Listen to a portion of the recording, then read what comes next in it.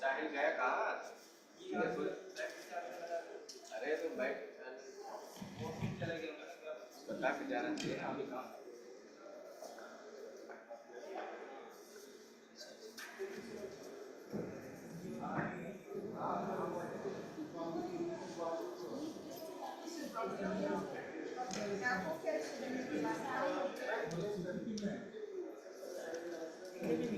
Yeah, because I did download it. The technician is about to come. Oh, he's not here. Yes, yes. Okay, so when he comes. Okay,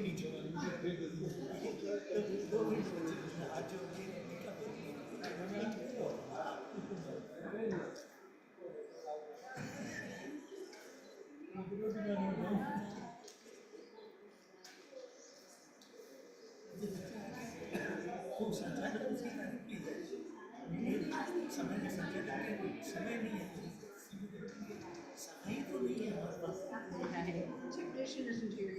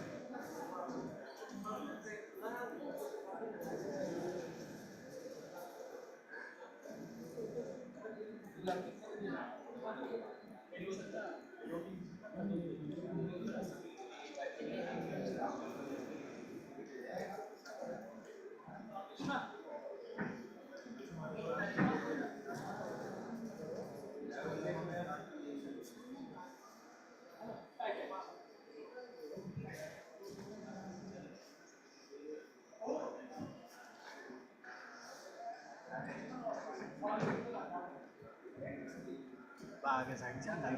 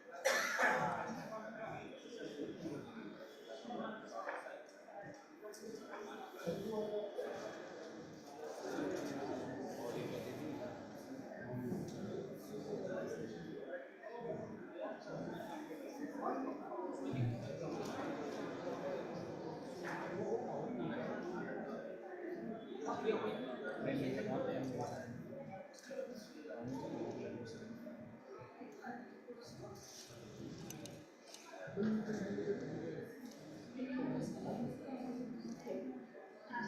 might be at the top, but it says, Or you can, I don't know,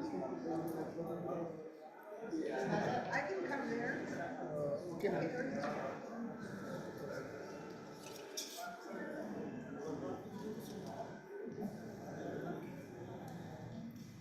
There's a all the things on the papers.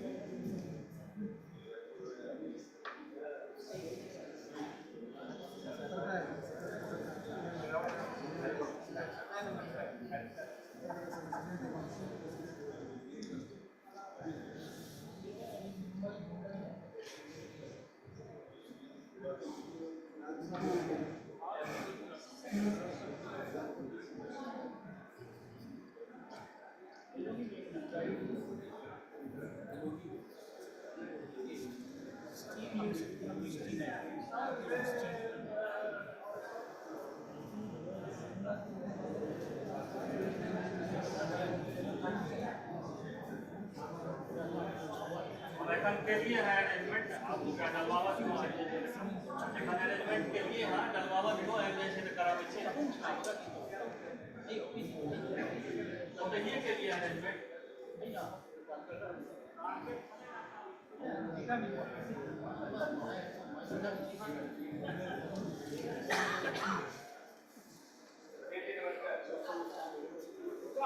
sharing the session.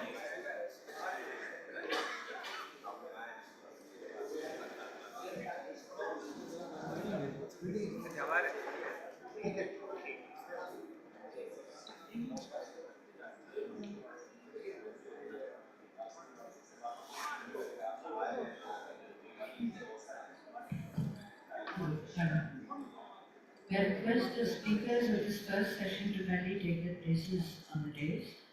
Professor Surya Prasad Dikshit, who is chairing the session, Shri Dheeraj Bhatnagar, Shri Dilip Ronke, Professor M.A. Arwa, Professor Madhav Hada, and Professor Ramji Tiwari.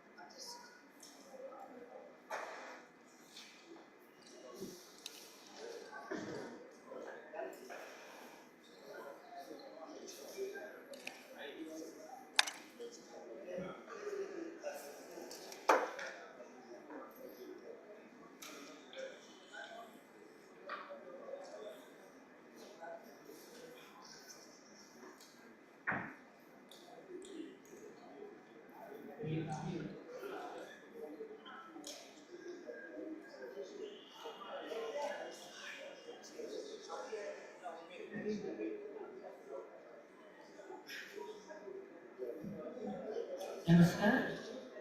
साहित्य अकादमी की ओर से साहित्य उत्सव 2024 के इस सत्र में हम आपका स्वागत करते हैं। आज के इस प्रथम सत्र का विषय है भारत में भक्ति साहित्य, भक्ति लिटरेचर इन इंडिया। सत्र की अध्यक्षता कर रहे हैं प्रोफेसर सूर्य प्रसाद दीक्षित। हमारे वक्ता हैं श्री धीरज भटनागर, श्री दिलीप रोंगे, प्रोफेसर M.A. अरवा, प्रोफेसर माधव हाड़ा और प्रोफेसर रामजी तिवारी। श्री सूर्य प्रसाद दीक्षित प्रख्यात हिंदी लेखक एवं विद्वान हैं। आपकी 100 से अधिक पुस्तकें तथा लगभग 1000 शोध आलेख प्रकाशित हो चुके हैं। He is an eminent Hindi writer and a scholar. He has more than 1000 published books to his credit. He was the professor and head of Department of Hindi, Lucknow University, founder of Journalism Department at the same university, and visiting professor in 12 universities. आजकल आप हिंदी साहित्य सम्मेलन इलाहाबाद के अध्यक्ष तथा के Birla foundation के व्यास सम्मान समिति के अध्यक्ष रहे हैं। आपको हिंदी साहित्य संस्थान द्वारा साहित्य भूषण, दीनदयाल उपाध्याय हिंदी सम्मान, साहित्य वाचस्पति, international man of the year UK, Subramanya Bharati सम्मान आदि प्राप्त। Dheeraj Bhattacharya was a senior officer of the Indian Revenue Service. He has worked in important positions in various departments of the Finance Ministry and Income Tax Department. He holds degrees in MBBS and LLB and also a master's degree in Fiscal Economics from the University of Bath, UK. आपने गोस्वामी तुलसीदास द्वारा अवधि में लिखे गए महाकाव्य श्री रामचरितमानस का खड़ी बोली हिंदी में अनुवाद किया है।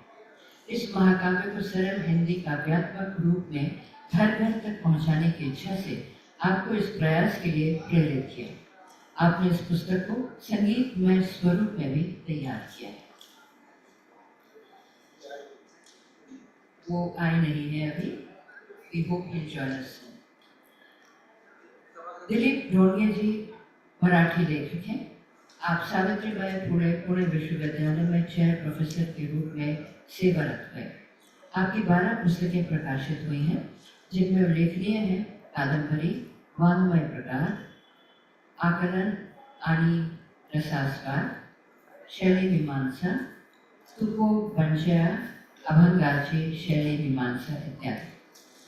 He was the president of Maharashtra Sahitya Parishad Nasik and Sahityayan Sanstha Satna and Bhasha Salagar Samiti of Maharashtra. He has been honored with Yashwantrao Chavan Literary Award, Padma Shri V.K. Patil Foundation Award, Marathwada Sahitya Parishad Award, and Mahavang Award for Marathi Abhyas Parishad. He has been honored with it twice. M.A. Alvar जी संस्कृत साहित्य और भारतीय दर्शन के प्रतिष्ठित विद्वान हैं। आप सहकारी महाराज Sanskrit college Mysore और कर्नाटक संस्कृत विश्वविद्यालय में 25 वर्षों से न्यायशास्त्र के प्रोफेसर के रूप में कार्यरत हैं। He is an approved guide for MPhil and PhD of the Karnataka Sanskrit University. He is also an expert manuscriptologist and has authored 5 books and edited and published more than 50 books on various topics pertaining to the field of his expertise.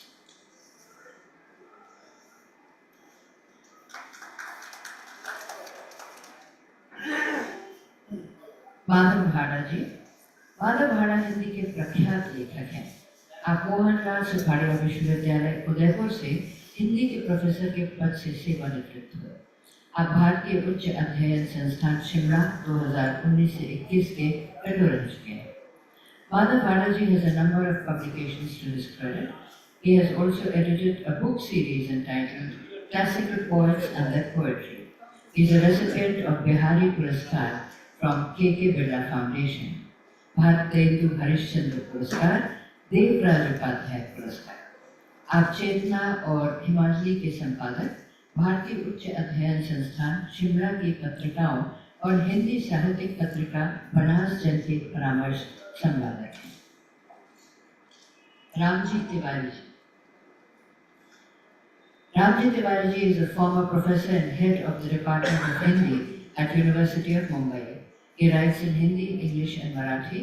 He has 8 books to his credit besides 10 books of translation and 11 edited books. आपकी 3 पुस्तकें प्रकाशाधीन हैं। आपने लेखन प्रमुख आपके लेखक प्रमुख पत्रिकाओं में प्रकाशित होते हैं। आपने भारत और विदेशों की यात्रा की है और भारतीय संस्कृति और साहित्य का व्याख्यान दिए हैं। At present, he is writer in residence at Mahatma Gandhi International University, Wardha in Maharashtra. He is recipient of more than 30 awards and honors. I request the chair, Professor Surya Prasad Dikshit ji, to kindly take over the proceedings of this session.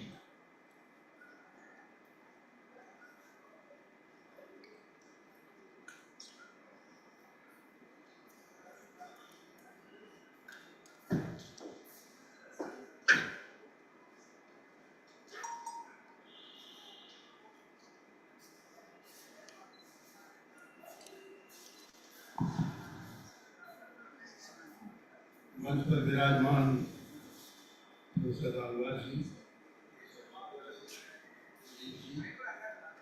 यह सभागार में विद्वान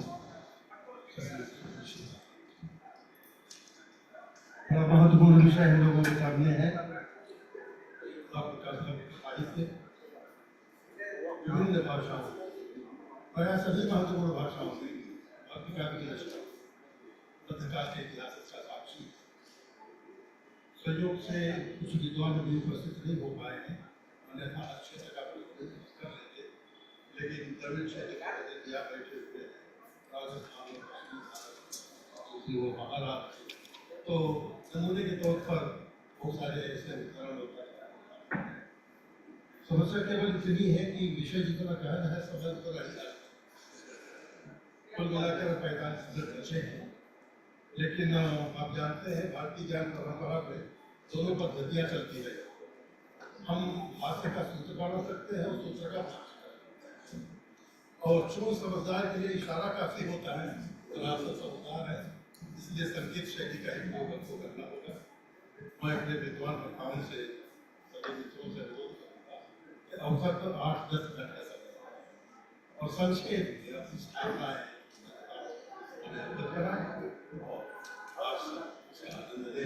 तो सबसे पहले भक्ति द्रविड़ जी अलवार से प्रार्थना करूँगा कि वे भक्ति कार्य के उद्भव और विकास पर उसके स्वरूप पर प्रकाश।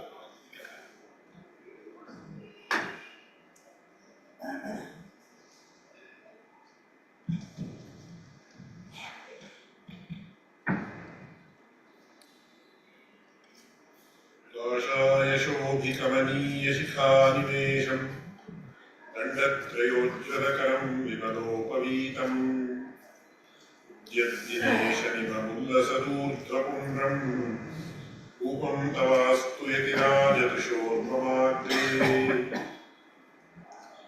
First of all, I would like to offer my salutations to the chairperson and also the August Assembly of Scholars, this esteemed audience. So I have been given the role of an opening batsman, and I hope I will be able to do a good job of giving an introduction to Bhakti literature. To take this matter from a historical perspective, when we see the most ancient literature in India, it is the Vedic literature. And it is Vedic literature which abounds with Bhakti. So right from the Rigveda, Yajurveda, Samaveda and Atharvaveda. Then you have several Itihasas and Puranas. Then you have several works of classical Sanskrit literature, etc., etc., which originally formed the idea of Bhakti. So, for those of you who are not familiar with the exact meaning of Bhakti, what is the meaning of the word Bhakti? As a Sanskrit scholar, generally we go to the etymology, we call it as Vyutpatti and Nishpatti in Sanskrit. So the word Bhakti has emanated from the root or dhatu called Bhajasevaya. So in English we translate it as devotion. And when we see the Bhakti Sutras of Shandilya and Narada, there are two Bhakti Sutras, Shandilya Bhakti Sutra and Narada Bhakti Sutra. Of course, many sutras are identical, and in that, the first sutra is Athato Bhakti Vyakhyāsyāma. Now we will give an explanation with regard to what Bhakti is. And the explanation given is Satvasmin Paramaprema Rupa. So, having utmost devotion towards the Supreme Lord, this God, or his devotees, both are known as Bhakti. So it's called Paramaprema, and in Sanskrit we say Mahaniya Vishaye Priti. The love or affection we have for elderly people is called as Bhakti. So that is what Bhakti literally means. And when we expand the concept of Bhakti, it actually results in several aspects like prapanna.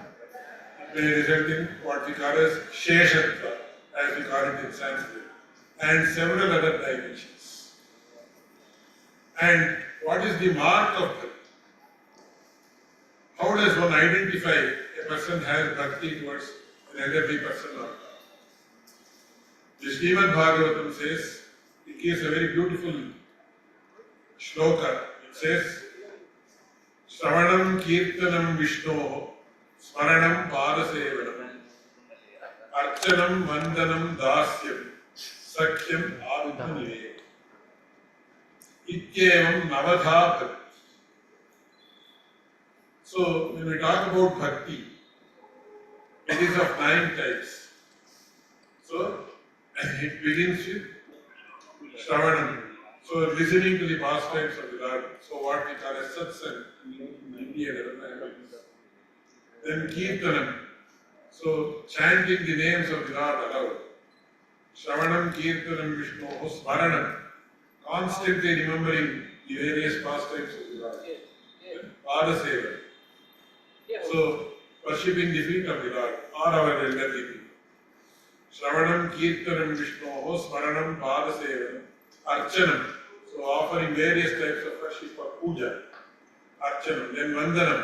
So, we actually prostrate before the Lord. Each of these has several dimensions, but I am not going to explain. Archanam, Vandanam, Dasyam. And ultimately, we become the servants of the Lord, or servants of the devotees of the Lord. Both are very important. And then Sakhyam. You become so close to the Lord that you become his friend. And ultimately what happens? Atmaniveda. So you ultimately offer your entire self to Supreme Lord and then you attain fulfillment of moksha. So these are the 9 aspects or 9 steps of bhakti. So we start with Shravanam, where you actually listen to the pastimes of the Lord. And gradually you move closer to the Lord. And ultimately you offer yourself to the Lord and you become one with him. That is the greatness of it. And coming to the historical aspect and also the religious aspect, in the traditional works like Bhagavad Gita, etc., we come across several paths for an individual soul to attain moksha or liberation. We come across Jnana Yoga, we come across Karma Yoga, ultimately we come across Bhakti Yoga. So if you have to perform Karma Yoga, it has its own problems. And if it is Jnana Yoga, then it is said that it is limited to certain sections of the society. That's what Shankaracharya says. But Bhakti Yoga is one such path that anybody, irrespective of nationality, caste, creed, sex, whether he is old or young, whether he is a male or female, whether he is an Indian or African or American or any particular, there is no boundary at all because Bhakti transcends all boundaries. And ultimately, Lord Krishna says in the Bhagavad Gita, Aham Vedai, na tapasa, na dhanena, na cha ijjaya, bhaktya tu ananyaya shakya, anevam vitorjuna, jnatum drashtum cha tattvena, praveshtum cha. So, by means of Vedas, one cannot attain. That doesn't mean that he is demeaning the Vedas. But here he wishes to highlight the greatness of it. So he says, Aham Vedai, not by means of Vedas, not by means of tapas, not by means of giving some charity, or not by means of worship. Aham Vedaihi, na tapasa, na dhanena, na cha ijjaya, bhaktya tu ananyaya shakya, aham evam vidha arjuna, jnatum drashtum cha tattvena praveshtum cha. So not only can one person understand me, he can see me virtually and also enter into me and become one. So Bhakti is the most important means for every human being in this world, irrespective of any caste, creed, nationality, etc., to attain the Supreme Lord. So Bhakti is the most important means of attaining moksha. And finally, how did national integration occur more than 1000 years ago? So as we all know, Shankaracharya propounded the path of Jnana. Before he did, and ultimately he said, though he propounded the path of Jnana, he said, ultimately, Bhaja Govindam, Bhaja Govindam, Govindam Bhaja Mudam, Samprapte Sannihite Kale, Ahidari. But when we go a little bit earlier to Shankaracharya, in the south, we had a huge amount of that. So we had these Nayanmars, Shaiva saints, who have sung 12,000 verses in praise of Lord Shiva. And we have the Alvas, after whom I am also named, who are 12 in number. There are 64 Shaiva saints, whereas there are only 12 Alvas, the Tamil saints who followed the Vaishnava tradition and contributed 4,000 saints in Tamil. Apart from that, there is a huge amount of literature. As I said, from Vedas itself we can trace the literature of literature concerning that. Because even the entire Vedic literature, for example, if you take the Rig Veda, where you have several suktas from different gods, all of them are propitiatory verses. Then if you take the Upanishads, for example, it says, Mokshurvai Sharanamaham Prapatye Vishvetashtra. So whether it is the Chandogya Upanishad or the Vrihadaranyaka Upanishad, everywhere Bhakti has been mentioned in a great detail also. In fact, all the Brahma Vidyas that are mentioned in the Upanishads are in the form of Bhakti. So that way, when we talk about the Bhakti literature of India, there is a huge gamut of literature, which starts right from the Vedas and is continuing even until today. And South India was, of course, we have saints all over India. There is no place where there has not been a Bhakti. And there is no place in India where there has not been a great Bhakti literature. Whether you take Assam, you have Shankaradeva, you take Maharashtra, you have Jnaneshwara, everywhere you have Mirabai, North India. If you take Kashmir, you have great saints like Abhinav Gupta, etc., who are great devotees of the Dharma. So like that, from Kashmir to Kanyakumari, entire India has been covered with Bhakti literature.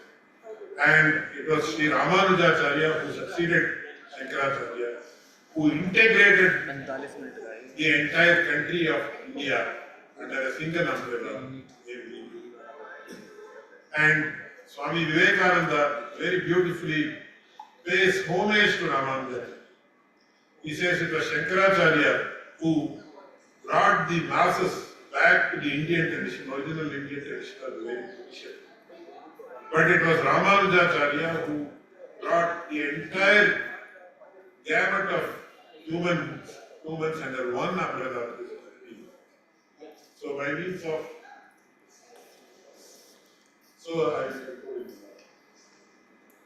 So when you see Bhakti literature, it has also contributed to national integration in a great way. And even before independence, we had great freedom fighters like Tilak, who were once again proponents of Bhakti. We had Gandhiji, who was a great proponent of Bhakti, based on the Bhagavad Gita. And even today, we have several saints, or we have followers of several saints who have been contributing to integration, national integration by means of Bhakti. And we all know recently how this Ram Mandir has integrated the Indian society into one whole, irrespective of people belonging to various religions. Everybody is congregating in Ayodhya. So this is another great example of how Bhakti can integrate. So with these words, I thank you very much. Thank you, Chair. And I hope I have been able to give you some glimpses to the greatness of Bhakti, an introduction, and also what has been contributed by our forefathers. I thank the authorities of Sahitya Academy for this opportunity, and I thank you all for your patient hearing. बहुत बहुत धन्यवाद आपको। आपने भक्ति के स्वरूप पर, भक्ति के इतिहास पर बड़ा व्यापक प्रकाश डाला, कम समय में जितना अधिक कहा जा सकता है। और ये स्वाभाविक भी था क्योंकि आलवार भक्तों की परंपरा से जुड़े हुए हैं। अब मैं आदरणीय सागर साहब से कर दिया।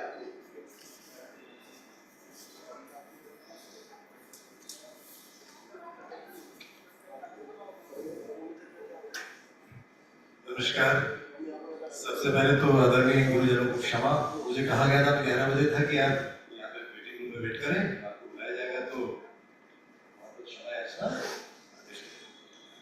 तो साहित्य अकादमी ने ये प्रथम सत्र भक्ति साहित्य पे प्रारंभ किया, भारत के भक्ति साहित्य में। साहित्य हम सब जानते हैं समाज का दर्पण है, और दर्पण देखिए कितना ही विलक्षण यंत्र है। एक ऐसा विलक्षण यंत्र है कि आप अपने भीतर भी जान सकते हैं और दूर करके देख सकते हैं। मन के दर्पण को साफ करिए, आत्मा के दर्शन होते हैं, आत्मा के दर्शन होते हैं, परमात्मा तक हम पहुंचने का रास्ता होता है। और वहीं घनघोर अंधेरे में दर्पण को यदि धीमे से प्रकाश अगर आपको किरण मिल रही है, उसको अगर करना लगे दर्पण को उस कोण से दिखाएं तो कुछ मार्ग हो जाता है। भक्ति साहित्य वही दर्पण था मध्यकाल का, जिसने मध्यकाल में निराशा का जो अंधकार फैला हुआ था, भारतीय राजनीतिक उथल-पुथल के समय में, विदेशी आक्रांताओं के अतिक्रमण के समय में, संस्कृति धर्म पर जो एक कुठाराघात हो रहा था, जो हमला हो रहा था, उसको उस निराशा से उभरने के लिए भक्ति साहित्य ने बड़ा सहारा दिया। वैसे सभी धर्मों का मूल सार तो प्रेम, अहिंसा, करुणा होती है, चाहे वो एक ईश्वरवादी धर्म रहे हो, चाहे हमारा सनातन धर्म रहा हो। किंतु जब राजनीतिक रूप से कोई कम संख्या के लोग किसी बड़ी आबादी पे कब्जा करने के लिए जब हमला करते हैं, तो सबसे महत्वपूर्ण हथियार उनके पास सेना बल नहीं होता है, उनका हथियार होता है भय। किस प्रकार से भय क्रिएट किया जाए, भय पैदा किया जाए जन जन में, तो उसका सबसे बड़ा उन्होंने हथियार यूज किया, क्योंकि हमारे यहाँ संस्कृति पर हमला, धर्म पर हमला, और उस सब का उद्देश्य सिर्फ ये था कि ये संस्कृति घुटने टेक गई, और टेक के भी अच्छे राजा महाराजाओं ने भी नतमस्तक होकर अपने समर्पण कर दिया। ऐसे में संत कवियों ने हम सबके मन में भक्ति की वो शक्ति जगाई, जिसने आज तक हमारी संस्कृति को हमारे मन मंदिर में जीवित रखा। थोड़ा बहुत मुझे परिचय इस भक्ति काल के कवियों से विगत दिनों हुआ। मेरा एक छोटा सा परिचय है कि मैं पिछले दिनों में मैंने श्री रामचरितमानस, जो कि अवधि में लिखा गया महाकाव्य है, उसका प्रथम हिंदी काव्य अनुवाद किया, और जिसका विमोचन आदरणीय जगतगुरु शंकराचार्य जी ने पिछले वर्ष किया था। ये प्रक्रिया 3-4 वर्ष की ऐसी गहन प्रक्रिया थी, जिसने कि मेरे ज्ञान चक्षु खोल दी। जब थोड़ा बहुत साहित्य मैंने कभी पढ़ा था स्कूल कॉलेज के समय में, मतलब मैं विद्वानों के आसपास इतनी दूर दूर तक नहीं हूँ, तो निर्गुण सगुण के भेद, मुझे भेद, साहित्य के भेद ही पढ़ाए गए थे। साहित्य को भेद के आधार पे आगे कि निर्गुण भक्ति में क्या अंतर, सगुण भक्ति में। जैसे जैसे समय, उम्र, अनुभव, ज्ञान बढ़ता चला गया, तो मुझे लगा कि भेद तो कहीं नहीं। भक्ति साहित्य तो समन्वय का साहित्य है, ये संतुलन का साहित्य है। अब रामचरितमानस का करें, क्योंकि मेरे शायद मैं ज्यादा कुछ से कुछ लेकर बता सकता हूँ। रामचरितमानस भी सगुण भक्ति का महाकाव्य है, किंतु हम सब जानते हैं कि सगुण क्या, इसमें तुलसीदास जी ने किस प्रकार निर्गुण ब्रह्म का सगुण में निरूपण के रूप में चित्रण किया है, और सगुण और निर्गुण दोनों से बढ़कर उन्होंने नाम के जप को बताया कि नाम बड़ा है नाम से, और ये राम खुद भी कहते हैं दरअसल। तो नाम का जप बताइए सगुण में और निर्गुण में, कहां अंतर है इसमें। फिर गुणों को और दोष को दोनों तुलसीदास जी माया से रचे बताते हैं। जैसे एक चौपाई उसका मेरा अनुवाद है, सुनो तात माया से रचे, सुनो तात माया से रचे, निर्गुण सगुण, सुनो तात माया से रचे, गुण दोष होते अनेक, सुनो तात माया से रचे, गुण दोष होते अनेक, गुण यही कि वे देखे ना जाए, गुण यही कि वे देखे ना जाए, उनका दिखना होता है अविवेक।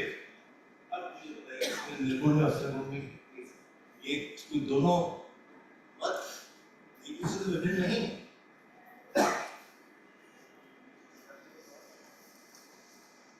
तुलसी कहते हैं निर्गुण सगुण दोनों है ब्रह्म रूप, निर्गुण सगुण दोनों है ब्रह्म रूप, अकथ्य अथाह अनादि अनूप। एक है ब्रह्म व्यापक अविनाशी, सत्य चेतन आनंद की धनराशि। अब ये पूरा जो महाकाव्य महाग्रंथ है ये लिखा ही गया वहां के प्रश्न से जो शिव से किए गए थे कि भाई राम कौन से राम है, ये वो ब्रह्म राम है, अखंड अविकारी अनिर्विकार अजन्य, या कोई राजकुमार है? अब कैसे राजकुमार है जो अपनी पत्नी के साथ वल्गल वस्त्र में भटक रहे हैं? तो पूरा ग्रंथ ही दरअसल उस प्रश्नों का समाधान देने का एक प्रयास है, सुंदर प्रयास है। सगुण भक्ति में प्रभु का लोकरंजक रूप का जरूर वर्णन किया गया है, किंतु जब निर्गुण भक्ति का हम वर्णन करते हैं, निर्गुण भक्ति कह सकते हैं रहस्यवाद का आधार है, लेकिन निर्गुण भक्ति भी अंत आत्मा को परमात्मा से जोड़ने का ही प्रयास करती है।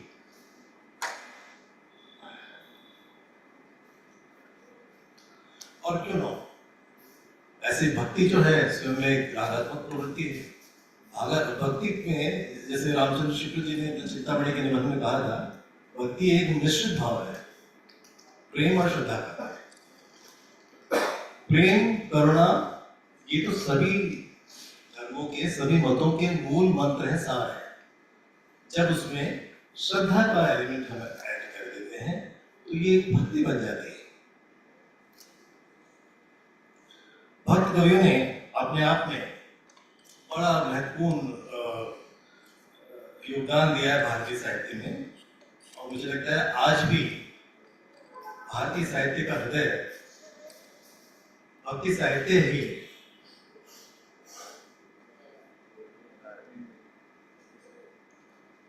तुलसी ने अपने साहित्य के माध्यम से सामाजिक और राजनीतिक सुधार की बात भी करी।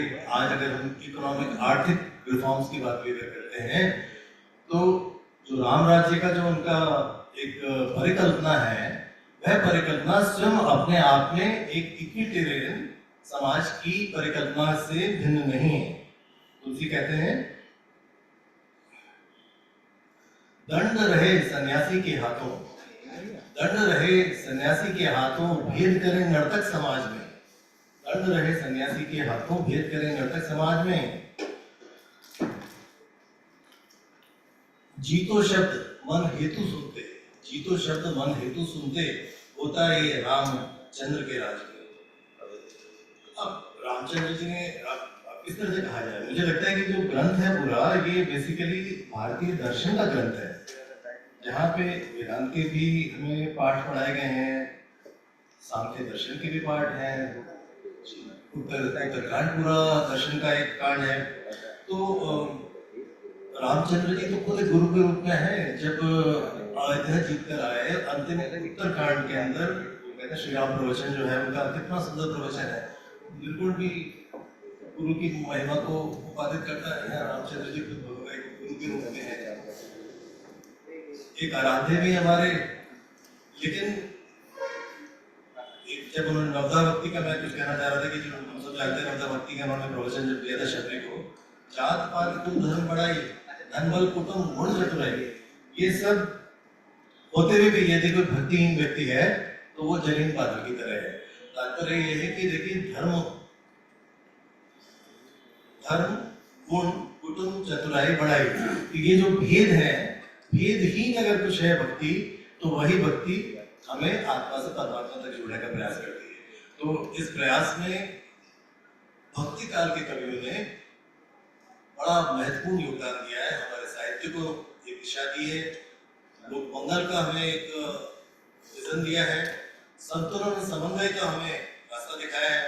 और मुझे लगता है कि आने वाले वर्षों में भी हिंदी साहित्य आधुनिक काल में जो लिखा जाएगा, भक्ति काल उसका हमेशा ही हृदय बना रहेगा।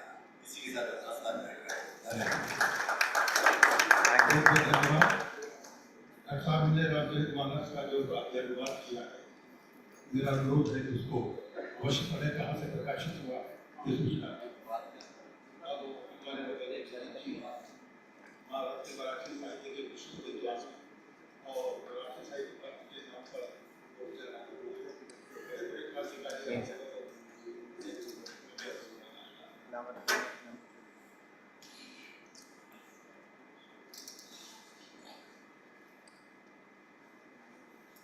Honorable Surya Prasad Dikshit ji, Dheeraj Bhatnagar ji, Rubar ji, Madhav Maharaj ji, and you all respected audience, brothers and sisters. I am going to present my paper. It is long enough, but as Chair suggested me to brief it, and I will try my level best to make it as precise as possible. The Bhakti literature in India is devotional in nature as a matter of fact. The Bhakti literature sung or written by saints in various vernaculars reached the common people at the time of upsurge of Bhakti movement in different parts of the world. This literature broke away itself from the literature stored in Sanskrit language. The common folk, which was large in number, was deprived of hardcore elements of Bhakti. For their upliftment in case of Bhakti, saints from all walks of society walked the talk. I am not going to trace the origin of Bhakti. The origin of Bhakti, regarding this point, Anwarji has finally touched upon. And there are two streams. The religion preached by Manusmriti is ancient religion, and the religion preached by Vedavyas is Bhagavad religion. So these are two streams. These two are the parts of Vedic religion. Smart religion, which is based on Smriti, recognizes four classes, and how the four classes were recognized, what rights were given to them. So it's a very broad history. I will not go into details of it. The doctrine of Bhakti is found explicitly stated in Bhagavad Gita. In chapter 10 of its various devotees or excellent forms of God are described. God is self-dwelling in all beings that are born. Gita recommends the path of Bhakti or approach to the reality through love and devotion as superior, and at the same time, without any risk, for God Himself is ready to help His devotee at every step. At the end of Gita, Arjuna is advised to set aside all the other means of salvation and surrender himself with all his heart to God, who abides in the heart of all things and knows them, so that he may be liberated from all his sins by His grace. And this is the secret that the Lord wishes to disclose to His dear disciple Arjuna.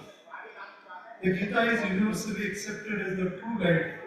The Srimad Bhagavad Gita, Srimad Bhagavad Gita Srimad Bhagavad is also one more important book, and which is accepted by Bhaktas. The Bhaktas consider the Gita as the only seed from which Srimad Bhagavad sprang, as already been mentioned in earlier passages it was quoted. Bhagavad gives prominence to Bhakti that the Gita does.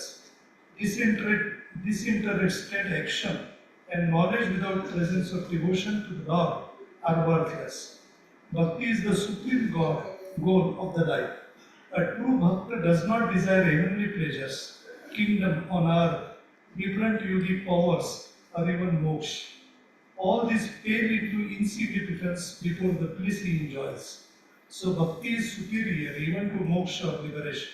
Sinners like Ajamil and even dumb animals like the elephant Gajendra are entitled to the path of Bhakti, and we find in the Bhagavad their life stories along with these of great devotees like Prahlad, Dhruva, Uddhav, and the cowards and maidens in Vrindavan. The etymology Bhakti has already been said by Alvarji, so I am not touching it.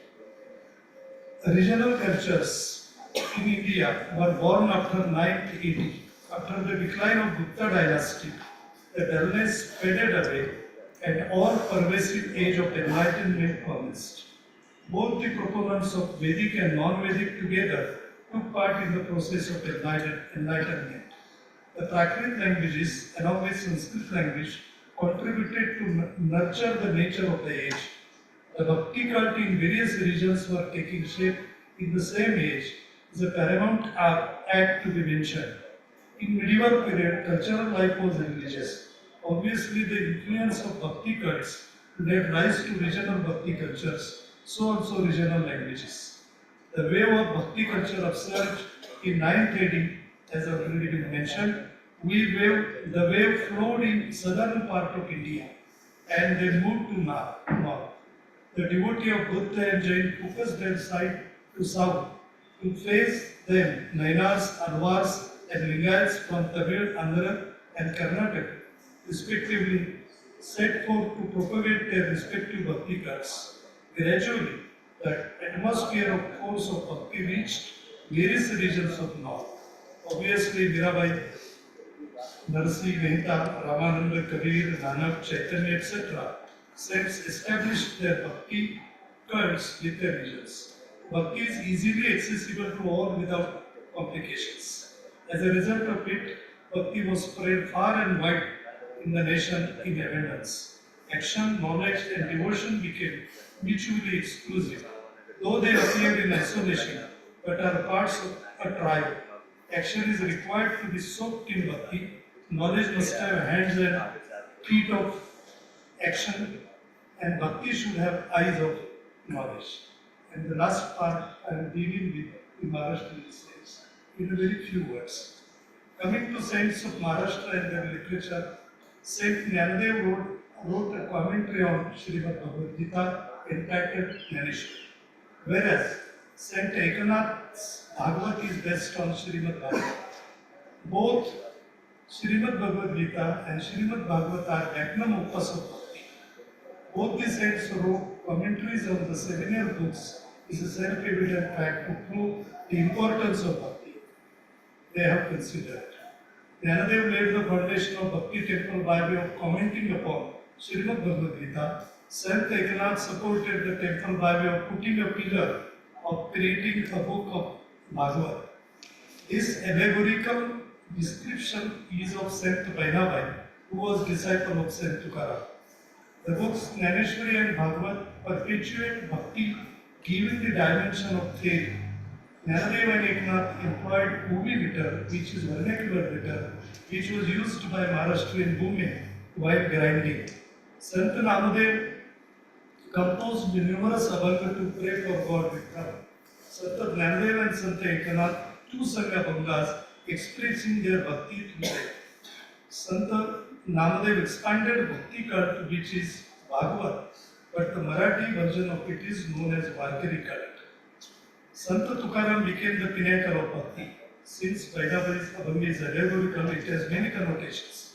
Jnanadev and Ekanath discharged the duty of terrorizing the cult, whereas Sant Namadev and Sant Tukaram expressed Bhakti in a lyrical way. Remaining Saint Bisley, Sauta, Guruba, Narari, Chukkamela, Sorabai, Banka, Nirmala, Karma Mela, Visoba, Janabai, Vainabai, and so on were also great devotee of God Vittal and sung their deity with full of ecstasy like the saints earlier mentioned. These all saints came from various sections of society and belonging to various castes, but they were revered equally by each other. So the gap was created out of discrimination. They enriched Marathi language, giving the flavor of their respective idiosyncrasies. This was social engineering done by saints in their medieval period. Thank you very much. धन्यवाद अजीत जी, आपने मराठी के प्रतिभा से कराया और अब आ रहे हैं professor Madhav ji ने इधर भक्ति काव्य पर नई दृष्टि से विचार किया। मीराबाई पर किया गया उनका कार्य इस बात का प्रमाण है। एक और उनकी विशेषता है कि अपनी बात में सूत्र रूप में कहते हैं, तो संक्षेप में बहुत कुछ कह जाते हैं।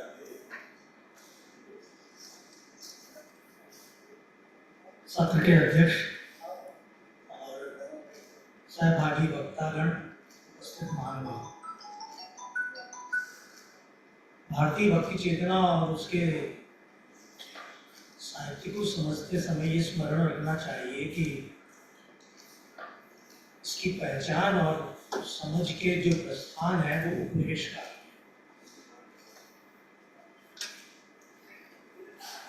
और उपनिवेश काल में जो प्रस्थान है वो एक निहित स्वार्थ के तहत बने हुए प्रस्थान। भारतीय भक्ति साहित्य की पहचान उपनिवेश काल में बनी, यूरोपीय विद्वान ने बनाई।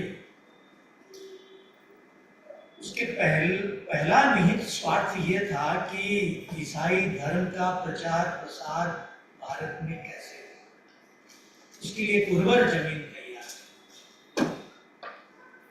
और ये कोई गोपन उद्देश्य नहीं था, सबको पता था।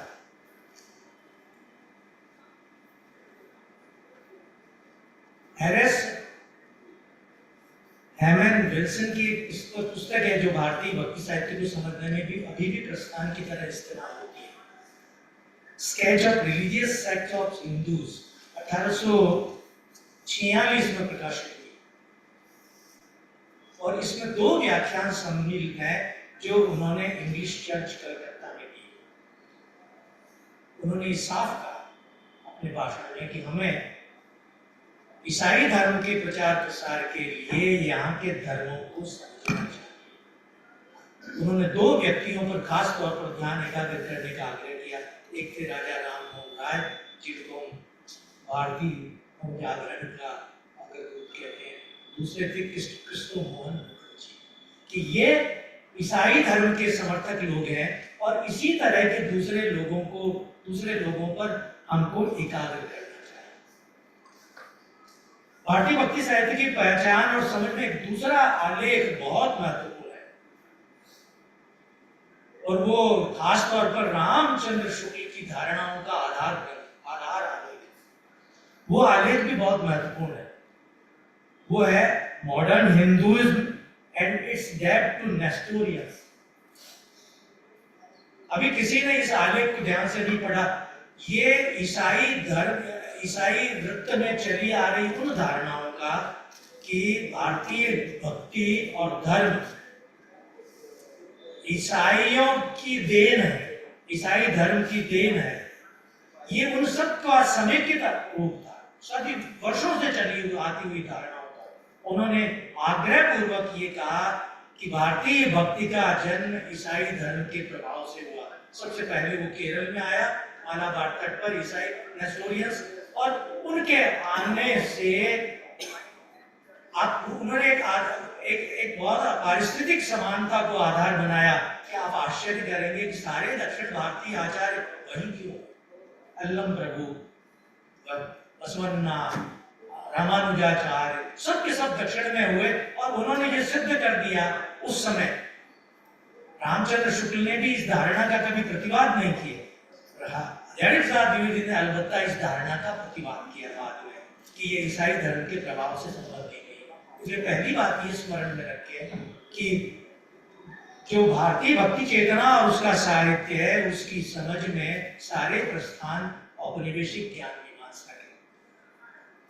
एक दूसरी बात जिसकी ओर मैं आपका ध्यान आकृष्ट कर रहा हूं, पहचान से जुड़ी हुई, बहुत सारे शब्द इस्तेमाल करते हैं इस पहचान के लिए हम, और वे सभी शब्द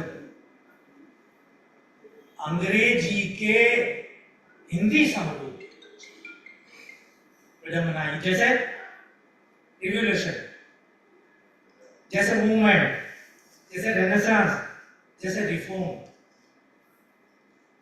यूरोपीय ज्ञान मीमांसा ने, औपनिवेशिक ज्ञान मीमांसा ने आग्रह पूर्वक यूरोपीय रिफॉर्म मूवमेंट की धारणा को भारतीय भक्ति चेतना पर चस्पा किया। भारतीय भक्ति चेतना कोई आंदोलन नहीं है, कोई रिफॉर्म नहीं है, कोई मूवमेंट नहीं है, कोई क्रांति नहीं है।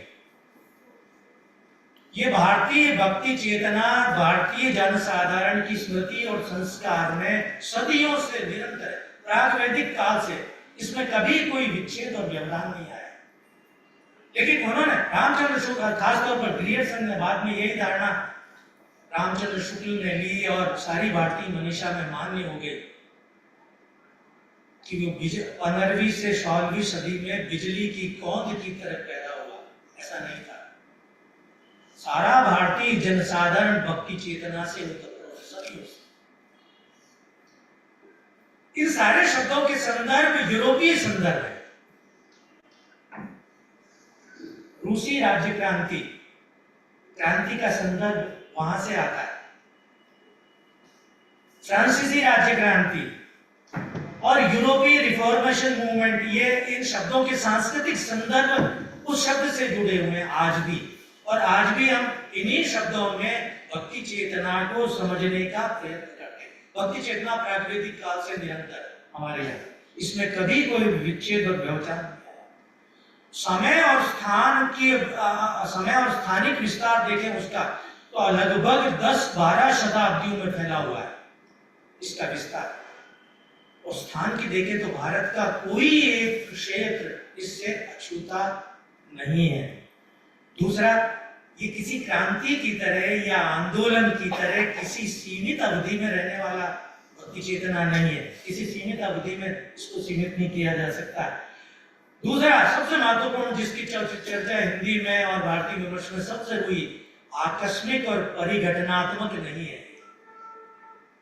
आपको लगता है ऐसा? क्योंकि ग्रियर्सन ने कहा और यूरोपीय विद्वानों का वर्चस्व और उनका वैदुष्य आतंक की हद तक भारतीय मनीषा पर था।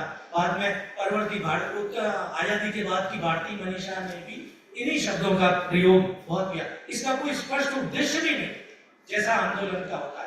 भक्ति को हमारे यहाँ अहैतुक कहा गया सभी जगह। एक और बात जिसकी और हम भारतीय कम ध्यान देते हैं भक्ति चेतना का विश्लेषण और विवेचन करते समय, वो है अंतःक्रियाएं और रूपांतरण। भक्ति चेतना को सैद्धांतिक आधार 6वीं से 9वीं शताब्दी के बीच में दिया गया। आलवार साहब बहुत विस्तार से बताया भी है। लेकिन आप कल्पना करें कि जब इस समय सैद्धांतिक आधार दिया गया तो लोक में ये इससे बहुत पहले मौजूद रही। और इसके बाद ये भक्ति चेतना भारत के जिन क्षेत्रों में गई, वहां मौजूद पहले से धर्म और दर्शन के भक्ति के जो रूप थे उनके साथ अंतःक्रियाओं में आए और रूपांतरण हुआ और भक्ति के नए नए रूप अस्तित्व में आए। भक्ति में अंतःक्रियाओं और रूपांतरण का बहुत महत्व भारतवर्ष में। भक्ति का कोई एक रूप, एक रेखिक और एक रूप भारत में नहीं मिलता, कहीं भी निरंतर एक रूप नहीं मिलता। यहाँ तक कि रामानुजाचार्य ने प्रपत्ति के जिस अवधारणा को जन्म दिया, जिस अवधारणा का विस्तार किया, वो भी बाद में एक रूप नहीं रही। रामानंद तक आते आते उसमें भी बदलाव आया। सबसे पहला बौद्धों के साथ आप देखिए, बौद्ध धर्म का अस्तित्व मान लेते हैं भारत में समाप्त नहीं हुआ। उनके दोनों संप्रदाय वज्रयान, आप देखिए वज्रयान की तंत्र साधनाएं हमारे यहाँ सिद्धों के यहाँ से होती हुई, नाथों के यहाँ से होती हुई ठेठ संत भक्तों तक आती है और संत भक्तों से आते हुए 18वीं शताब्दी में बंगाल के बाउल फकीरों तक, वो बहुत बाद में निरंतर है। इसी तरह सहजयान भी खत्म नहीं हुआ। सहजयान और भारतीय भक्ति चेतना में कोई बहुत बड़ा अंतर नहीं था, इसलिए सहजयान का सहज विलीनीकरण, उसका आत्मसातीकरण भारतीय भक्ति चेतना में हो गया। देखिए एक और बात हुई, जहां भी गए भारत में वो देखिए, दक्षिण में भी भक्ति का एक रूप नहीं रहा। आप यदि बाद में करें तो शैव भक्ति ने बाद में नया रूप लिया शरणों के यहाँ। शरण चेतना वीर शैव में लिंगायतों में पर्यवसित हुई, बाद में वो वीर शैवों में पर्यवसित हुई। और वो भक्ति का एक सर्वथा अलग नया रूप अस्तित्व में आया। सेवागमों से चली आती हुई शिव भक्ति का महाराष्ट्र में सबसे अधिक अंतर क्रियाएं हुई।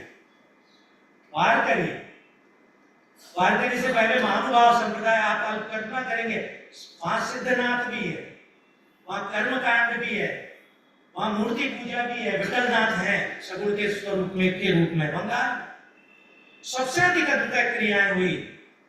बंगाल में चैतन्य गौरांग कहते हैं जिनको, आप देखें कि बहुत सारी परंपरा सिद्धों की, नाथों की, प्रपत्ति की, सबकी सब गौरांग में मिल गई। गौरांग जब उड़ीसा गए तो फिर अंतर क्रियाएं हुई। गौरांग का, चैतन्य का उड़ीसा में पहुंचना बहुत बड़ी परिघटना है। आप देखिए पंच सखा जिनको कहते हैं, उनकी परंपराएं भी आप देखिए बौद्धों से मिलती है, बौद्धों के बाद भी आगे आकर मिलती है। राजस्थान सबसे अधिक अंतर क्रियाएं हुई। आप आश्चर्य करेंगे, गोरखनाथ की परंपराएं राजस्थान के संप्रदायों में यूं की सारी की सारी, जैसे विष्णुवी संप्रदाय में, जैसे जसनाथी संप्रदाय में, आप आश्चर्य करेंगे बाद में वैष्णव कर्म कांड इन दोनों परंपराओं ने अपना लिए। अमावस्या को व्रत करने लगे, पूजा विधान होने लगे। इसलिए भक्ति चेतना की कोई परंपरा भारत के जिन क्षेत्रों में गई, वहां की ऐतिहासिक और सांस्कृतिक जरूरतों के तहत वहां पहले से मौजूद धर्म भक्ति के दूसरे रूपों के साथ, अंतर क्रियाओं के साथ नए रूप में अस्तित्व में आए। एक और बात जिसकी और हम कम ध्यान देते हैं, हमारे यहाँ भक्ति की बहुत समृद्ध और लंबी परंपरा, भक्ति साहित्य की भी बहुत समृद्ध और लंबी परंपरा है। लेकिन हम ये भूल जाते हैं कि हमारे यहाँ भक्ति साहित्यिक विमर्श की भी लंबी परंपरा, वो हमारा सांस्कृतिक इतिहास भी है।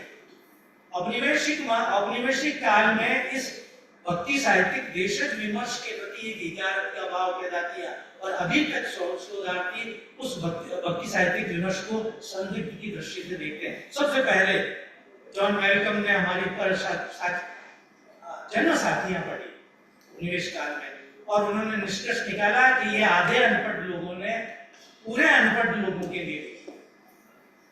इसी तरह उन्होंने हमारी देशज भक्ति साहित्यिक विमर्श की रचनाओं के लिए निष्कर्ष निकाला कि ये पौराणिक कहानियों के काल्पनिक उत्पाद है।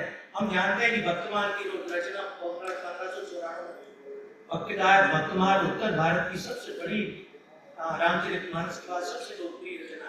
लेकिन आप आश्चर्य करेंगे, भक्तमाल की परंपरा इससे पहले भी निरंतर है। जगा जी की भक्तमाल, चैन जी की भक्तमाल है, भगवत मुदित की रसिका धन्यमाल है, हरिराम की व्यासवाणी है, और बहुत लंबी परंपरा इससे पहले जाती है। भक्तमाल के बाद भक्तमालों की परंपरा है पूरी की पूरी। भक्तमालों की टीकाएं लिखी गई, टीकाओं की फिर टीकाएं लिखी गई, और ये हमारे भक्ति काल का, हमारे भक्ति साहित्यिक चेतना का, भक्ति साहित्य का देशज इतिहास है, जिसकी ओर हमें ध्यान देना चाहिए। पर्ची, बीतक, वार्ता, जन्म साथियां, ये इतिहास नहीं, पारंपरिक। अंतिम बात कहकर मैं अपनी समाप्त करूंगा। जो मुझे कहनी चाहिए वो ये कि भारतीय चेतना और उसकी पहचान की मूल्यांकन में आधुनिक काल में एक मुश्किल है। रविन्द्रनाथ टैगोर ने बहुत खूबसूरत बात की थी, सगुण निर्गुण का विभाजन रामचंद्र शुक्ल ने किया, और बहुत कृत्रिम प्रकार का विभाजन, इसका कोई औचित्य नहीं। रविन्द्रनाथ टैगोर ने एक बहुत खूबसूरत बात कही, बिना दो के मानक पूजा नहीं, और बिना दो में एक को माने बिना भक्ति नहीं। इस सगुण और निर्गुण का ऐसा अद्भुत भारतीय आधुनिक भारतीय बौद्धिकता का आग्रह निर्गुण पर अधिक है। उसका कारण यह है कि वहां तर्क और युक्ति का आग्रह है, सगुण में आस्था और विश्वास का आग्रह है। इसलिए कबीर को मूल्यांकन के लिए अच्छे विद्वान मिले, सूरदास को नहीं। भारतीय चित्त ये कहना चाहिए थोड़ा सरलीकरण होगा, लेकिन वो सगुण के अधिक निकट है। हम निर्गुण के उपासक होकर भी उसमें सगुण ही ढूंढते हैं अंततः। आश्चर्य ये है, सारे हमारे भक्ति संप्रदायों में चले जाइए, सारे मत मतांतरों में चले जाइए, बरगारी में भी अंततः विठल ही है, पंचसखाओं के ये आदि भगवान जगन्नाथ है। इसलिए कभी कभी भारतीय भक्ति चेतना को समझने में समय नहीं है, और ये इतना व्यापक विषय है कि इसको समझने के लिए बहुत सारे मुद्दों पर, खासतौर पर भक्ति साहित्यिक देशज विमर्श पर, इसमें होने वाली अंतःक्रियाओं और रूपांतरण पर, और इसकी पहचान में जो औपनिवेशिक ज्ञान मीमांसा के प्रस्थान है उन पर हमें पुनर्विचार करना चाहिए। साहित्य अकादमी के प्रति और आप सब के प्रति कृतज्ञ हूं कि यहाँ आपने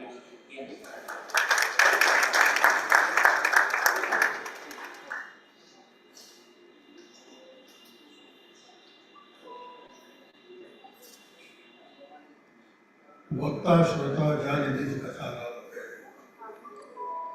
लेकिन साथ ही जहाँ व्यक्ति श्रोता समुदाय हो वहाँ हर चीज का विस्तार है। मुख्य बिंदु यह है कि पूरे हिंदी साहित्य के इतिहास में, मैं समझता हूँ भारतीय भाषाओं में अधिकांश भाषाओं के इतिहास में भक्ति साहित्य और भक्ति संबंधी काव्य परंपरा ही ऐसी परंपरा है जिसका एक समेकित स्वरूप प्राप्त होता है और उसको भारतीय साहित्य का आदर्श रूप कहा जा सकता है। ये समानांतर सारी भाषाओं में विकसित हुआ है।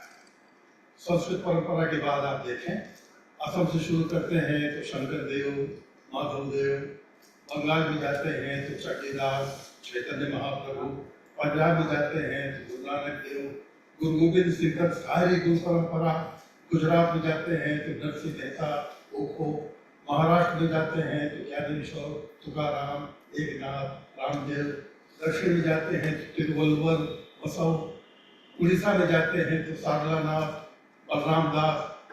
हर भाषा का जो सर्वश्रेष्ठ कवि है वो भक्ति से जुड़ा है। हर भाषा में सबसे महत्वपूर्ण जो रचना है वो कहीं न कहीं राम कथा से जुड़ी, रामायण से जुड़ी। तो अगर पूछा जाए कि भारतीय साहित्य का आदर्श क्या है, सबसे उज्जवल रूप क्या है, तो निश्चय ही दिलवा दुख से कहा जाएगा वो है भारत का भक्ति काव्य। इसको लेकर अनेक प्रकार की व्याख्याएं हुई हैं, तरह व्युत्पत्तियां की जाती रहती है।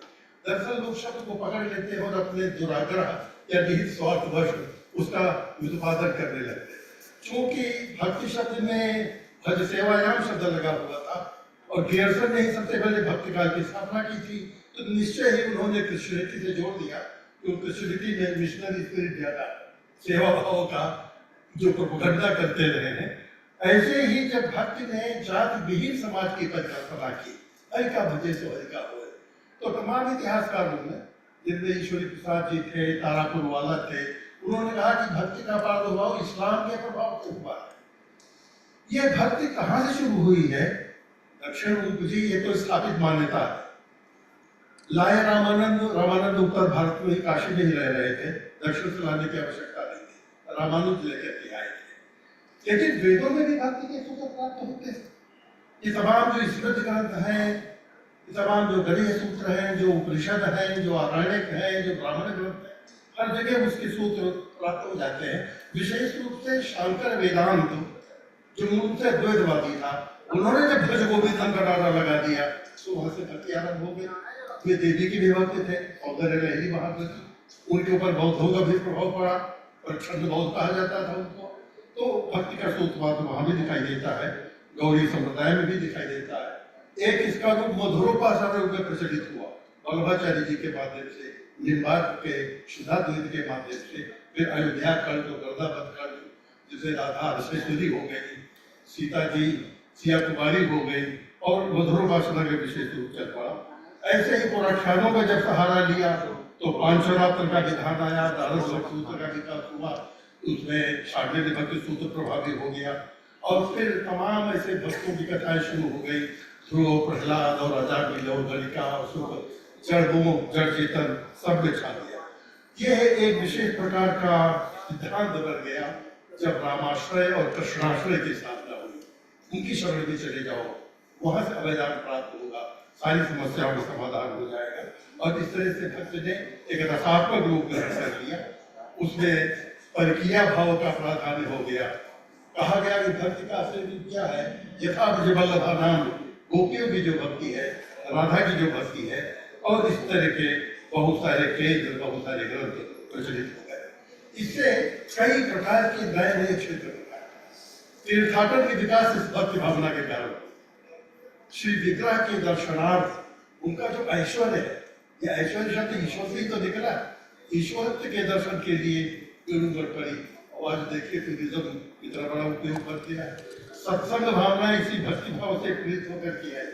युवा के बिना सत्संग के विवेक नहीं होता है, बिना सत्संग के प्रेरणा नहीं प्राप्त होती है, और उसमें एक विशेष प्रकार के कथारस की खोज है। श्रीमद् भागवत में जो कथारस प्राप्त होता है, रामचरितमानस के श्रवण से जो कथारस प्राप्त होता है, इसकी परंपरा चल पड़ी। और फिर पूजा के विभिन्न रूप व्रत में, त्योहार में, अलग अलग उत्सवों के रूप में प्रसिद्ध हो गए। खासतौर से लीला भावना का प्रसाद, रामलीला और रासलीला, इसके अलावा और बहुत सारी लीलाएं थी। फिर जब मूर्ति पूजा शुरू हुई तो उसमें निर्गुण और सगुण और विभिन्न प्रकार के सी विग्रह, उनके आकार, पूजा की जो उपासना पद्धतियां थी, किसी ने नवधा का नाम लिया, रामानंद जी ने दशधा का नाम लिया, गोस्वामी जी ने एक नई प्रकार के नवधा सबले के प्रसंग में आती है, अपनी बनाने की मानवी पंचदेव उपासना चली, षोडशोपासना चली, उसके उपचार बने। ऐसे ही भगवान के भी भिन्न भिन्न रूप आ गए। कहीं वो शौर्य के प्रतीक हैं, जब नृसिंह की मूर्तियां स्थापित हुई तो शौर्य की उपासना थी। राम का जब कोदंड रूप आया तो शौर्य का रूप था। वे मर्यादा पुरुषोत्तम हुए, कुछ लीला पुरुषोत्तम हुए। एक अवधारणी शिव है, शैव उपासना शुरू हुई। ऐसे देवी के विभिन्न विग्रह शुरू हुए, वे मर्दनी है, शक्ति के प्रतीक है। तो भिन्न भिन्न प्रकार के देवी देवता 33 करोड़ बनाए गए, उसमें लोग देवता भी बहुत सारे शामिल हुए।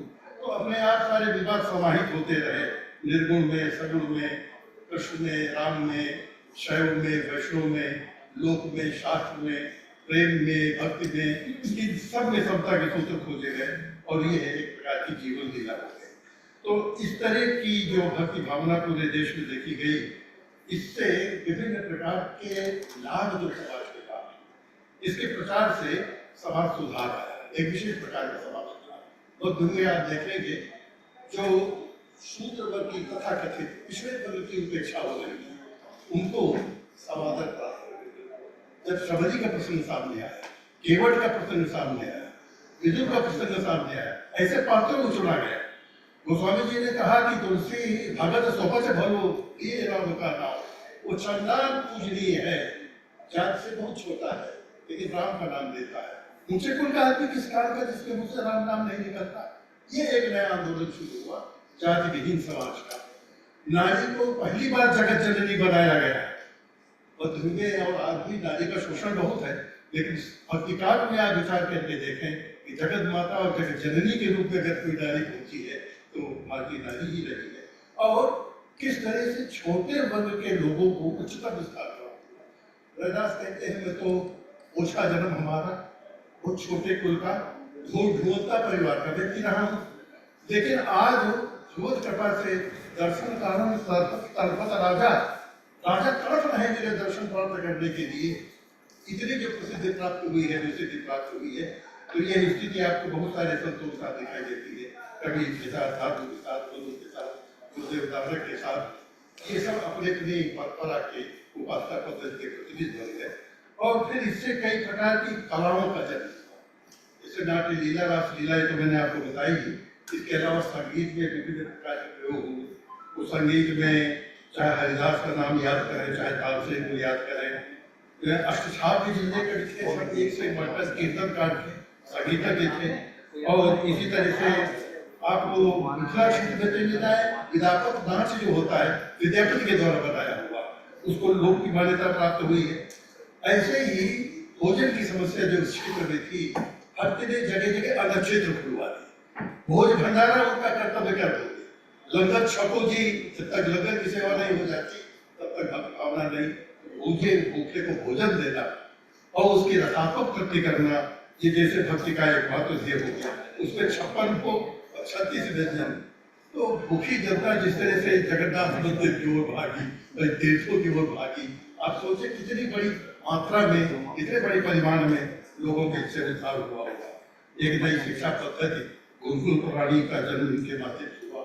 सूफियों के साथ इन्होंने समन्वय किया और इसी तरह से कई लोक देवताओं को इन्होंने, लोक मंगल को ही साहित्य का सबसे बड़ा उद्देश्य। सिद्धार्थ जो कहते हैं कि सोचने सबका हित हो ही, इससे बड़ा कोई साहित्य हो ही नहीं सकता। तो लोक मंगल की आवाज पहली बार इस भक्ति आंदोलन के माध्यम से पैदा। इनका अपना एक संगठन था और तुम्हारी चर्चा भी हो रही थी। अब तक 51 भक्तमान प्राप्त हुए और सब में अलग अलग क्षेत्रों के भक्तों की सूचियां उनका कर्तव्य कर दिया गया।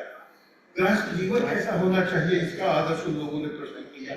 श्री राम कथा के माध्यम से भातृत्व कैसा होता है, पत्नीत्व कैसा होता है, दाम्पत्य कैसा होता है, पितृभक्ति कैसी होती, राजा और प्रजा कैसे, यानी जीवन के सभी पक्षों को छूते हुए तो उनको आदर्शों की वो जीवन के जो उच्चतर मूल्य हैं उनकी ओर अग्रसर करने का प्रयास किया और विभिन्न प्रकार के उपासकों की स्थापना की। इसी तरह से अपनी संस्कृति का प्रत्यक्ष विज्ञान कराया। हम कौन थे, बिसर गए थे ज्ञान और शिक्षा के दौर में, लेकिन पुराकथाओं के माध्यम से, शास्त्रों के माध्यम से भारतीय संस्कृति के जो गौरव पुण्य है उन सबका फिर से स्मरण कराया। राम राज्य का मॉडल रखा, उस राम राज्य को आप संविधान ने भी स्वीकार किया है, जहाँ कोई दुखी हो ही नहीं, किसी प्रकार का भेद हो ही नहीं।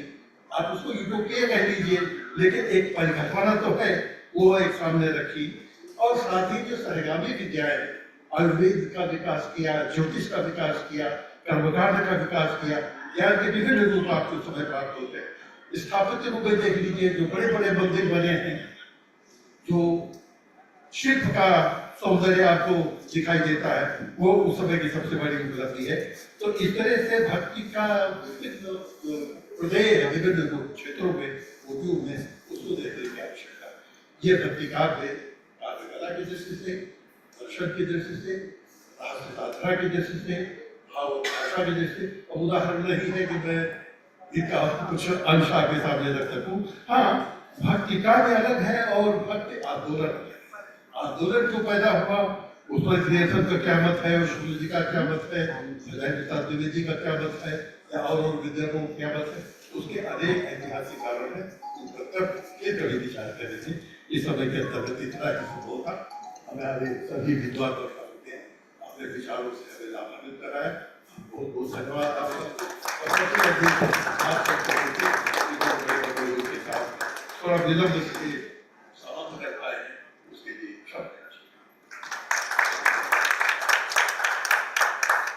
मैं माननीय अध्यक्ष और आदरणीय वक्ताओं को इस सत्र में भाग लेने के बहुत बहुत धन्यवाद देती हूँ। हमारा दूसरा सत्र बस कुछ ही मिनटों में आरंभ होगा।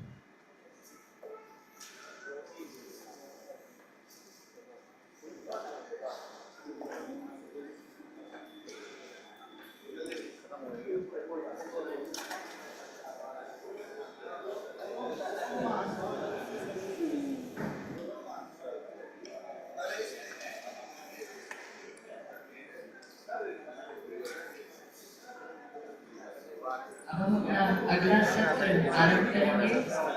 आपसे निवेदन है आप सब अपने स्थानों पर रहें। Ladies and gentlemen, we will now begin with our next session. Kindly remain seated.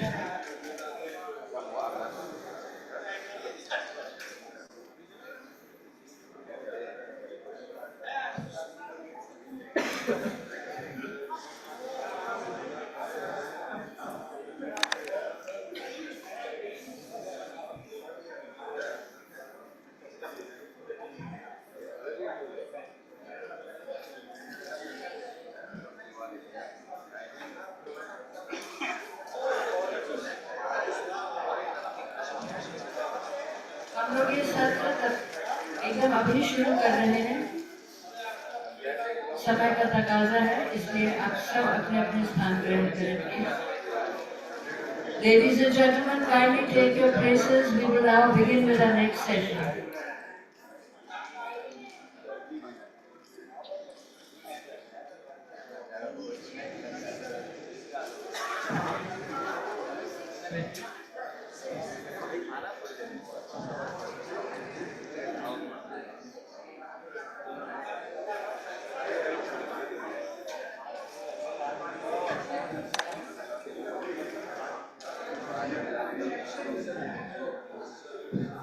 हमारे महाराज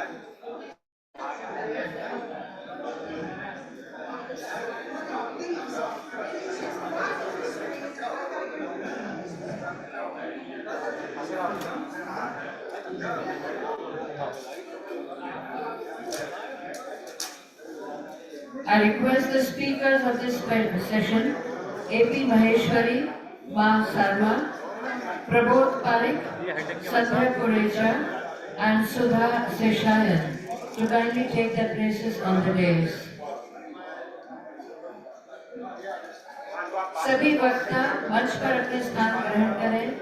बिना विलंब किए हम अपना अगला सत्र आरंभ कर रहे हैं।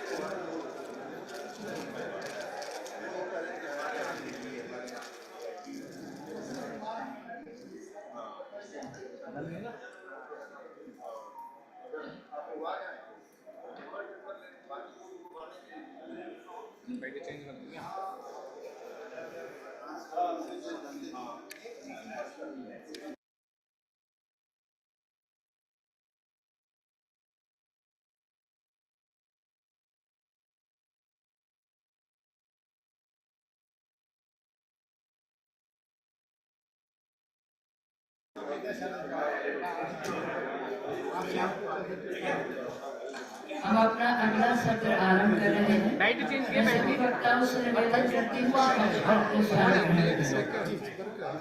उनको फोटो लेना है इसके साथ फोटो लेना देख रहे हैं ना एक सेकंड बाद में आएंगे हमारा सेशन चालू। आज के हमारे दूसरे सत्र का विषय है क्या साहित्य अन्य कलाओं के लिए महत्वपूर्ण है। Is literature important to other arts is the topic of discussion in this session. Chairing the session is Sharon Lowen ji. Our speakers are A.P. Maheshwari ji, Mar Sharma ji, Prabodh Parik ji, Sandhya Purecha ji, and Sudha Seshayan ji. Sharon Lowen is a renowned classical performing artist, recognized for her perfection of style, grace, and abhinay. She has performed her choreographies in several Indian languages, alongside the repertoire of her Guru, Padma Vibhushan, Guru Keluchiran Mahapatra. Sharon is the founder of Manasa, Art Without Frontiers, and has authored several books. A.P. Maheshwari ji is an IPS officer of 1984 batch. He has been decorated with the President's Medal for Distinguished Services, Police Medal for Gallantry, and a dozen other decorations for internal security, operational excellence in different areas, and administrative acumen. आपको CRPF के प्रमुख के रूप में चुनाव कराने के लिए राष्ट्रपति पुरस्कार और प्रकाशन के लिए गोविंद वल्लभ पंत पुरस्कार भी प्राप्त हुआ है। Mar Sharma is a senior journalist, graduate in science and literature. He has a vast experience of 33 years in journalism in print, electronic and digital media, both in Telugu and English language. Currently, he is the managing editor of the oldest Telugu daily, established in 1908, Andhra Pradesh. Prabodh Parik ji प्रमुख गुजराती कवि और कथाकार, visual artist और वृत्त चित्र निर्माता हैं। आपने 1974 से 2005 तक मुंबई के मीठीबाई कॉलेज में दर्शन शास्त्र का अध्यापन किया है, जहां से आप दर्शन शास्त्र विभाग के प्रमुख के पद से सेवानिवृत्त हुए। Prabodh Parik ji has been awarded fellowships at the University of Sorbonne, Paris, and also the Charles Wallace Fellowship. He is the recipient of several state-level awards. इसको संध्या पुरेचा जी दिखाई नहीं दे रही। Sudha Seshayan is a former Vice Chancellor from the Tamil Nadu Dr. MGR Medical University at Chennai. Has been a medical doctor, teacher, administrator for over 30 years. She has more than 30 titles to her credit in literature, spirituality, history, biography and social values. लोकप्रिय तमिल पत्रिकाओं में आप नियमित स्तंभ लिखती हैं। आपने 3 खंडों में एनाटॉमी की एक पाठ्य पुस्तक संपादित की है। She has compiled the translated version of the Britannica Concise Encyclopedia in Tamil and few quiz books. आपने भारत के पूर्व राष्ट्रपति डॉक्टर APJ अब्दुल कलाम की पुस्तक का तमिल में अनुवाद किया है, जिसका लोकार्पण भी स्वयं डॉक्टर कलाम ने ही किया था। I request the chair, Sharon Mohanji, to kindly take over the proceedings of this session. Thank you, Sarana, and thank you all for being here. And we're all very appreciative and grateful to the Sankey Academy for including this session, because it is about how important literature is to all of us in so many fields. So I have been warned by Sarana that we must stick to the time, so I request everyone to do so. Let me start with A.P. Maheshwari. Yes, please. I don't have to tell you.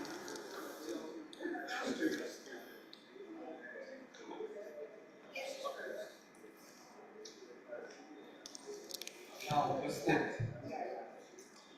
मंच पर सुधीरा जितने मेरे साथ हाजिर हुए हैं और जितने श्रोता यहाँ उपस्थित हैं और जो कि लिंक से जगह जगह से जुड़े हुए हैं, मैं आप सभी का अभिवादन करता हूँ।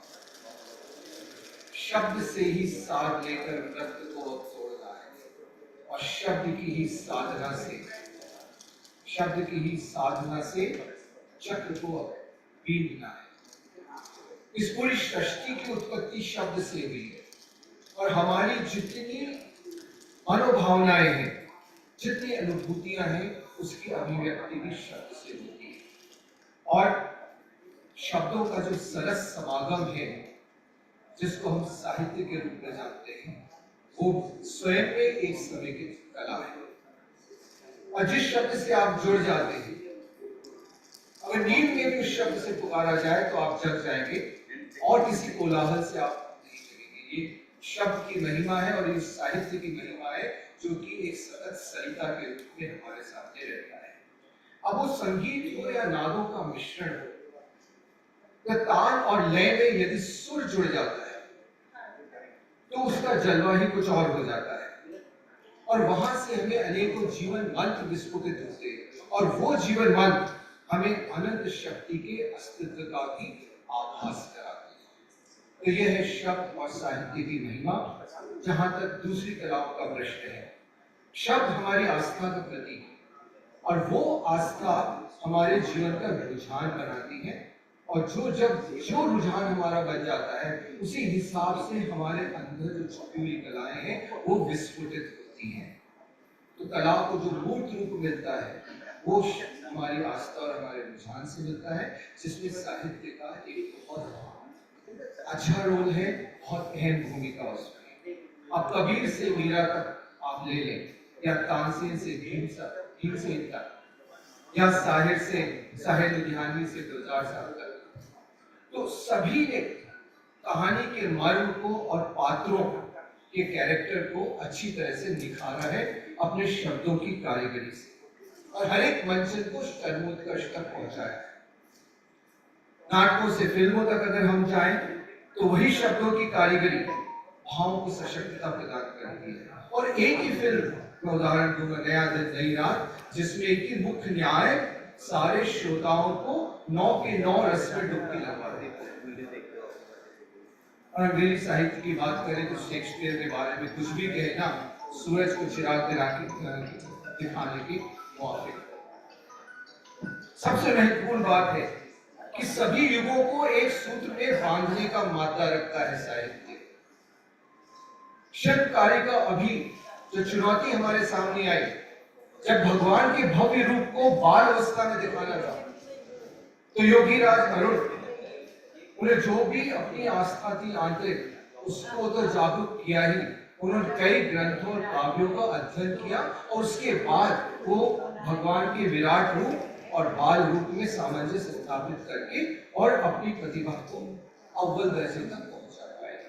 तो ये जो है जितनी कलाएं हैं, अगर आप बारीकी से देखेंगे तो साहित्य के इर्द गिर्द घूमती नजर आएंगी, क्योंकि साहित्य मात्र विवरण प्रस्तुत करता है और इतिहास मात्र विवरण प्रस्तुत करता है, और साहित्य उसको एक कथा पटल पर ला करके भावों की अभिव्यक्ति प्रदान करता है और एक सजीव चित्रण हम सभी के सामने लाता है।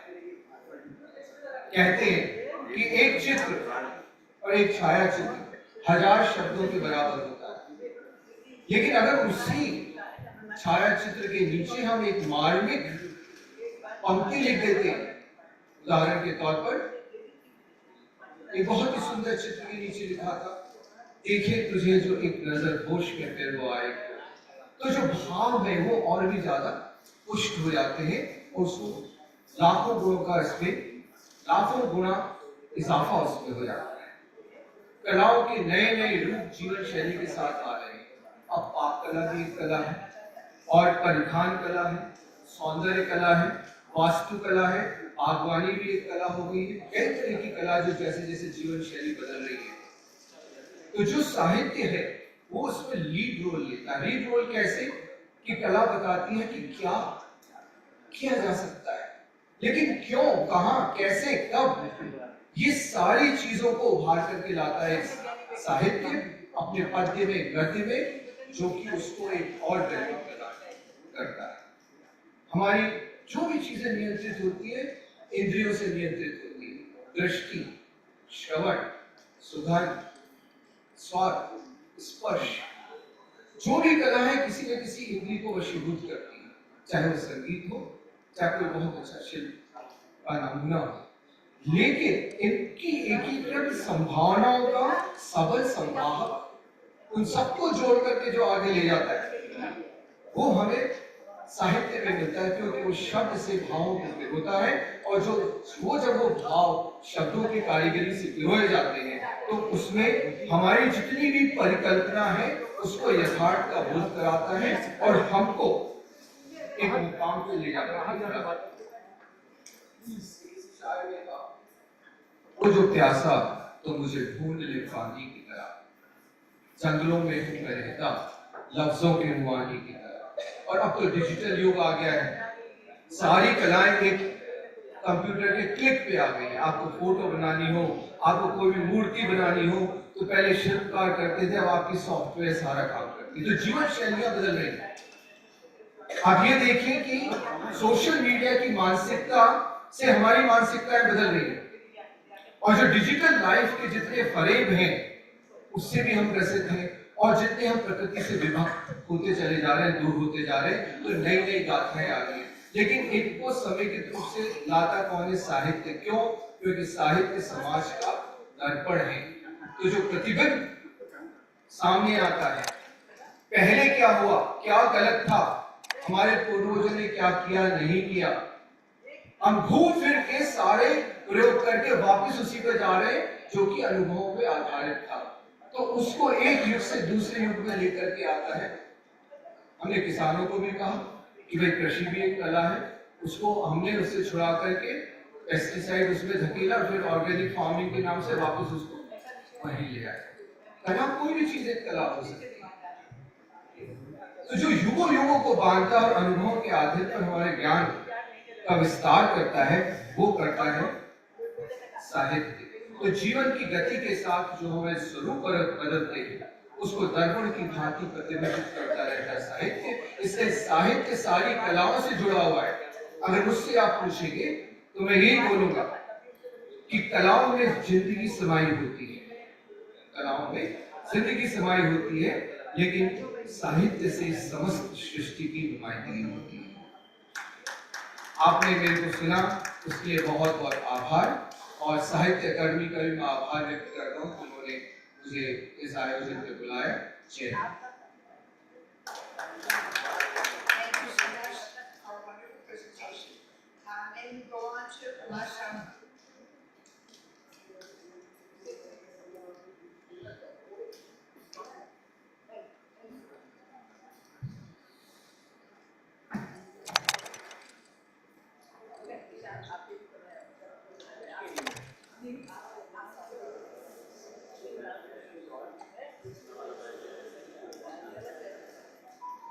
का प्रणाम पूजनतम राम रामेति मधुरम मधुराक्षरम आरुह्य कविता शाखां वंदे Valmiki कोकिलम. Since this is the dais named after Valmiki, I first saluting Valmiki Maharshi. Is literature important to the other arts? This is the subject. Yes, it is very important. There is a great bond between arts and literature. Great works of art have inspired great works of literature. Similarly, great works of literature have inspired great arts. They are inseparable. Aditya Kalidas Swarup, like science and technology. Say for example, Sangeet and Sahitya. Sangeetam and Sahityam, Saraswatya Stanadvayam, Ekam Apata Madhuram, Anyad Alochanamutam. There is science in art and there is art in science. Music is a combination of art and science. Vagarthavyo Sampruptam, Vagartha Pratipaktaye, Jagatak Pitaro Mande, Parvati Parmeshwaro, Vak of Earth. Literature and art are the same. Literature has a natural kinship with the other arts. Play, drama, films, hexagonal, etc. Arts, all arts have been based on literature. Many dialects and dance forms are based on stories and poems. Music, dance, or poetry are accompanied in classical dances. Most importantly, for fine arts, Lalitha Kada, are all the incarnation of literature, I can say. The importance of classical literature and arts of foundation to be recaptured.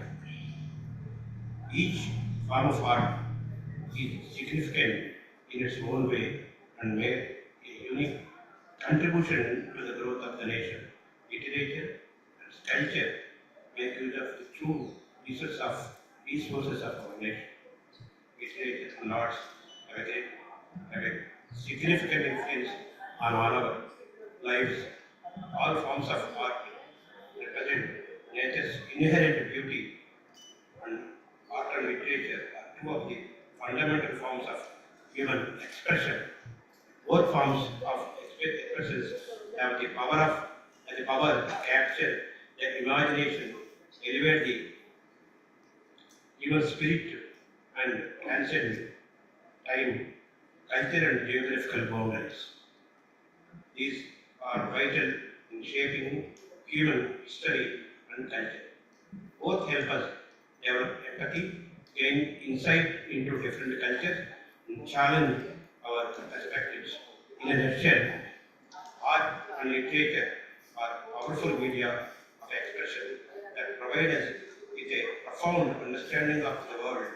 We must continuously follow and support literature and arts. Namaskar. Thank you so very much. That was very important. Of course, literature is, the question, is literature important to other arts, is a rhetorical question. Obviously, it's important to everything, but we're all enjoying expounding a little bit on how that's so. So now I'll request Pramoji Pramod to give his presentation.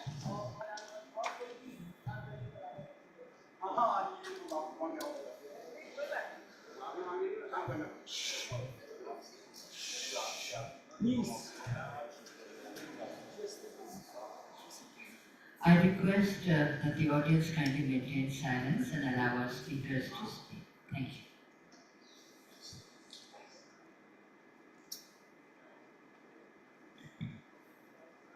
Namaskar. I thought it would be a good idea to play around with this title of this gathering.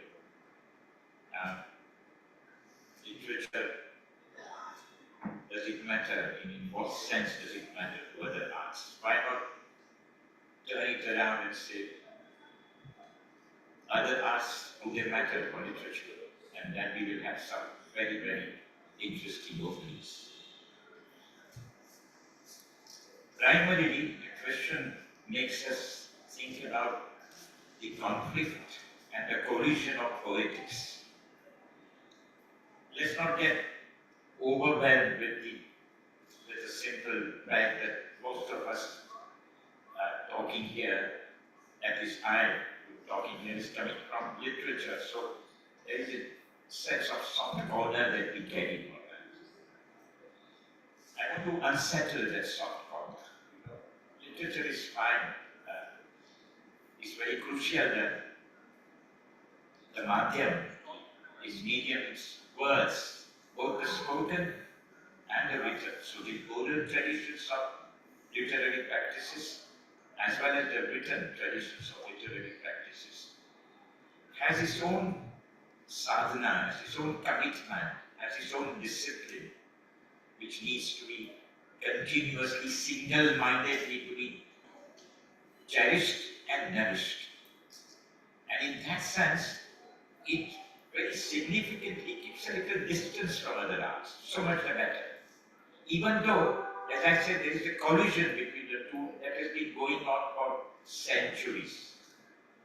And therefore we have words like Sangeet Kavya, Kavya Sangeet, and Natya Kavya, and Kavya Natya, and so on and on, where these boundaries get a little blurred. And in a very rewarding way for those who practice literature. I'm not very sure if it gets blurred in a very rewarding way for other arts, though there are exceptions. So if you are a dedicated, just as literature is dedicated to the sadhana of words and everything that stands for it, and it also is dedicated to the traditions which are received in literary practices, both oral and written. So it is very crucial for one who wishes to announce oneself as a man of letters, practicing literature, it's very crucial that he or she commits herself or himself to thrive on those who have practiced literature before and are practicing now. You owe it to yourself to know the traditions that you come from, or the language which you speak or which you wish to express yourself in. You have to be very familiar with those traditions of literary, oral and written practices. That's your game. Just as it's very crucial for any gharana musicians, or any gharana dancers, or any gharana painters, and all other art practices to be committed single-mindedly to the traditions that they have received. And that's fine. Those boundaries are worth maintaining up to a point. The question begins to emerge as the boundaries begin to get merged. And in our own times, for various reasons, the boundaries are beginning to get blurred. There's a confusion of realms, a very rewarding confusion. And where does it arrive at the end? Very playfully and brilliantly, is it in an art practice called cinema.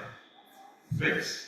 That's where it arrives, where it begins to feel comfortable playing around with words, with what literature has to offer in a limited way, playing around with what musical traditions has to offer, and of course all other arts are invited, including visual arts. But again, cinema also must be, quote-unquote, faithful to its own poetics. So even it suffers from the consequences of leaning out to other arts, and it has to negotiate it. So I'm tempted to think religion also as an art. It's a temptation I get. Because huge amount of literature and many other art practices has negotiated and engaged so much with religion in the sense in which I'm talking, not merely as a system of belief and faith, but a system of practices, which is full of varieties of ways of creating art forms. And as we know, from time immemorial, literature and other arts have inscribed in their system, in their poetics, quote-unquote, religion in my sense, as a way of practicing life. And that's an art. You can be an exceptionally quote unquote, committed to religious practices in such a way that it becomes an activity of the creative spirit engaging with the large number of issues. Because poetics for me, I'll give one line starting, not definition but a suggestion. All poetics are making sense of your being born and dying. It's between the two. And you have to make sense of it. And there the poetics emerge. The poetics that emerges in literature as its own distinct identity, which it is making serious efforts to keep growing, the spoken and the written word. And the same is true of other disciplines. So if you are a student of music, the guru is not going to say, okay, I'm glad you are so well read in contemporary Indian poetry or world literature, but you better settle down here 6 o'clock in the morning, 14 hours, 14 years, and then I will tell you that you are now ready to go and perform. That's the discipline I was talking. That's poetics of music. And when it comes to the last point I was making to start with, to get myself provoked and hopefully provoke few of you, that what happens when these boundaries begin to collide, conflict? How do you retain a sense of separate with your own commitment, which is, let's say, literature? You allow it to interfere? Take an example. There are some remarkable examples. An artist like Raza, when he takes a line or two from Kabir and puts it on his canvas, what's going on? A writer who begins to print his or her books or begins to perform, which is a very common practice, Ram Leela or any of the performances, the performative acts of literature are amazingly very close to all other arts. Without claiming anything special, it just naturally is woven into it. Another major example who has allowed these realms to be confused without giving up on each poet is offering subsidiary is Rabindranath Tagore. So you have, of course, him, a novelist who doesn't let other arts interfere, but he also begins to write dance dramas when he wants them to come together. So there are some fascinating ways by which our times have experienced, and it gets most well dramatically expressed in the world of cinema. Let's take up these questions, see where it takes us when we interact. Thank you.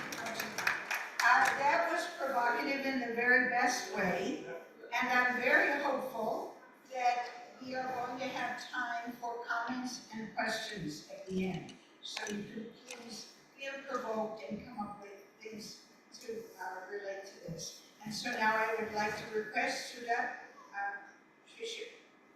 Shishayan to please give her presentation.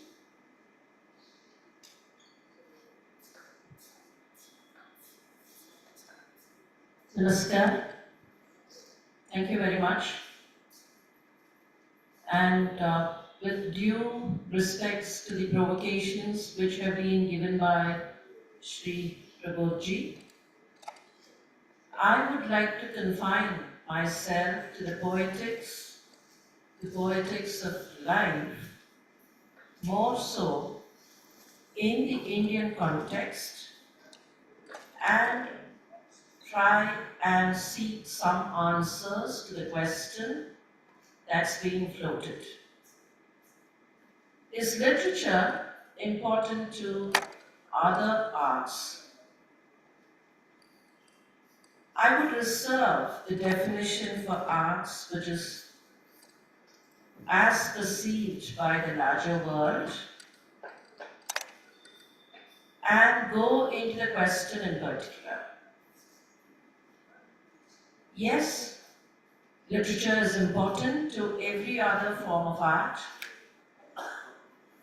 and I would even go to the extent of saying arts are built and developed on the foundation of literature. We tend to think that literature is an advanced form because it is an expression enhanced by letters, and the other art forms like painting, music, natya, so on, do not require literacy. However, this thinking is a myth. For being literary or being oriented to literature in the current context does not relate to mastery over a specific alphabet or a specific string of letters, but connotes a wholesome comprehension of life itself. It is in this context, and that is what Sri Prabodji referred to, I believe, poetics of life. And it is in this context that I would want to make the following observations. Number one, literature forms the basis and foundation for all other forms of arts, including performing arts like music and dance. Indian music in general, and South Indian music in particular, as both Maheshwari ji and the other speaker had referred to, draw largely from Sahitya. Emotions and sentiments, when well captured in words, enhance the musical expressions and even musicality. I would like to draw from Saint Tyagaraja, quote, Sangeeta Jnanamu Bhakti Vina Sanmargamu Galade Manasa. It is not a good path, it is not a divine path when Sangeetam is without devotion. Here Bhakti indicates the emotion of devotion. How then does literature play a role, you may ask? When music is transmitted, and this is where I would want to draw on the definition of arts. Arts is defined as some form of expression based on a creative thinking and spread to others. So when music is spread, transmitted, expanded and spread to others, the same emotion of bhakti is embedded in the Sahitya and transmitted as well. This is when Sahitya starts influencing all aspects of music and musicality, including the raga and the rendition. Same is true for Natya, for Chitra and all other forms of arts. Now, issue number 2 or point number 2. As various forms of arts are developed and expanded, the impact of literature on them also developed and expanded.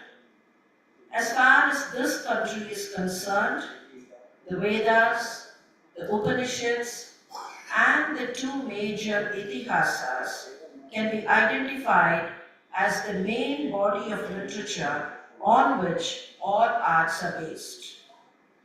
We can very well understand that all our Chitra, Shilpa, Sangeeta, Natya, Nritya, folk music, and dance, Nataka, have all drawn largely from this body of literature. I'm reminded of a story that can be culled out from the Vishnu Dharmotra Purana. Vishnu Dharmotra Purana is one of the Upa-Puranas, and it is in this Purana that you find the treatise called the Chitra Sutra, which talks about the nuances of Chitra and the methods of learning Chitra. In this Purana is an interesting dialogue between a guru and a sishya. The sishya would want to learn Chitra, and the sishya comes to the guru asking for upadesha on Chitra. The guru responds by saying, if one has to learn Chitra, he has to know something about Natya. That is when the Sishya asks for Natya and the nuances of Natya, the theory, whatever that goes along with, to be imparted.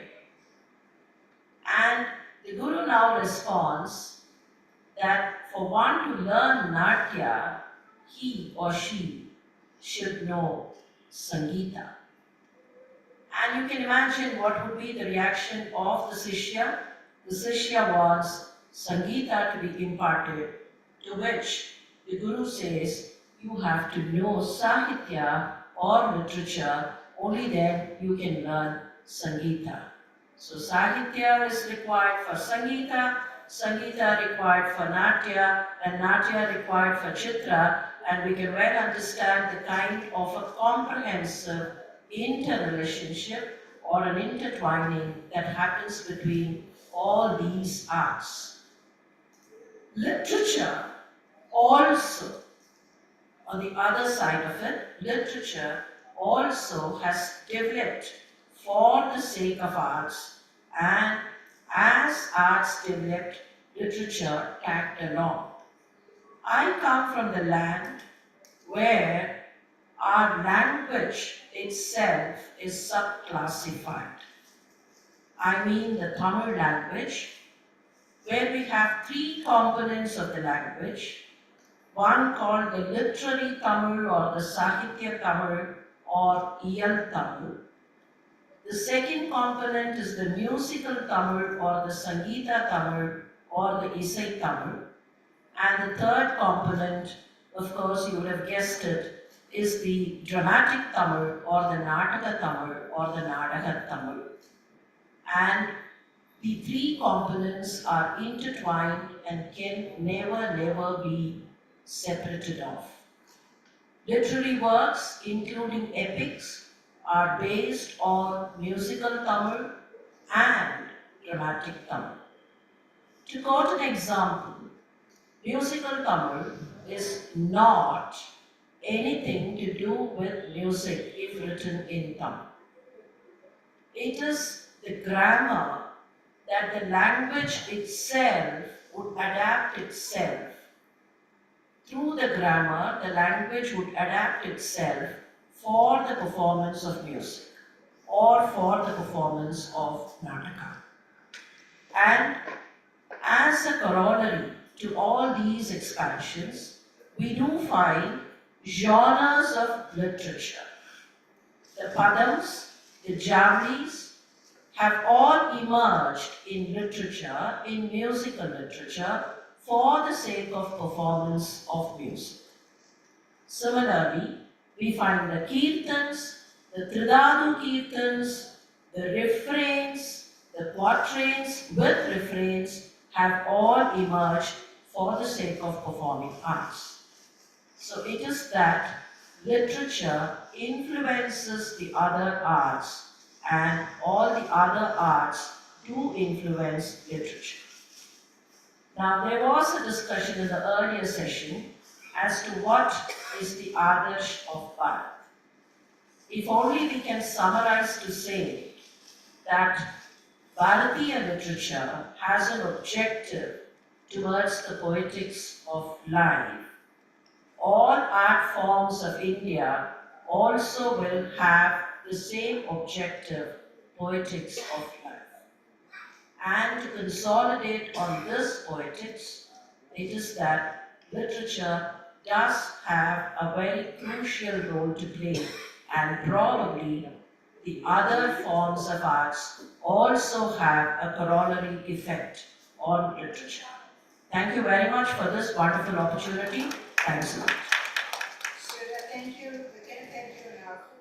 Because it was such a clear contextualizing of the entire subject with wonderful examples to bring it all together. So now I will give my presentation, and you have to bear with me one moment while I just open this.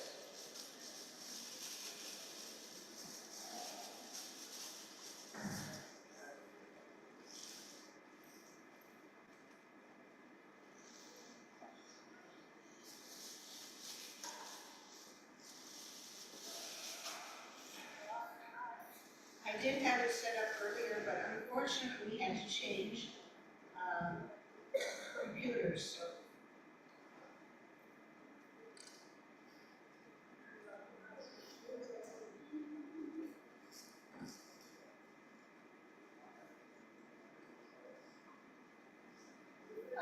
So, as a performing artist, I'm simply giving things that we already know from my own personal context.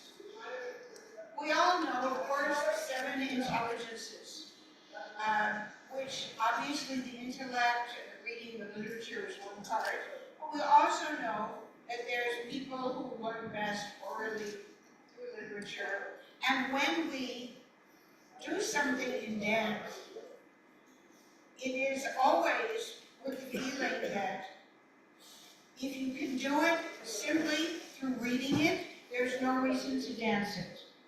So we are creating another gestalt, another understanding of it.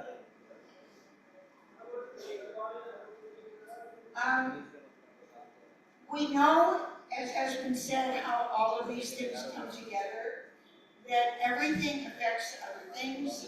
And in the earlier session on Bhakti, we know that a preponderance of what we do in the classical and folk traditions of India is interpretation of Bhakti, also going back earlier, Sangha literature, Vedic literature.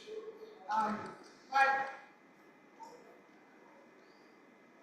one thing is that there are various interpretations of what Margi and Deshi means. The definition that I lean toward is that Deshi is not necessarily simply folk. Deshi means entertainment. And in that sense, of course, all the dance is entertaining. A lot of the dance we see today doesn't aim for more than entertainment.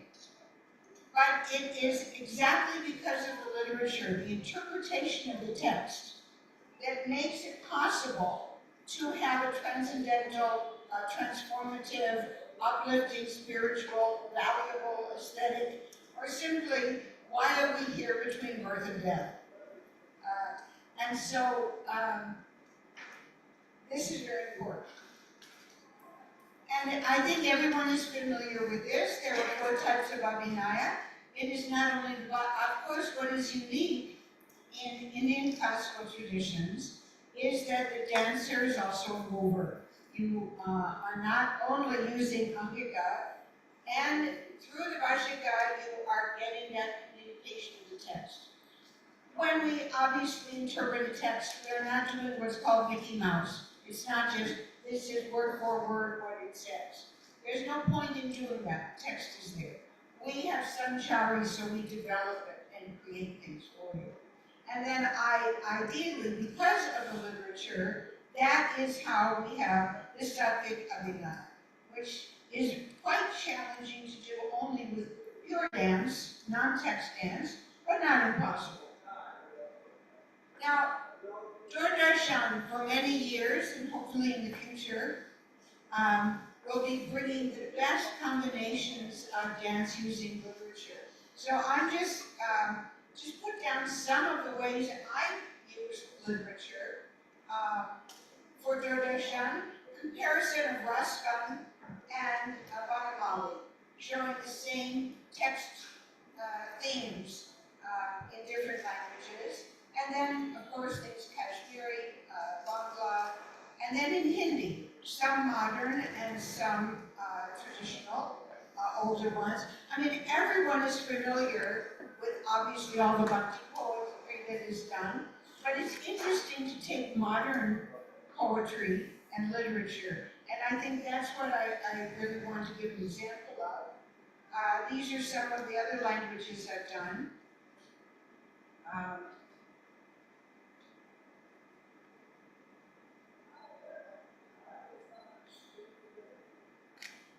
These are all some Sanskrit things, not everything. One of the things that I'm very touched by in terms of appreciation of language and literature people in understanding the importance of dance as a bhasha is the fact that the audience of Delhi on Mother Language Day at JNU Language and Lit department gave me their Amar Gaurav Saman for promoting Odia. I do not speak Odia, I'm sorry to say, but I dance Odia. And that promotion, I want to give one short example of, I can't say it's modern literature. This is the poetry by Fakir Mohan Senapati in 1902 that was a major impulse and importance in Odia maintaining recognition as a language and not getting overwhelmed or subsumed by Bengali. And he was a subaltern poet. And so I'm going to, I think everyone here is familiar, but the significance of this text, which is literature, it's not simply poetry, is that the aesthetic is not the aesthetic that we normally would do in the aesthetics of Odyssey. So the big challenge was how to maintain the integrity of the aesthetics of Odyssey while still reflecting this subaltern view from below perspective. So the way I solved this was to have sutradhars. The first time was Vinod we did not call. Later it was Tom Alter and others to use text, sutradhars for the Abhinaya, and then the poetry sung and danced in Odyssey. So it's set in Odyssey music. You've got this social critique on gender equality, use of spirituality in the name of religion, social and economic injustice. Half of the novel is just ironically describing the characters before he ever even gets to the story, and the only female who's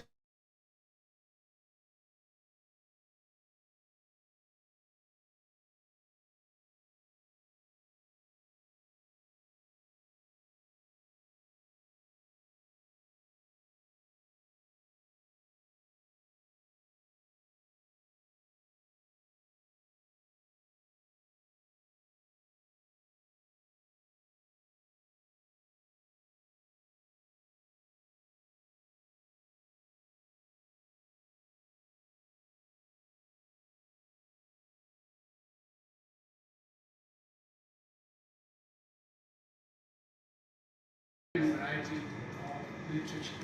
The other comment also relates to the same thing. Octavio Paz, great Mexican Nobel laureate, who was here as ambassador for 8 years and worked on India. He said India had transformed him altogether. He has, in one of his essays in a book, he has talked about this comparison between the expression in words, that is poetry, Tagore's poetry, and his paintings. And he was a great friend of the painter Swaminathan here, and he came into contact with all kinds of discussions through Swaminathan. Octavio Paz, probably not out of a very good reading of Tagore, comes to the conclusion that his poetry was very subjective and it was not of the highest of categories written by great poets of the world.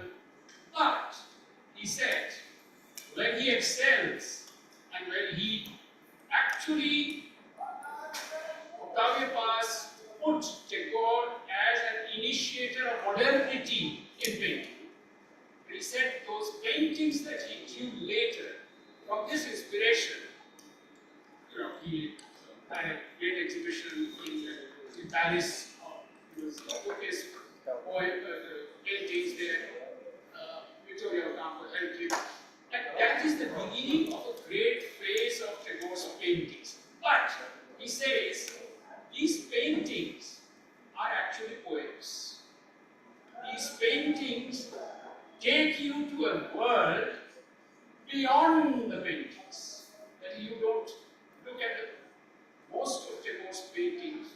which he did later part of life, they are hazy. They are not very clear. So he says the poetry of Tagore actually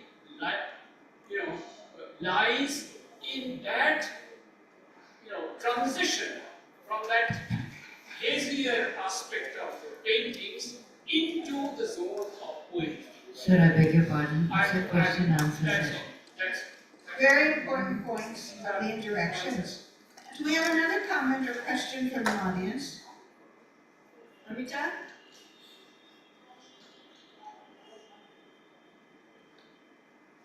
Question is to the thing is, you said about the cinema as an art form.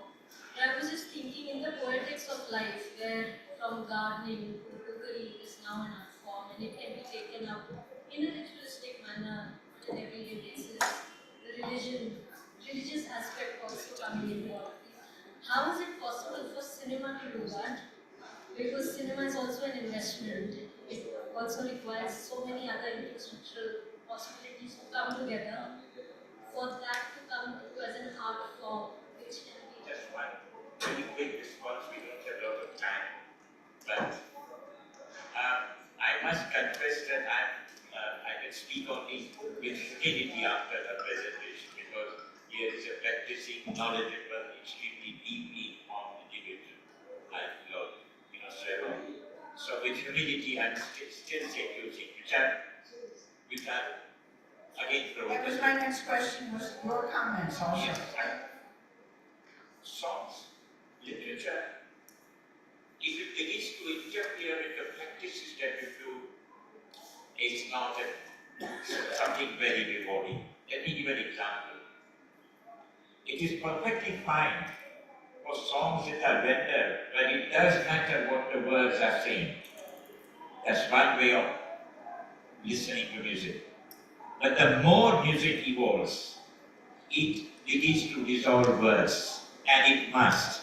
So when you're listening to Amir Khan or Kumar Gandharva or Mallikarjun Mansoor or anybody that you care for, it doesn't matter. The lyrics begin to get dissolved, and they must not dissolve.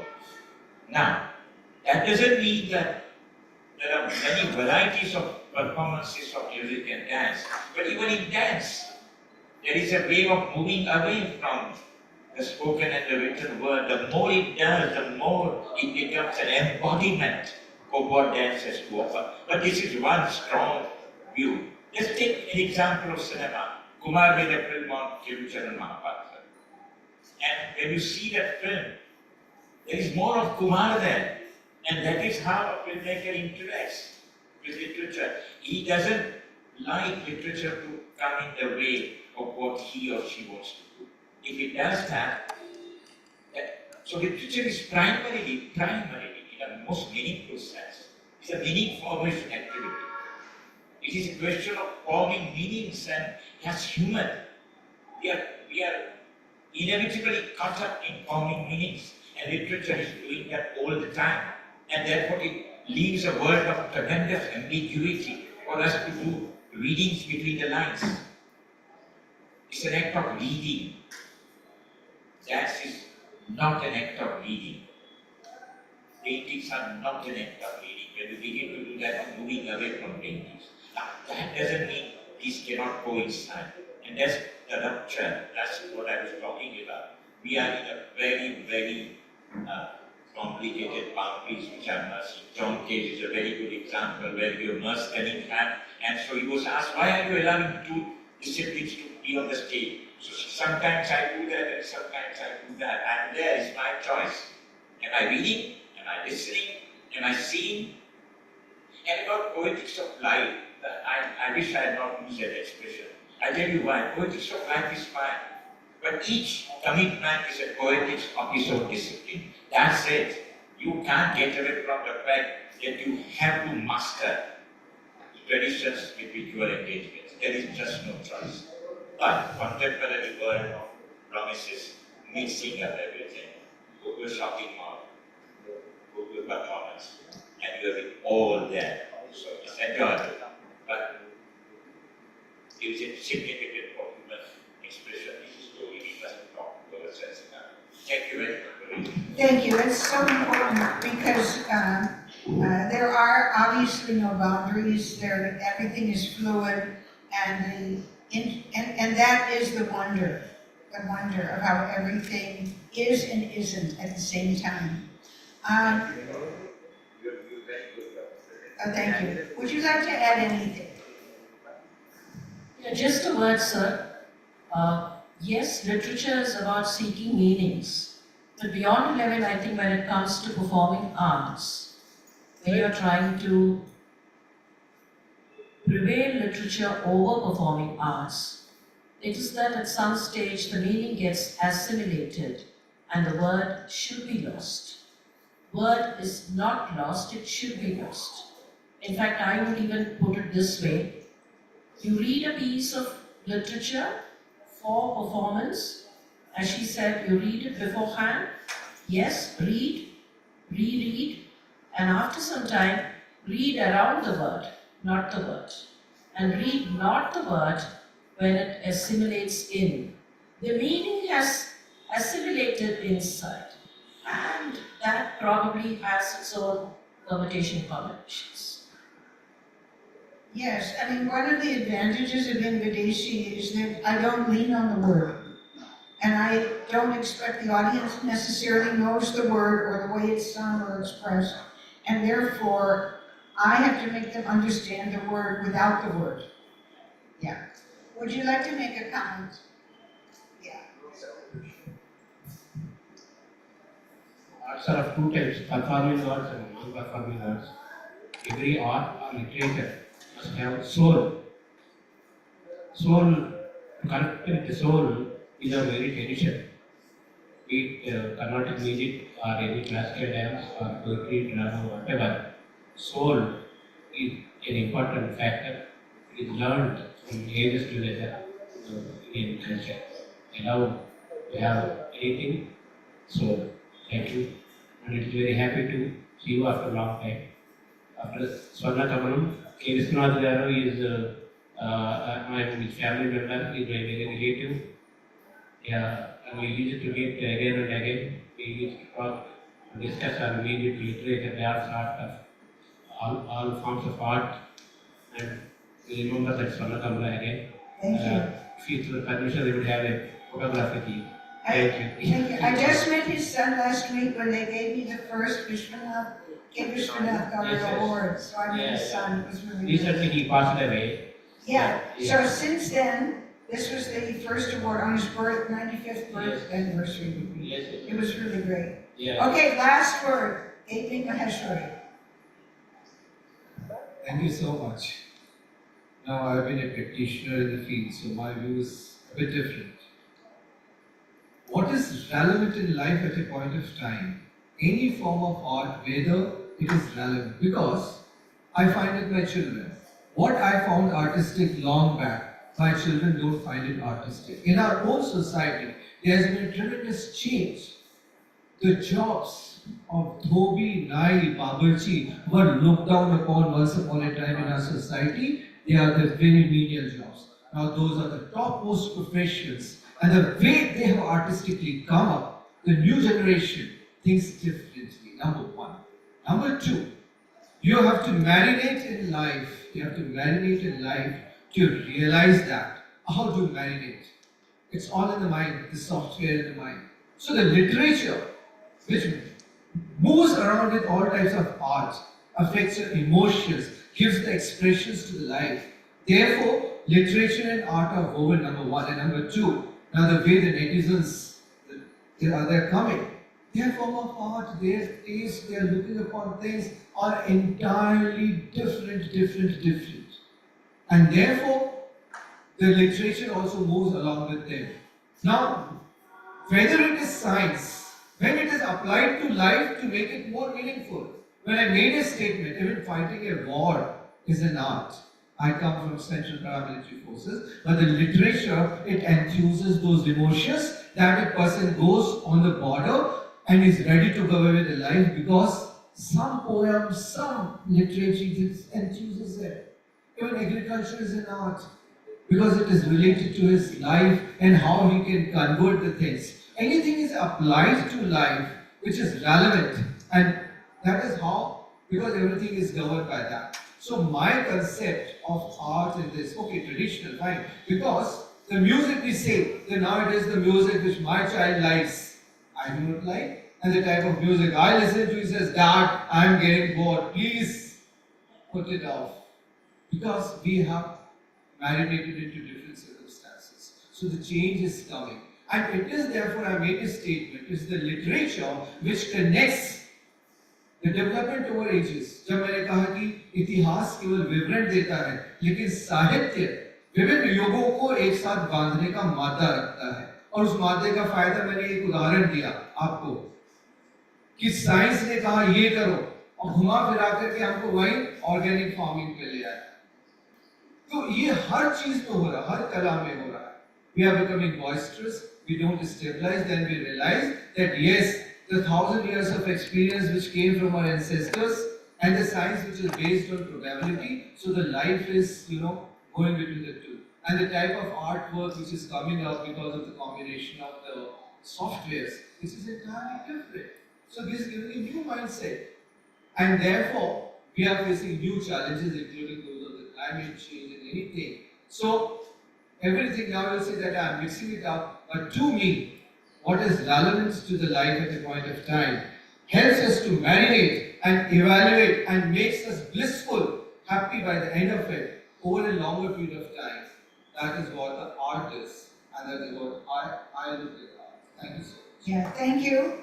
Thank you to my fellow panelists. I think this was actually a very worthwhile session.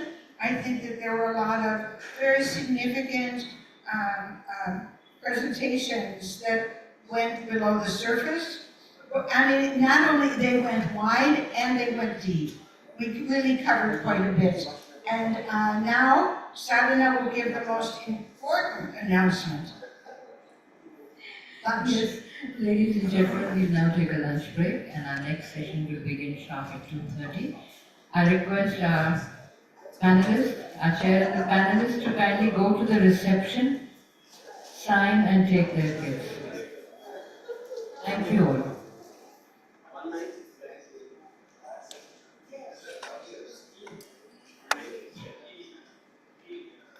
Wait.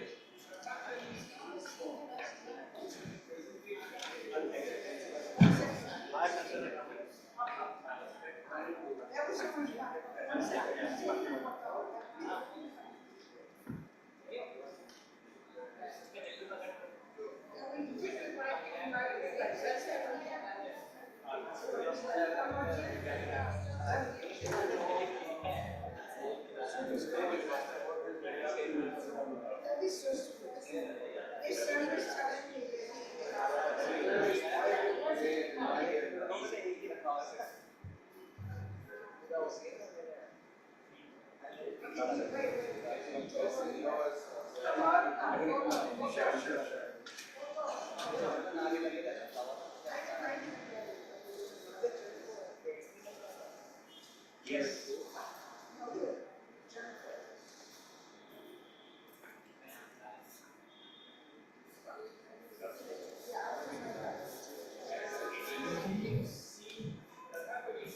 Yes. Presentation of Yes, I'm seeing that, right. Second Mother Krishna. I am dancing.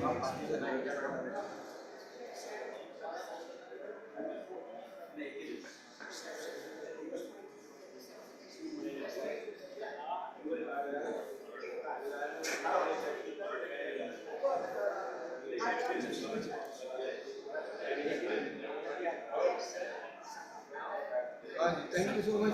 अभी बताओ।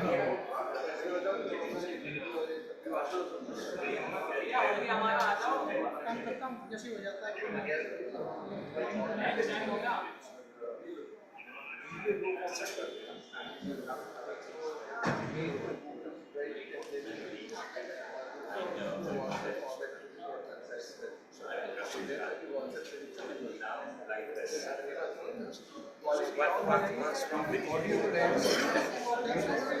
Victor is very never. So that's She's good mention, but she is completely committed in Kerala. So she's also she's Say my hello to her. I'll see you very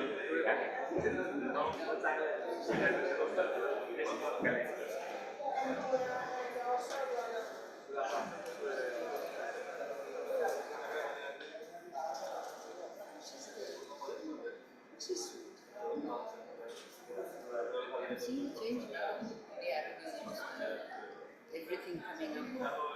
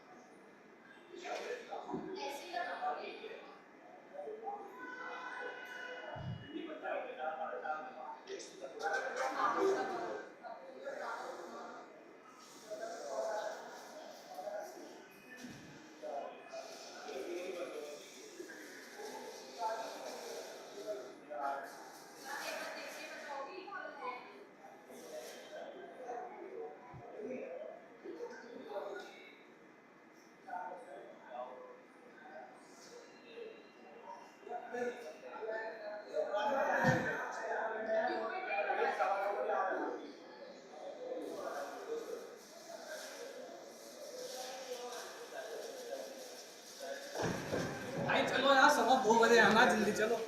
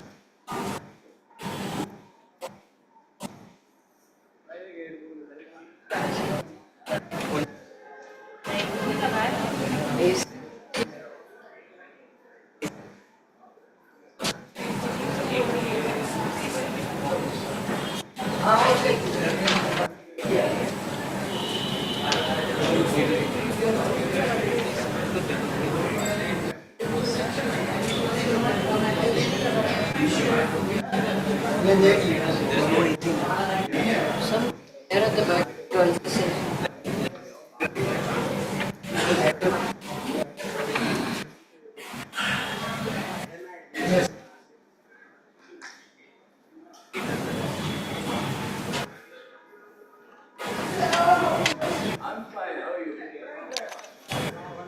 Another session? I just did one done.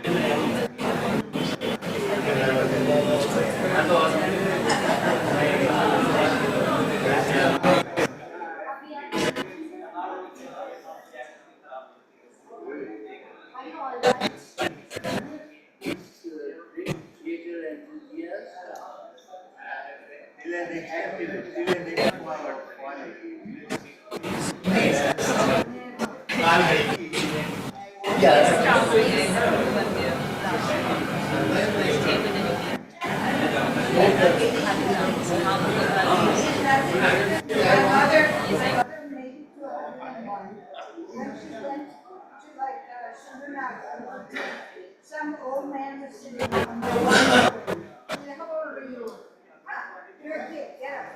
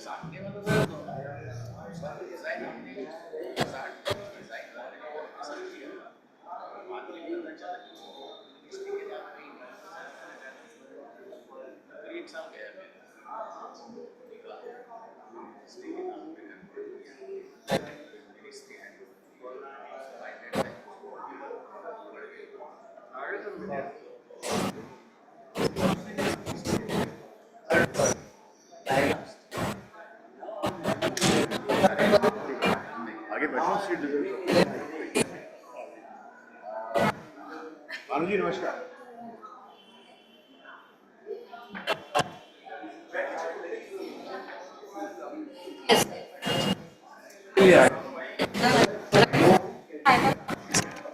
और क्या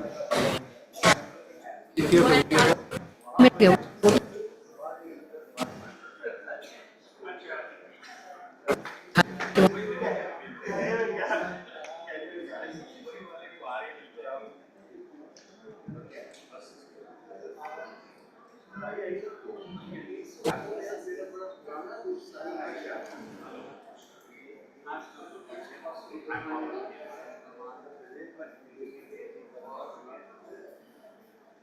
इस सत्र के सभी वक्ताओं से निवेदन करती हूँ कृपया मंच पर अपने स्थान ग्रहण करें। I request all the speakers of the session to kindly take their places on the dais. Asghar Bajaj ji, Arjun Dev Charan ji, Bhanu Bharti ji, Marathi Basu ji, Chitraranjan Tripathi Vaman केंद्र।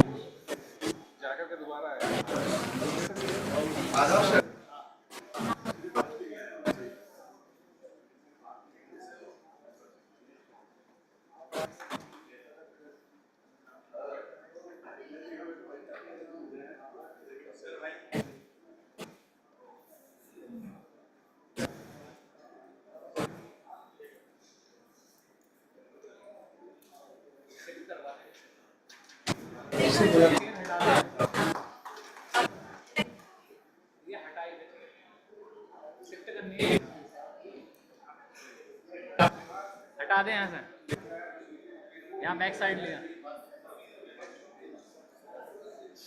फ्रेम मारिए, दिक्कत रहती है।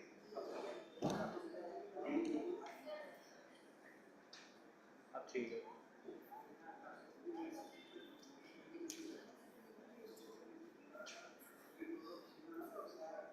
लाइट वाले भैया कहाँ हैं? Light चलाओ जल्दी।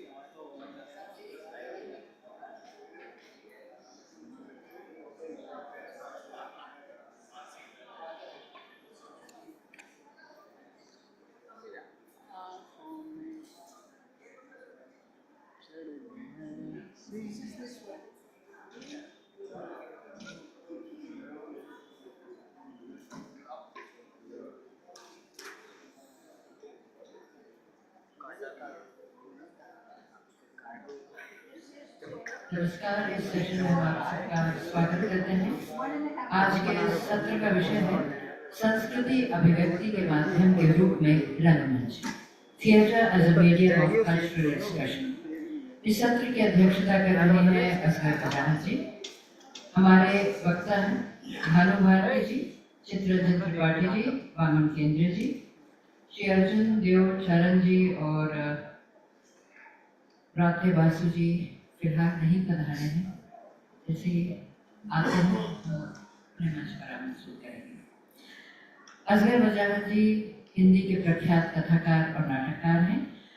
आपके 5 कहानी संग्रह, 12 पूर्ण लंबाई वाले नाटक, नुक्कड़ नाटकों का एक संग्रह, 5 उपन्यास, 2 लघु उपन्यास, 4 यात्रा वृत्तांत और साहित्यिक आलोचना की एक पुस्तक प्रकाशित है। His work has been translated into many Indian and foreign languages. He has been into script writing since 1975. A recipient of Sangeet Natak Akademi Award, Shalaka Samman and Vyas Samman, he was placed among the top 10 Hindi writers according to a survey conducted by Outlook magazine in 2007. Bhanu Bharti जी प्रख्यात भारतीय रंगमंच अभिनेता और निर्देशक हैं। आपके द्वारा लिखित नाटक चंद्रमा सिंह उर्फ चंको, राजगंधर्व, आजा का ख्वाब, यमगाथा और अक्स तमाशा आदि भारतीय नाटक में महत्वपूर्ण योगदान है। He has served as the head of the drama department of Rajasthan University, director of Shri Ram Center for Art and Culture and Bhartiya Lok Kala Manch, and chairman of Sangeet Natak Academy Rajasthan. आप अन्य पुरस्कारों सहित संगीत नाटक अकादमी पुरस्कार, राजस्थान साहित्य अकादमी पुरस्कार और निर्देशन के लिए राजस्थान संगीत नाटक अकादमी पुरस्कार से सम्मानित किए जा चुके हैं। Bhakti is an eminent playwright, film director, professor, and currently the education minister in the government of West Bengal. He has written 55 plays and has acted in and directed more than 40 plays. He has received more than a dozen awards and recognitions, which include Sahitya Akademi Award, Shamil Sen Smriti Samman, Satyam Mitra Puraskar 4 times, Bangla Gaurav, to name a few. Chitrarajana Tripathi is an accomplished director, writer, actor and musician and holds an MA degree in sociology. He further honed his skills under Guru Shri Bhaskar Chandra Das and obtained Sangeet Visharad in Odissi vocal. आपके कुछ सबसे लोकप्रिय नाटकों में हैं ताजमहल का tender, capital express, array मायावी सरोवर, लड़ी नजरिया, हमारे शहर के रोमियो जूलियट इत्यादि. He has acted in many Oriya and Hindi films and in short films, as well as given Best Supporting Actor award. Currently, he is the director of the National School of Drama. Waman Kendre ji अंतर्राष्ट्रीय ख्याति बहुआयामी रंगमंच कलाकार हैं. आप राष्ट्रीय नाट्य विद्यालय नई दिल्ली के पूर्व छात्र और पूर्व निदेशक रहे हैं तथा आपने मुंबई विश्वविद्यालय के थिएटर आर्ट्स अकादमी के प्रोफेसर और निदेशक के रूप में भी कार्य किया है। He has also taught theatre for more than 42 years in India and abroad. He has been conferred with Padma Shri for contribution to the field of art, acting, theatre. He has also received several other awards and honors, including Sangeet Natak Academy Award, Manohar Singh Smriti Puraskar, Rashtriya Kalidas Samman, among others. मैं अध्यक्ष इस सत्र के अध्यक्ष श्री असगर वजाहत जी से निवेदन करती हूँ कि आप कृपया इस सत्र को संभालें और विचार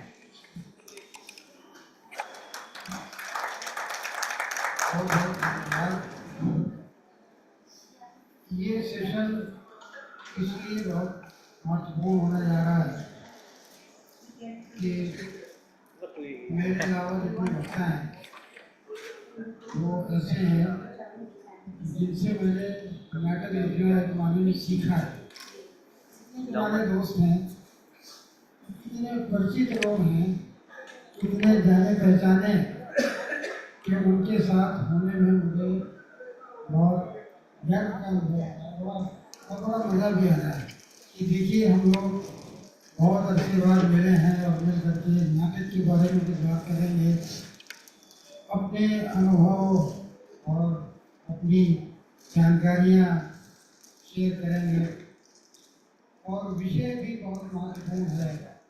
एक परफॉर्मिंग आर्ट होने के नाते नाटक की जो भूमिका है वो मेरे ख्याल से बहुत व्यापक है, बहुत बड़ी विविध है और बड़ी मज़ेदार है। मज़ेदार इस माने में है कि नाटक कभी पूरा नहीं होता, नाटक कभी पूरा नहीं होता, नाटक हमेशा अधूरा रहता है। तो आप देखिए कि एक ऐसी कलाकृति है, एक ऐसी परफॉर्मेंस है जो हमेशा अधूरी है।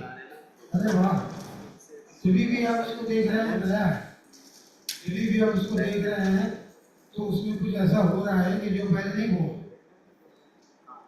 तो इस तरह की विधा का आकर्षण में जितना हो सकता है कि बात सोचने की। मैं नाटक लिखता हूँ और मुझे हमेशा ही लगता है कि मेरा पाठ जो है वो अधूरा है, पाठ पूरा नहीं। पाठ पूरा उस वक्त भी नहीं होता है एक माने में जब वो मंच के ऊपर आ रहा है, क्योंकि दोबारा आएगा मंच के ऊपर तो उसका पाठ जो है वो और बदलेगा। और आप जानते हैं कि शब्द को बोलने से ही शब्द को अर्थ मिलते हैं, लिखे हुए शब्द का कोई अर्थ नहीं होता है, लिखे हुए शब्द का कोई अर्थ नहीं होता है, जब वो बोला जाता है तब उसका अर्थ निकलता है।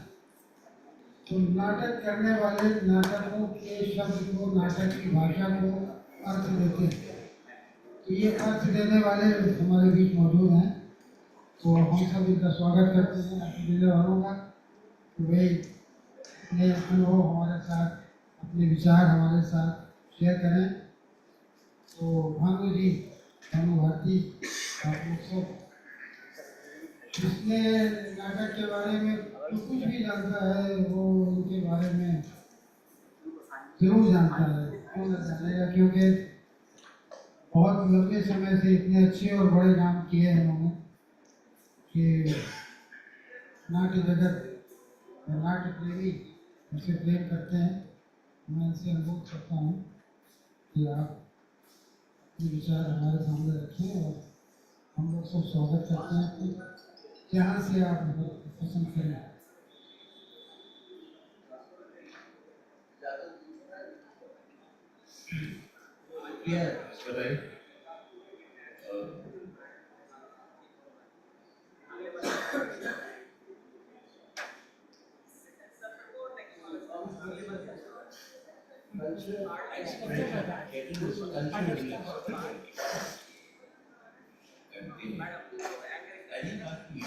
कोई भी एक्सप्रेशन किसी कल्चर के भीतर ही अवस्थित होता है और कल्चर का जो निर्माण है वो निर्माण ही एक्सप्रेशन से होता है। जब हम एक्सप्रेस तो हम न सिर्फ एक कल्चर के भीतर ऑपरेट कर रहे होते हैं, बल्कि हम एक कल्चर को क्रिएट भी कर रहे होते हैं, इसके साथ इंटरेक्ट भी कर रहे होते हैं। हम सब जानते हैं कि भारत में हमारी संस्कृति के अगर मेरुदंड हम की बात करें तो महाभारत और रामायण ये दो महाकाव्य हैं जिसने बहुत गहरे में हमें गढ़ा है, हमारी संस्कृति को गढ़ा है। आज अगर हमारी कोई पैन इंडियन पहचान है तो क्या महाभारत और रामायण के बिना हम उस पहचान की बात कर सकते हैं। और अक्सर मैं ये बात सोचता हूँ कि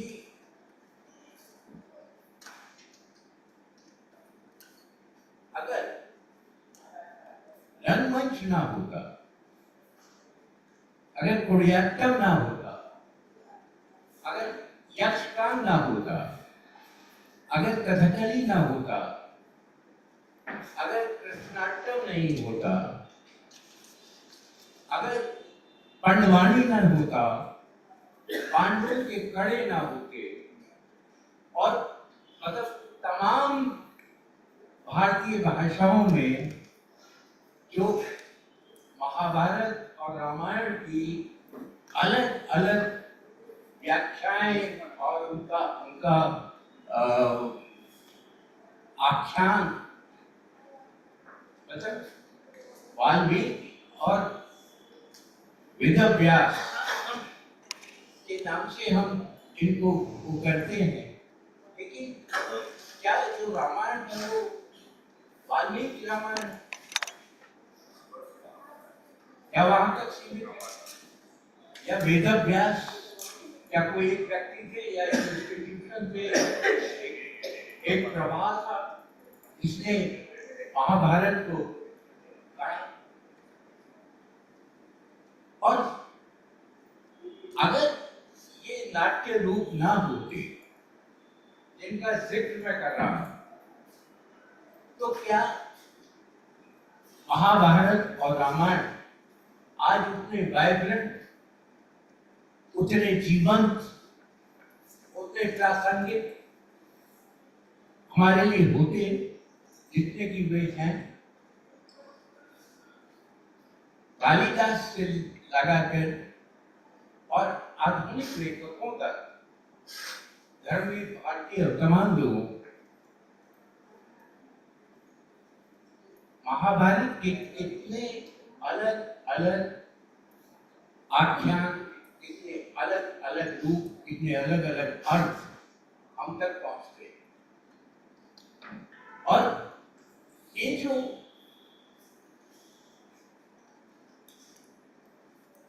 आख्यान है, इन आख्यानों का अवतरण रंगमंच और केवल रंगमंच ही संभव करता है, जहां राम रोज अवतरित हो सकते हैं, रोज अवतरित होते हैं, जहां अर्जुन आज भी जीवंत है, वो कहीं कभी भी कहीं अवतरित हो सकता है, प्रश्न अवतरित हो सकते हैं। और ये अवतरण जो है, नाटक को अवतरण भी कहा जाता है। ये अवतरण एक आख्यान का, एक विचार का, एक कथा का जो जीवंत करता है। अभी असगर भाई कह रहे थे कि लिखा हुआ शब्द और बोला हुआ शब्द का जो फर्क है, तो ये अवतरण, और ये अवतरण केवल मानसिक, केवल शारीरिक स्तर पर नहीं होगा। इसकी इतनी लेयर्स हैं, इतने लेयर्स पर थिएटर एक साथ ऑपरेट करता है कि वो रियल से ज्यादा रियल हमें लगता है। उसका जो सत्य है वो हम ये बाउच कर सकते हैं, वो वैसा ही सत्य है जैसे इस वक्त मैं यहाँ बैठकर आपके साथ मुखातिब, ये जितना सच है उतना ही सच वो रामलीला है जो रामनगर में खेली जाती है, उतना ही सच वो आलू के कड़े हैं, उतना ही सच वो पांडवानी है, उतना ही सत्य वो यक्षगान है। और उसमें जिन चरित्रों को, जिन प्रसंगों को, जिन जो हमारे कल्चर की, जो हमारी संस्कृति को स्पंदित करते हैं, उसे ऑपरेटिव बनाते हैं, उसमें उसे हम हमारे लिए एक हमारी ये कहना चाहिए कि सबकॉन्शियस का जो हिस्सा, जो एक कलेक्टिव कॉन्शियसनेस जिसे कहते हैं, उस कलेक्टिव कॉन्शियसनेस वो कैसे क्रिएट होती है। और उस कलेक्टिव कॉन्शियसनेस को करने के लिए थिएटर मुझे लगता है कि सबसे सशक्त माध्यम है। और थिएटर कभी खत्म नहीं हुआ। क्लासिकल संस्कृत थिएटर के लिए कहते हैं कि वो एक पीरियड के बाद उसकी निरंतरता उसकी खत्म हो गई, लेकिन थिएटर जिंदा रहा। दूर दराज के छोटे छोटे गांवों में, दूर दराज की भाषाओं में, और कोई भी संस्कृति बिना रंगमंच के अपने आप को या अपने आप को स्पंदित महसूस नहीं करती। रंगमंच हर संस्कृति, हर भाषा, हर सामूहिकता, हर समाज की एक बहुत गहरी जरूरत है। और इसलिए ये जो बात है कि कल्चर को जितना बेहतर तरीके और जितनी गहराई के साथ रंगमंच एक्सप्रेस करता है, मुझे लगता है कि ये कोई दूसरी कला विधा उस तरह से नहीं करती, क्योंकि वो हमारे लिए जो पौराणिक आख्यान है उन्हें हमारे लिए जीवंत करके और हमारे समक्ष से साकार हटता हुआ दिखा सकता है, और उसका एक नया अवतरण संभव करता है। शुक्रिया। इसके बाद अगर कोई वो होगा तो बात को आगे बढ़ाएं। धन्यवाद।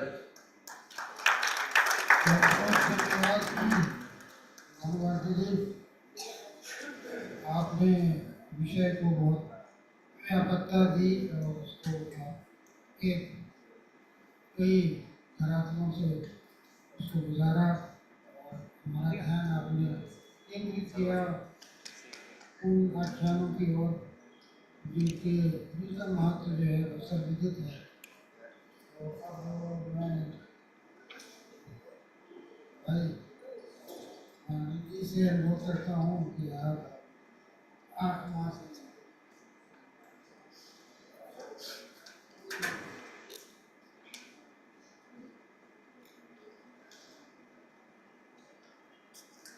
आदरणीय असगर बजाज साहब, आदरणीय भानु जी, आदरणीय अमन जी,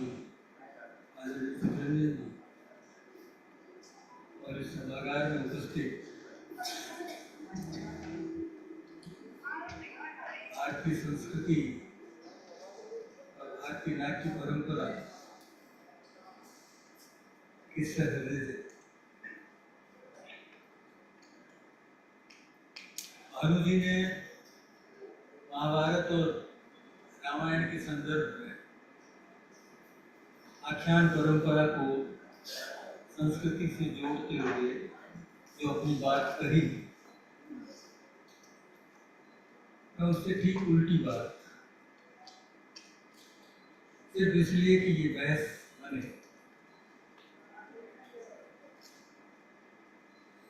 एक अमेरिकी विचारक हुए फ्रेडरिक जेमिसन, जिन्होंने उत्तर आधुनिकता पे बहुत काम किया।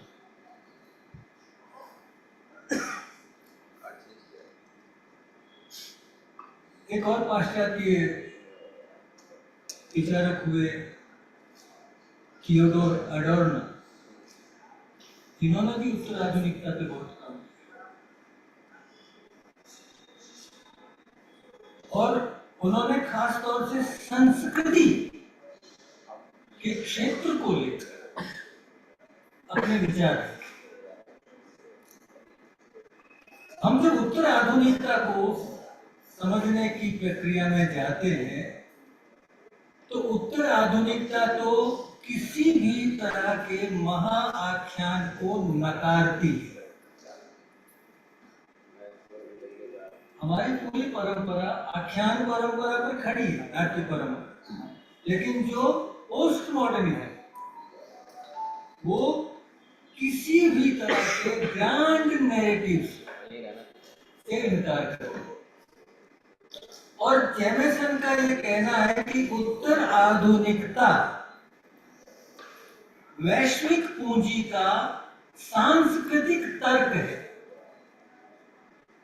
हम सांस्कृतिक अभिव्यक्ति पे बात करने के लिए खड़े हुए हैं और हमारे समय में यानी 20वीं सदी के उत्तरार्ध के बाद जो उत्तर आधुनिकता की अवधारणा हमारे सामने आती है, और अगर भारत में भी अगर हम मान लें तो 40-50 साल हो गए पोस्ट मॉडर्निज्म की बात करते हुए। और थियोडोर एडोर्नो कहता है कि संस्कृति एक महाउद्योग है। तो हम जब अपनी नाट्य परंपरा में जाते हैं और उसके बरक्स जब पोस्ट मॉडर्निज्म को रखते हैं तो अनबैलेंस्ड ऐसा लगता है कि हम क्या किसी गलत क्षेत्र में खड़े हैं। हम जिसकी पैरवी कर रहे हैं क्या वो बिल्कुल ही दकियानुसी विचारधारा का पोषण करना है? क्योंकि उत्तर आधुनिकता की जो संस्कृति उत्तर आधुनिकता के माध्यम से रची जा रही है वो असंख्य बिंबों की संस्कृति, छवियां हैं। अगर हम टेलीविजन पे लगातार देखें तो असंख्य छवियां जो आपके सामने निरंतर आती रहती है और आपको सोचने से रोकती है। इस बात को ध्यान रखिएगा, वो हमें सोचने से रोकती, वो हमारे इतिहास की बात करेगी लेकिन इतिहास पे सवाल करने से रोकेगी। उसका जो प्रमुख गुण है वो है दैहिक सुख, और यहीं से हम अपनी जो सांस्कृतिक धरोहर है, हम भारतीय परंपरा में जिसे नाट्य कहते हैं, उसकी उत्पत्ति के बीज पर जाते हैं। उत्तर आधुनिकता दैहिक सुख को ही अंतिम सत्य मानती है, वैचारिक चेतना से वो इनकार करती है। मनुष्य का जो आत्म जगत है उसे खारिज करती है। लेकिन भारतीय नाट्य परंपरा में आप याद कीजिए नाट्य का बीज कहां है? वो क्षण जब इंद्र अन्य देवताओं के साथ ब्रह्मा के पास पहुंचे, एक रिक्वेस्ट लेकर, ये पहली बार है इतिहास में, भारतीय परंपरा, ज्ञान परंपरा में देखें, देवता मनुष्य के लिए रिक्वेस्ट कर रहा है।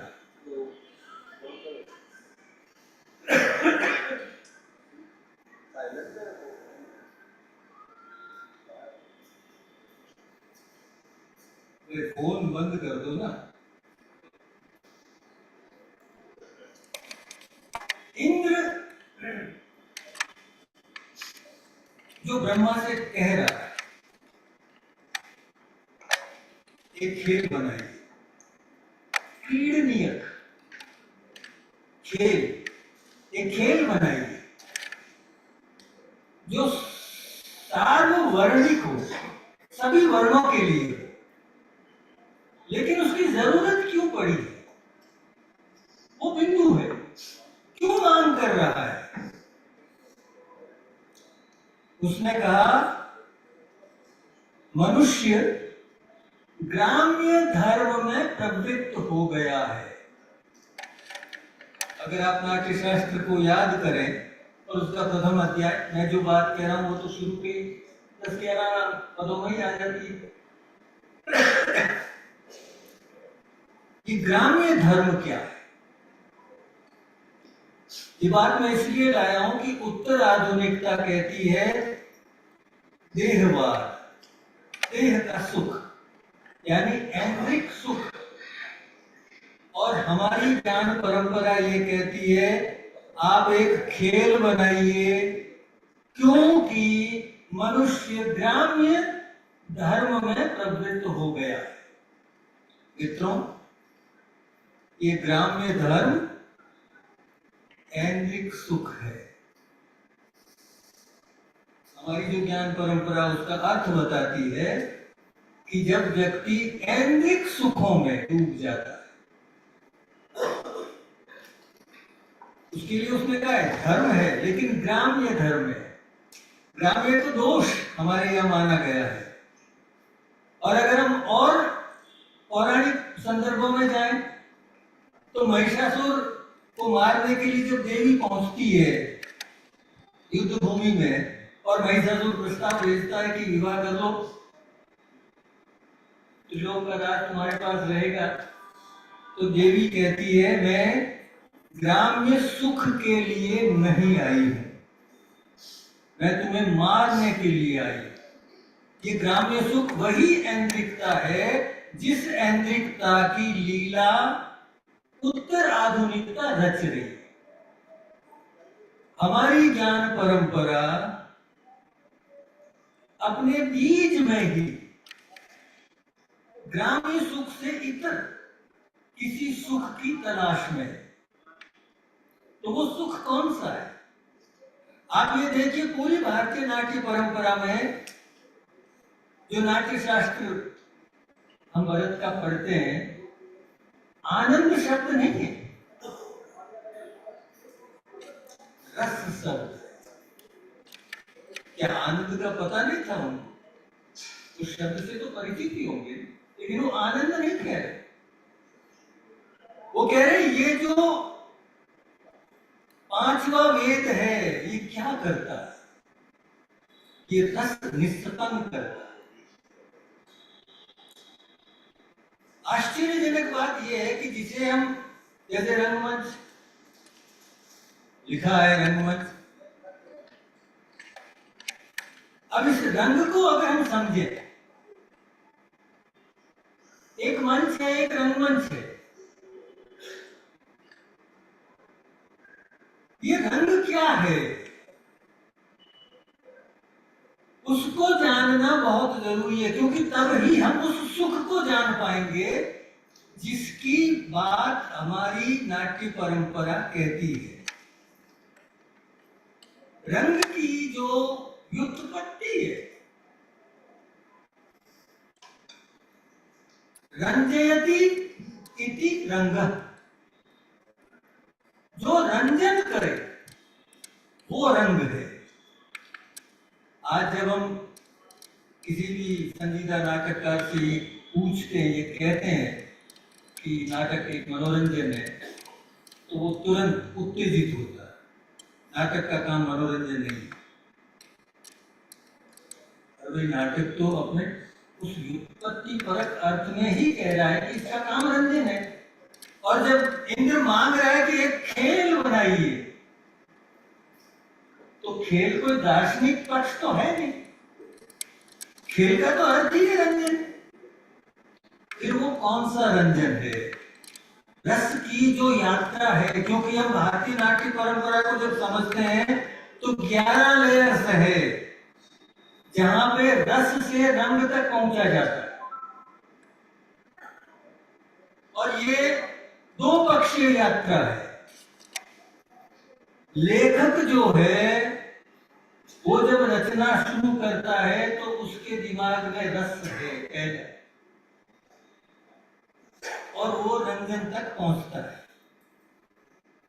लेकिन प्रेक्षक तक जब वही यात्रा पहुंचती है तो उसके पास पहला रंजन है, और उस रंजन के प्रोसेस में वो रस तक पहुंचता है। ये जो हमारी यात्रा है भारतीय नाट्य के संदर्भ में, जो हमारी सांस्कृतिक पहचान को संभव बनाती है,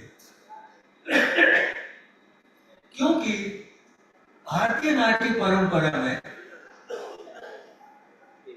नाट्य के लिए 3 चीजें आवश्यक मानी गई। पहला लोक, दूसरा वेद, तीसरा अध्यात्म। आज के समय में हम में से कईयों को ये लग सकता है कि जब वेद की बात हो गई है तो ये अध्यात्म फिर अलग से क्यों कहा जा रहा है?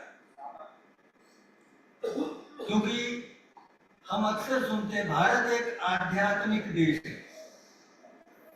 हमारी तो आध्यात्मिक परंपरा रही है, और हमारी नाट्य परंपरा कह रही है कि नाट्य के लिए 3 अनिवार्य तत्व है, लोक, वेद और अध्यात्म। तो फिर ये अध्यात्म क्या है जो नाटक के लिए अनिवार्य माना गया? और नाट्य शास्त्र तो यहां तक कहता है कि लोक को छोड़ा जा सकता है, लेकिन वेद और अध्यात्म को नहीं छोड़ा जा सकता। तो इस अध्यात्म को कैसे समझें, और अध्यात्म को एक एक्टर अपने भीतर कैसे फील करता है? एक एक्टर के लिए अध्यात्म क्या है?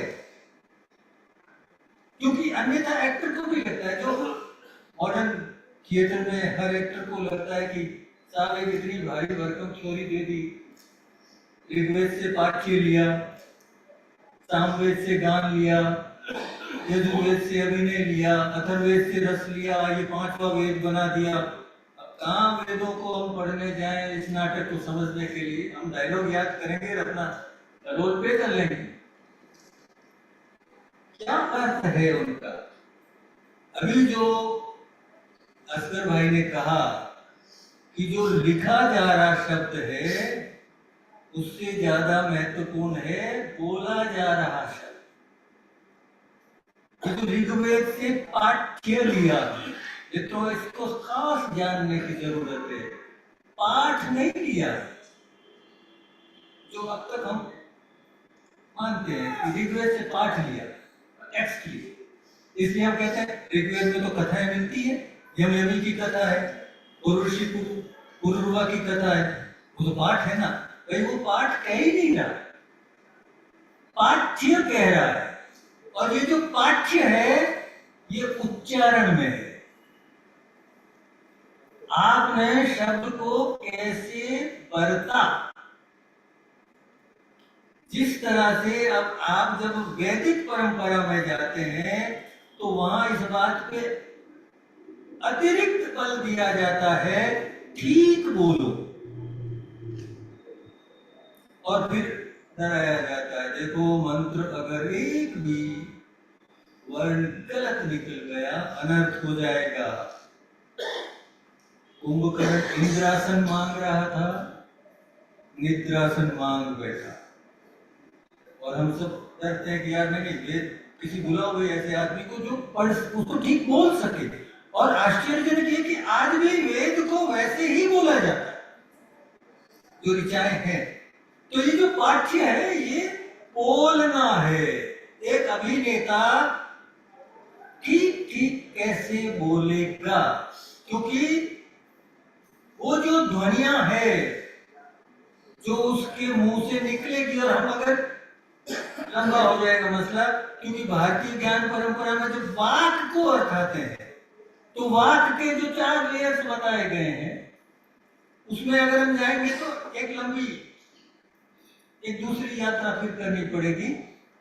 ये बोलना जो है वो महत्वपूर्ण है, क्योंकि उससे ही एक्टर खुद को कम्युनिकेट करता है। ये जो सांस्कृतिक अभिव्यक्ति है ये उस बोलने में छिपी हुई है। इसलिए वाचिक अभिनय हमारे यहाँ नंबर 1 पर है। फिर यजुर्वेद से अभिनय लिया। मैं कई मित्रों से पूछता हूँ, मैंने खुद ने यजुर्वेद सैकड़ों बार पढ़ा, कहीं अभिनय दिख जाए, कहीं कोई सूत्र मिल जाए जिसमें हो कि ये अभिनय, ये कह रहा है, कहीं नहीं लिखा। तो वेद के जो अधिकारी विद्वान थे उनसे कहा भाई ये अभिनय कहाँ है, क्योंकि हमारे 1000 साल पहले एक उद्भट विद्वान हुए अभिनव को सलाम करता हूँ, तो उन्होंने काम किया, नाट्यशास्त्र की टीका लिखी, लेकिन यहाँ वो चूक गए। उन्होंने लिखा कि जो यज्ञ करवाया जाता था और ऋषि जो यज्ञ करवाते थे तो जो इनेक्टमेंट करते थे और उस समय जो वस्त्र धारण करते थे वही आहार्य है, वही अभिनय है। क्या ऋषि कोई अलग तरह की ड्रेस पहन के आता था? विचार करें, क्योंकि 1000 साल के बाद हम विचार करने के लिए खड़े हुए। उसका वही पहनावा है, कोई अलग से नहीं पहन रहा है। जैसे कि नाट्य में एक्टर कैरेक्टर में जाते ही, आहार्य धारण करते ही चरित्र बन गया। अब वो व्यक्ति नहीं है, इतना आसान नहीं है। और वो इनेक्टमेंट क्या कर रहा है? कुछ हाथ में लीजिए, आहुति दीजिए, बोलिए स्वाहा, क्या ये एक्टिंग है? इसका अर्थ ये है कि हम ये जो सूत्र है उसको ठीक से डिकोड नहीं कर पाए। यजुर्वेद से अभिनय लिया, कैसे समझेंगे? बहुत गहरा अर्थ है मित्रों। ये जो यजु शब्द है ये 2 अक्षरों से मिलकर बनता है। अतुल भाई, यत जु। यत का अर्थ है गतिशीलता, सु का अर्थ है स्थिरता। हमारी पूरी सृष्टि इन्हीं 2 तत्वों के संयम से बनी है। और क्योंकि नाट्य भी एक नई सृष्टि है, वहां भी वही मूल तत्व को लागू किया जा रहा है कि जहां स्थिरता और गतिशीलता का संयम होगा तब नाट्य में अभिनय पैदा होगा, तब वो क्रिया पैदा होगी जिससे सृष्टि बनती है। ये है अभिनय का अर्थ। तो जब हम सांस्कृतिक अभिव्यक्ति की बात करते हैं तो भारतीय परंपरा में मैं समझता हूँ ऐसे कई तत्व हैं जिन पे हमको ठीक से बात करनी चाहिए। मेरे साथ मेरे और भी मित्र हैं जो अपनी बात रखेंगे, फिर समय मिला फिर बात करूंगा। धन्यवाद।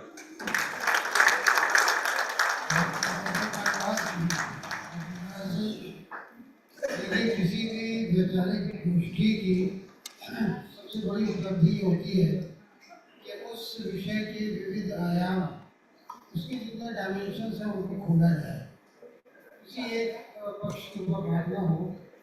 तो यहाँ आप ये देख रहे हैं कि इस विचार गोष्ठी में बहुत से पक्ष खुल गए और बहुत सी दिशाओं में ये बात अभी बढ़ जाएगी। और अब हमारे पास दो विद्वान वक्ता हैं और तो आप लोगों में से तय करना जो कहना है।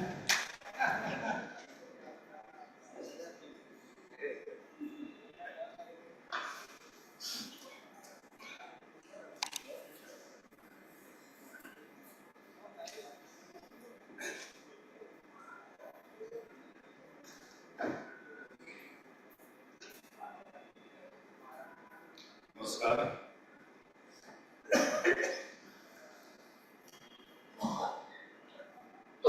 आदरणीय आचार्य जी, आदरणीय भानुभारती जी, जिन्हें हम विनम्रता से सर कहते हैं, आदरणीय अर्जुन देव चारण जी, प्यारे मित्र चित्तरंजन त्रिपाठी जी और आप सब। 2:30 बजे का सेशन ऐसा होता है कि आप क्या बोल रहे हो और सामने वाला क्या सुन रहा है, इसके बीच में कोई संवाद प्रस्थापित नहीं होता। उसको लगता है उसने सुना, बोलने वाले को लगता है हमने बोल दिया।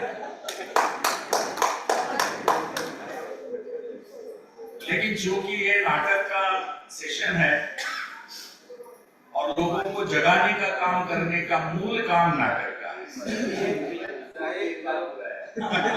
अब तक लोग जाग चुके हैं।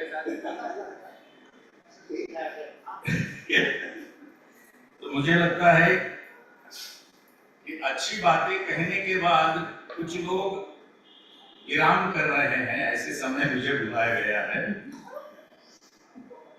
तो अच्छी बात है। मुझे लगता है कि भानु भाई और अर्जुन जी ने बहुत व्यापक रूप से इस विषय को आपके सामने रखा है। मैं इतना गहराई में नहीं जाऊंगा क्योंकि मुझे लगता है मुझे आज के नाटक की बात करनी चाहिए, उसकी व्युत्पत्ति, उसका विकास, वो कौन कौन सी प्रोसेस से गुजर गया और हम तक कैसे पहुंच गया, ये सारी बातें मुझे लगता है कि यहाँ जितने विद्वान जन हैं उनको सबको मालूम है। हम जब कल्चरल एक्सप्रेशन ये शब्द जब आता है तो उसका कॉम्बिनेशन क्या है, उसका चेहरा क्या है। ऐसा कहा जाता है कि किसी भी देश को, किसी भी समाज को अगर आपको समझना है और आपके पास बहुत ज्यादा समय नहीं है तो आपको क्या करना चाहिए, तो वहां जाके उसके 5-6 नाटक देख लीजिए। वो देश भी समझ में आएगा, वो समाज भी समझ में आएगा, उसकी संस्कृति भी समझ में आएगी और उसका व्यवहार भी समझ में आएगा, ऐसा कहा जाता है। हम जब भारतीय नाटक की बात करते हैं और जहां तक उसका जो सांस्कृतिक एक्सप्रेशन का रूप है उसके बारे में मुझे लगता है चर्चा होने की जरूरत ही नहीं है कि वो तो ग्रेट है ही, हमने मान लिया, पहले से मान लिया है, जब से नाट्य शास्त्र लिखा गया है तब से अब तक।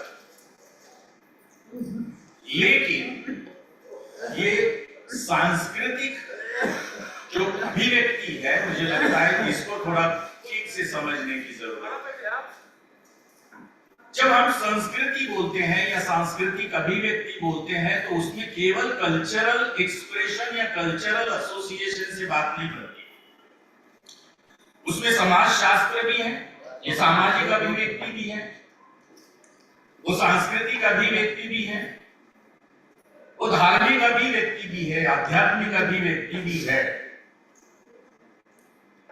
उसमें प्रचार प्रसार की अभिव्यक्ति भी है, उसके अंदर बहुत सारे एजेंडा होते हैं, जो हिडन होते हैं, कुछ ओपन होते हैं। मुझे लगता है कि संस्कृति जब शब्द आता है तो मैं अपने आप से सवाल पूछ रहा था, संस्कृति का मतलब क्या है? केवल एक लिखित नाटक को पेश करना इतना ही सांस्कृतिक अभिव्यक्ति का विचार है या उससे परे है? मुझे लगता है कि कोई भी समाज जब बनता है, घटता है, कोई भी देश पैदा होता है, उसकी निर्मिति होती है, वहां का आचार विचार, वहां का व्यवहार, उसका संस्कार, वहां की मूल्य, वहां की नीति अनीति की संकल्पनाएं, वहां की श्रद्धा अश्रद्धा के विचार, उसका कार्य व्यवहार जो है वो मुझे लगता है इस सब में आता है। वहां का लिटरेचर उसी का भाग हो जाता है, वहां का आर्किटेक्चर उसी का भाग हो जाता है। और ये सब जब पढ़ते हैं एक के ऊपर एक होकर किसी परफॉर्मिंग आर्ट से जब व्यक्त होती है, तब हम उसको कह सकते हैं कि सांस्कृतिक अभिव्यक्ति है।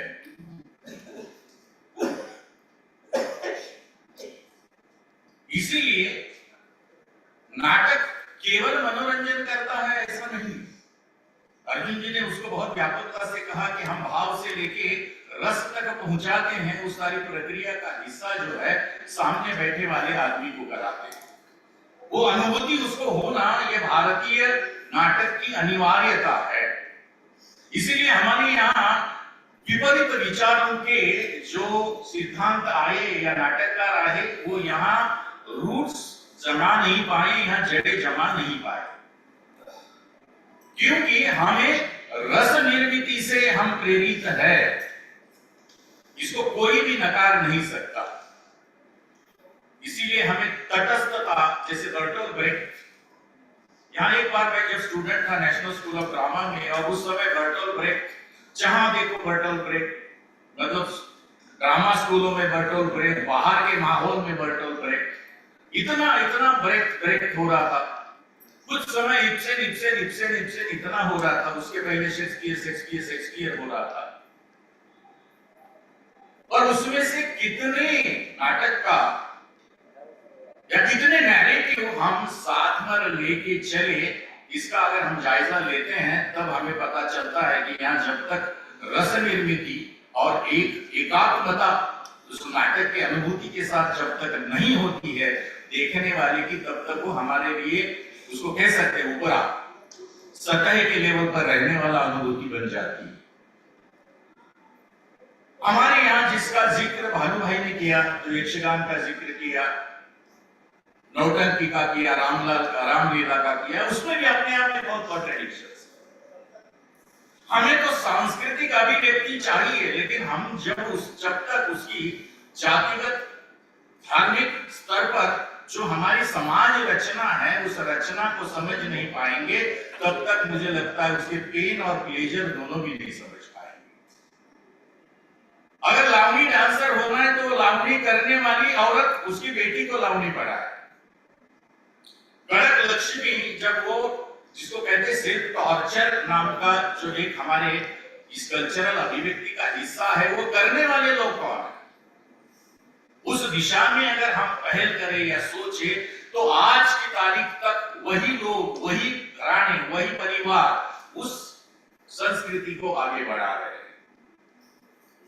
जैसे विद्यापीठीय स्तर पर मुझे लगता है कि अभी कुछ लोक कलाओं का या फोक थिएटर का प्रशिक्षण शुरू हुआ है पिछले 10-12 साल में, लेकिन उसमें जो कमर्शियल वैल्यू वाली जो लोक कलाएं, वो सारे के सारे उसको कहते हैं हाईजैक कर रहे हैं, और जो बचा हुआ जिसको कहते हैं पैशन के साथ करने की जो चीजें हैं, वो वही समाज कर रहा है, वही तबका कर रहा है जो किसी भी सामाजिक रचना की सीढ़ी पर या पायदान पर उसका कोई अस्तित्व नहीं है। एक उदाहरण देता हूं, तय्यम नाम का एक फॉर्म है जो विधि नाटक का फॉर्म है केरल में, जहां पर 30-35 फुट का हेडगियर लेके उतना ही लंबा चौड़ा कॉस्ट्यूम जो पहनना पड़ता है, और वो 12-12, 13-13 घंटा उसको सस्टेन करना पड़ता है, तब वो करने के लिए राजी कौन है? उस अभिव्यक्ति को होने के लिए राजी कौन है? क्योंकि एक दिन वो उस गांव का भगवान बन जाता है, एक दिन के देवत्व के लिए पूरी जिंदगी दांव पर लगाने वाली पीढ़ियां हमारे यहाँ भारत में है, और इसीलिए वो कल्चरल अभिव्यक्ति है।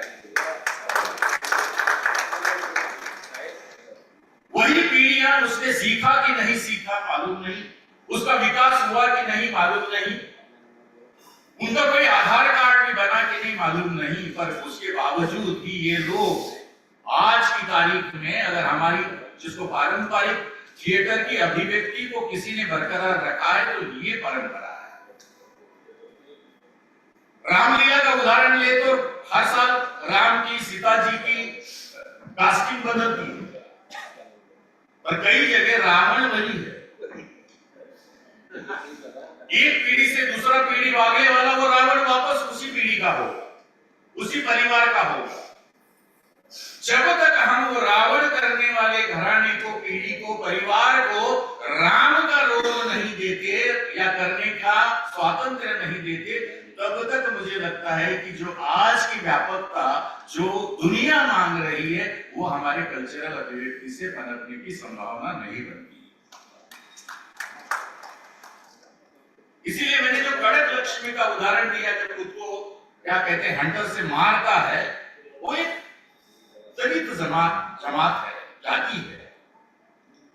हम कह रहे कि उसको ये सारा का सारा जो सांस्कृतिक अभिव्यक्ति है ये बाय चॉइस होना चाहिए।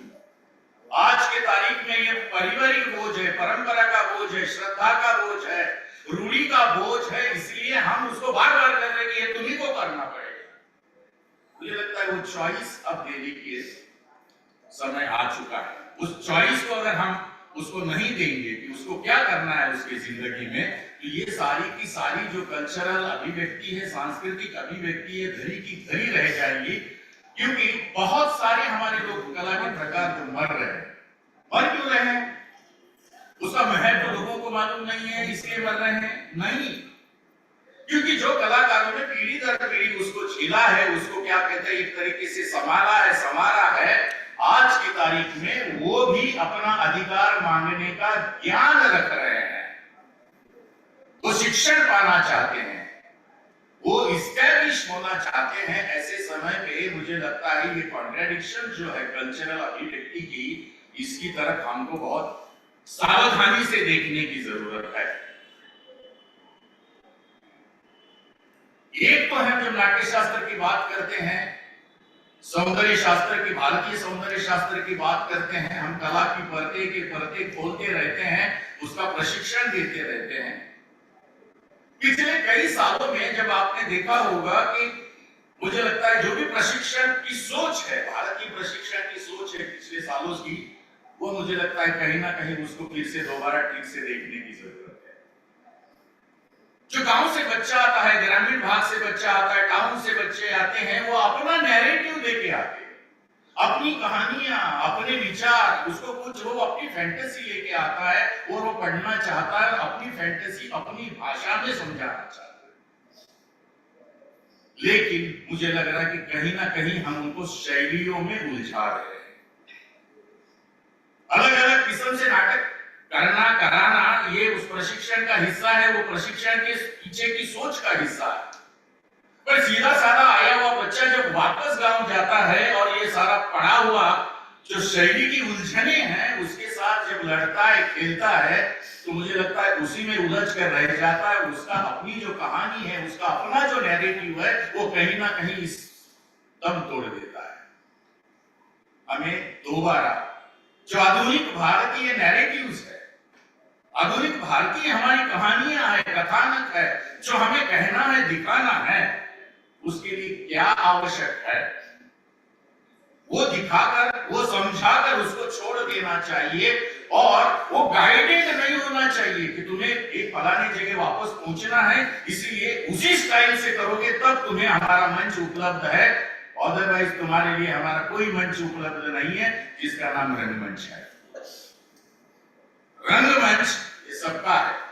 सबसे ज्यादा अगर सेक्युलर कोई बात है, सबसे ज्यादा अगर व्यापक कोई बात है, जो अर्जुन जी ने उसका जिक्र किया कि वो राक्षस लोग, असुरों के लिए और देवों के लिए, दोनों के लिए तो नाटक बनाया है। इसीलिए उसको पंचम वेद कहा है कि एक छत के नीचे कोई भी जाति का, कोई भी धर्म का, कोई भी पंथ का, कोई भी सोच का आदमी आकर अपना मनोरंजन करवा सकता है, आप खुद को समृद्ध बना सकता है, संवेदनशील बनाता है। तो इसीलिए मुझे लगता है कि उस सोच को बरकरार रखने के लिए हमें दोबारा कहीं ना कहीं अंतर्मुख होकर सोचने की जरूरत है, पूरे विवेक के साथ सोचने की जरूरत है। तो इसीलिए नाटक का काम क्या है? केवल मनोरंजन करना है। जैसा एक कुलियाट्टम का नाटक मैंने देखा था, मैं 10 दिन, मैं 2 साल केरल में था, तो उस समय पे एक कुलियाट्टम का नाटक था जिसमें एक ही लाइन थी। उस नाटक का नाम था अशोक वाटिका, और भानु भाई ने जिसका जिक्र किया वो था कुलियाट्टम शैली। रावण ने 33 करोड़ देवताओं को कैद किया है। एक दिन गुस्से में चंद्र और सूरज को भी अंधियारी कोठरी में डाल दिया। अपने आप में बहुत इंटरेस्टिंग कल्पना है ना, सूरज को कोठरी में डाल देना, वो भी अंधियारी। ये होने के बाद अशोक वाटिका जो है उसकी बहुत दिल के करीब वाली जो बात है वो सूख रही है, और माली को प्रश्न पड़ा है कि मैं इसको हर बार खाद डाल रहा हूं, पानी डाल रहा हूं, पर ये सूखी क्यों जा रही है? वो नाटक इस एक लाइन से शुरू होता था, मैं अपने राजा को ये जाके कहूं कि ना कहूं कि तुम्हारे जिगर की जो नजदीक है, दिल के करीब है, वो अशोक वाटिका सूख रही है। ये सवाल वो लोगों के सामने रखता था। अगर मैं कहूंगा तो राजा क्या करेगा, और नहीं कहूंगा तो राजा क्या करेगा, ये कंटेंट था, पर वो सारा का सारा आंगिक और सात्विक अभिनय में था। 10 दिन एक ही परफॉर्मेंस हो रहा है, एक ही स्लाइड का 10 दिन परफॉर्मेंस हो रहा है, और आगे स्टोरी बढ़ रही है। बोलूंगा तो क्या होगा, नहीं बोलूंगा तो क्या होगा। ऐसा एक नाटक मैंने 10 दिन देखा, स्पेल बाउंड। मणि माधव चाकियार ने, फेमस चाकियार थे, उन्होंने वो परफॉर्म किया था। आज की तारीख में 10 दिन हम कोई नाटक देखेंगे, हमारे पास उतना वक्त बचा है। हमें वक्त के गति के साथ और बदली हुई मति के साथ रंगमंच को दोबारा देखने की जरूरत है। इसीलिए जो नाटक होता है वो मनोरंजन है, वो रस है, वो भाव है, वो तटस्थ है, वो एनिमेशन भी है, वो जो आप मानो वो है। क्योंकि भारतीय नाटक किसी एक चेहरे का नाटक नहीं है, इसके मल्टी फेसेस है। वो पारंपरिक भी है, वो सांस्कृतिक भी है, वो आध्यात्मिक भी है, ऐतिहासिक भी है, पौराणिक भी है, वो आधुनिक भी है, वो आज का भी है, वो वंचितों का भी है, वो दलितों का भी है, वो कामगारों का भी है, वो किसान का भी है, वो प्रोटेस्ट प्ले भी है, वो बालनाट्य भी है, वो पथनाट्य भी है। जब इतने सारे चेहरे हम एक मुखौटे को लगाएंगे तब कुल मिलाकर बन जाता है वो भारतीय रंगमंच। इसमें से कितने चेहरों के साथ आज का रंगमंच न्याय करता है, ये देखने की बात है। मैं तो हमेशा कहता हूं कि नाटक का व्यवहार क्या है, आईना दिखाने का काम नाटक करता है। समाज को उसके जीवन के किसी एक टुकड़े का आईना दिखाता है, देख तेरा व्यवहार क्या है, ये दिखाकर वो अपना हट जाता है। वो व्यवहार या तो बीरबल और अकबर जैसे होगा, शुगर कोटेड, बहुत चाकू जैसे खेला होगा, गोरी है, कि आप ठेठ रास्ते पे लाके जिस तरीके का स्लोगन थिएटर करते पथनाट्य वाले, उस तरीके का होगा। या सूत्रधार जो भारतीय नाट्य परंपरा में आखिर में भरतवाक्य की तरफ आपको ले जाता है और शांति का संदेश देता है और दुनिया की भलाई होनी चाहिए, उस विचार की तरफ ले जाने वाला होता है। वो करने वाले पर निर्भर है, उसको कौन सा रास्ता अख्तियार करना है वो जानेगा। लेकिन मुझे लगता है, मेरे लिए नाटक वो है कि जो सामाजिक रचना के पायदान के आखिरी सीढ़ी पर भी जिस आदमी को जगह नहीं मिली है, जिसको हमने इंसान मानने से भी नकारा है, ऐसे लोगों की तरफ देखकर उसके पेन और प्लेजर को जो नाटक लोगों के सामने रखेगा, वो मुझे लगता है कि आज की आधुनिक अभिव्यक्ति का अहम हिस्सा बनेगा क्योंकि एक समान समता के लेवल पर, बंधुता के लेवल पर नाटक लोगों को लाता है और वो परिवर्तनशील है, इसलिए वो महत्वपूर्ण है। धन्यवाद।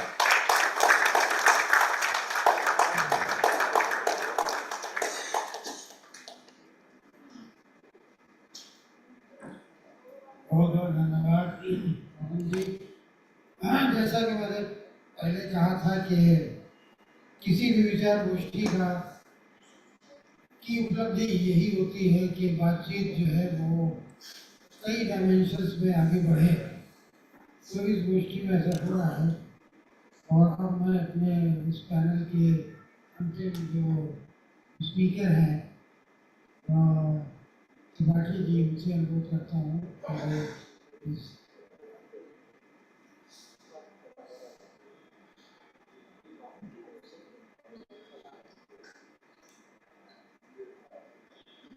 सबको नमस्कार। मंच पर मेरे दो गुरु बैठे, टीचर्स बैठे हैं, भानु जी, वामन जी, सम्मानीय भानु जी, सम्मानीय वामन जी, सम्मानीय विजय जी, सम्मानीय अर्जुन जी, यहाँ पर जितने सब गुरुजन, सबको नमस्कार। अच्छा हुआ एंड में आया मैं बोलने के लिए, क्योंकि बोलने के लिए मुझे बचा ही नहीं। और यही खतरा रहता है जब आप बड़े लोगों के साथ पैनल में आ जाते हो, तो कुछ बचता नहीं है बोलने के लिए, सुनाने के लिए या समझाने के लिए।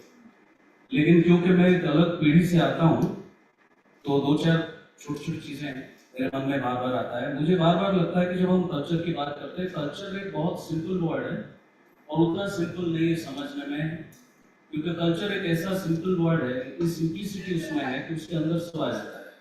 आपकी परंपरा भी, आपके खान पान भी, आपकी भाषा भी, आपके संगीत भी, आपके नृत्य भी, आपके संस्कृति खाली कह देने से नहीं होता, उसमें आपके धर्म के भी छींटे भी उसमें देखने को मिलते हैं। अब हम कहते हैं कल्चरल एक्सप्रेशन, कल्चर का मतलब क्या है? मैं सोशियोलॉजी का स्टूडेंट था, जैसे पहले बताया गया। सोशियोलॉजी में जो सबसे सिंपलेस्ट डेफिनेशन है, वे ऑफ लाइफ कहा जाता है। So what is that way of life? Is it about the present way of life, or is it about the way of life of yesterday or tomorrow? So I think a continuity होती है, तब जाके वो culture बनता है। So way of life of everything. So जब way of life की बात होती है, तो उसमें जब पास्ट भी है और फ्यूचर भी है। फ्यूचर तो किसने देखा नहीं, पास्ट थोड़ा बहुत देखा हुआ है या सुना है या पढ़ा है, तो उसका क्या होगा? हम जब इस तरह के सिंपोजियम में, सेमिनार में बैठ के बात करते हैं, बहुत ही चुने हुए लोग और बहुत ही स्पेशलाइज्ड रुचि रखते हुए लोग आते हैं, बहुत ज़्यादा समझते हैं चीज़ों को, और वो यहीं पर चाय समोसे के बाद खत्म हो जाती है। या दो चार किताब हम लिखते हैं, बहुत आपस में हम सराहते हैं एक दूसरे को, क्या बोल दिया, क्या लिख दिया, क्या बात है। लेकिन जो ये पीढ़ी, नई पीढ़ी, जो अभी जो यंग लोग हैं, वो क्या आपकी संस्कार, आपकी संस्कृति को समझते हैं? और अगर वो समझते नहीं है, वो 40-50 की उम्र में तो खुलती है, जो तीसरी नेत्र है, वो खुलने लगती है अपने आप, उसको खुलवाने की जरूरत नहीं है। तो क्या तब तक हम उसका इंतजार करें? या समाज की भागीदारी ऐसी हो कि बचपन में जब रील देखता हुआ बच्चा, या बचपन में, जैसे आप गांव की बात वामन सर बोल रहे थे, गांव का व्यक्ति जब आता है, वो अपने नेरेटिव लेके आता होगा, वो अपने बिंब लेके आता होगा, लेकिन क्या वो दस्यु रत्नाकर की कहानी सुन के आया हुआ बच्चा अभी एनएसडी में मुझे मिलेगा? ना, वो नहीं मिलता। वो रील्स पे पता नहीं क्या क्या देख के आया। सो उसकी जो बिंब है वो बहुत ही अलग तरह की कॉकटेल है।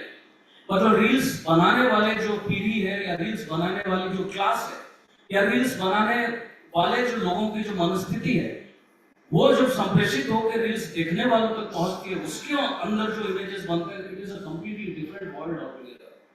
सो उसका और हमारी जो परंपरा और संस्कृति है, उसके साथ जो गैप है, उसके ऊपर हमें कुछ काम करना चाहिए। उसके लिए समाज की बहुत बहुत भागीदारी है। नाटक तो बात की बात है, नाटक के लिए समाज की भागीदारी 0 के आसपास है, बातचीत में समाज की भागीदारी 0 के आसपास है। क्योंकि मैं नहीं मानता जो लोग हम यहाँ बैठ के बात करते हैं, हमको कोई बहुत बड़े पॉपुलेशन का बहुत बड़ा हिस्सा है, तो हम तो ऐसी ही बात करके चले जाते हैं। बट नाटक की भागीदारी, जब नाट्य मंडप होता था मंदिर में, उसका रीजन यही था कि सामूहिक जीवन में नाटक एक बहुत बड़ी चीज है। तभी शाम को, दोपहर को, जब भी आरती के समय लोग इकट्ठा होते होंगे, इसलिए शायद नाट्यशास्त्र में कहा गया, जो हमने अभी भारत जन्मोत्सव में बनाया था एंथम, उसमें भरत मुनि की कुछ चीजों को लेके कि नाटक संस्कृति रक्षक, शोक विदारक, तो वो शायद इसलिए होता होगा कि शाम को जब लोग आ जाते होंगे, आरती चली, उसके बाद नाटक देखा, खुशी खुशी घर गए, किसी ने कुछ लिया, किसी ने कुछ लिया। रस तो केवल एक नहीं है, रस में खट्टा मीठा सब कुछ होता है, ये सब कुछ लेके गया, मंडप है नहीं। तो क्या हम मंडप बनाएं, क्या हम हर तहसील में एक नाटक खेलने के लिए नाट्य गृह बनाएं, और क्या हम अपने जनरेशन में, जो मेरे बाद वाला जनरेशन है, उसको हम अपनी जो छवियां है, जो छवियां संस्कृति को एक्चुअली ट्रांसमिट करता है from one hand to the other, क्या उसको हम उसके बारे में थोड़ी जानकारी दें through story telling other things, या मिकी माउस की कहानी तक हम रखें। अगर मिकी माउस की कहानी है तो फिर वो थिएटर जब वो अश्वत्थामा बनता है, मिकी माउस देखने वाला, वो अश्वत्थामा जब बनेगा वो मिकी माउस होके शुरू करेगा। तो और अश्वत्थामा बनाने वाला अगर मिकी माउस को देख के बड़ा हुआ है, क्योंकि मैं जिस जनरेशन के मेरे गुणी लोग बैठे हैं, वो उन्होंने जो किया एकदम बहुत ऑथेंटिक सब कुछ। मैं उनके बारे में बात कर रहा हूँ जो 12th में है, जो 9th में है, जो 8th में है। वो जो मिकी माउस देखने वाला है या अभी रील्स की जनरेशन है, वो संस्कृति को कैसे लेके आगे जाएगा, वो कौन सी संस्कृति की क्या परिभाषा बनाएगा, इसके ऊपर थोड़ा सा हम सबको सोच विचार करना चाहिए। और हमारे आने वाली पीढ़ी को थोड़ा सा हमें अपनी चीजों को, उन्हें कड़वी लगे पर कड़वी चीज दवाई ज्यादातर कड़वी होती है, तो कड़वी चीज कई बार शरीर के लिए ज्यादातर बार अच्छा होता है। बाकी समाज में जब 4 वेद लिखे गए, 4 वेद इतना ज्यादा लिख दिया, क्या जरूरत थी? एक लिख देते, फिर दूसरा लिख दिया, भाई तीसरा लिख दिया, क्या जरूरत थी? क्या समय था उनके पास? क्या समझ का मंथन था कि नहीं इसके बारे में, इसके बाद और क्या रहेगा? जब अथर्ववेद तक पहुंच गए लोग, उस जमाने में हजारों साल पहले एस्ट्रोनॉमी के बारे में बात कर रहे हैं। वेस्टर्न साइंस ने आपको एस्ट्रोनॉमी के बारे में बोला, हम सब चौंक गए। हमने कहा क्या बात है, लेकिन आपके एस्ट्रोनॉमी के बारे में वहां भी बात हो चुकी थी। वो सब होने के बाद पंचम वेद लिखने की जरूरत शायद इंसान को इसलिए पड़ी होगी, जिस वजह से हमें ये टॉपिक की जरूरत पड़ेगी कि भाई बिना संस्कृति के खाली साइंस, टेक्नोलॉजी, मेडिसिन, इसके डेवलपमेंट करके हम समाज को कहाँ लेके जाएंगे? आपको संस्कृति के ऊपर सोचना पड़ेगा। तो पंचम वेद लिखा गया और संस्कृति का एक समावेश जो है, एक गार्लैंड के तरह नाटक आता है, आपके सामने पेश करता है संस्कृति को, तो वो सब किया गया। तब जब हम विकसित भारत के बारे में बात करते हैं, हम चांद पे जाके प्लॉट खरीदने की बात कर रहे हैं, उस समय अगर हम फिर से ध्रुपद, धमार और कथकली और कथक और ये सब चीजों के बारे में थोड़ी जागरूकता समाज लाए। समाज बहुत उदासीन है, खाली बातें करने में हम बहुत आगे हैं, लेकिन एक्चुअली सो बातें कम, काम ज्यादा। जय हिंद।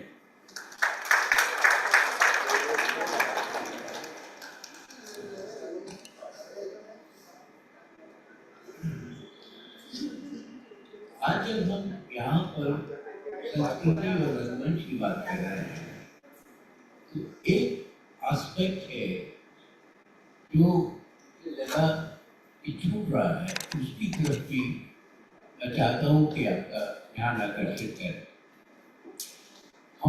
हम जिस समय में रह रहे हैं, ये वो समय है जब भाषाएं, संस्कृतियां और तमाम चीजें, उत्तर आधुनिकता की बात कर रहे थे, मतलब ये सारी चीजें एक सिरे से इरेलेवेंट होती जा रही हैं और सिर्फ बाजार वो रेलेवेंट है। हर चीज, वो चाहे संगीत हो, चाहे नृत्य हो, चाहे साहित्य हो, हर चीज का व्यापार, और जो चीज व्यापार लायक नहीं है उसका कोई महत्व नहीं है। अब ये जो रंगमंच है, माफ कीजिए, ये एक ऐसी विधा है जिसे डब्बे में बंद करके मार्केट नहीं किया जा सकता, और यही वजह है कि आज रंगमंच पर बहुत गहरा संकट है। और मित्रों, रंगमंच पर जो संकट है, अगर रंगमंच पर संकट है तो मान लीजिए संस्कृति पर संकट है। और लोग ऑलरेडी ये बात कहने लगे हैं कि आज से बहुत जल्दी वो समय आने वाला है कि जब होमो सैपियन की पहचान होमो सैपियन के रूप में नहीं रह जाएगी। सैपियन लैटिन में आप सब जानते हैं कि सैपियन का मतलब विजडम क्या, तो मतलब वहां से होमो गायब हो रहा है। जैसे कि बहुत सारी मानव प्रजातियां पहले गायब हो चुकी है और अब जो एक प्रजाति जिसे हम मानव के रूप में चिन्हित करते हैं वो होमो सैपियंस के रूप में आज जाना जा रहा है।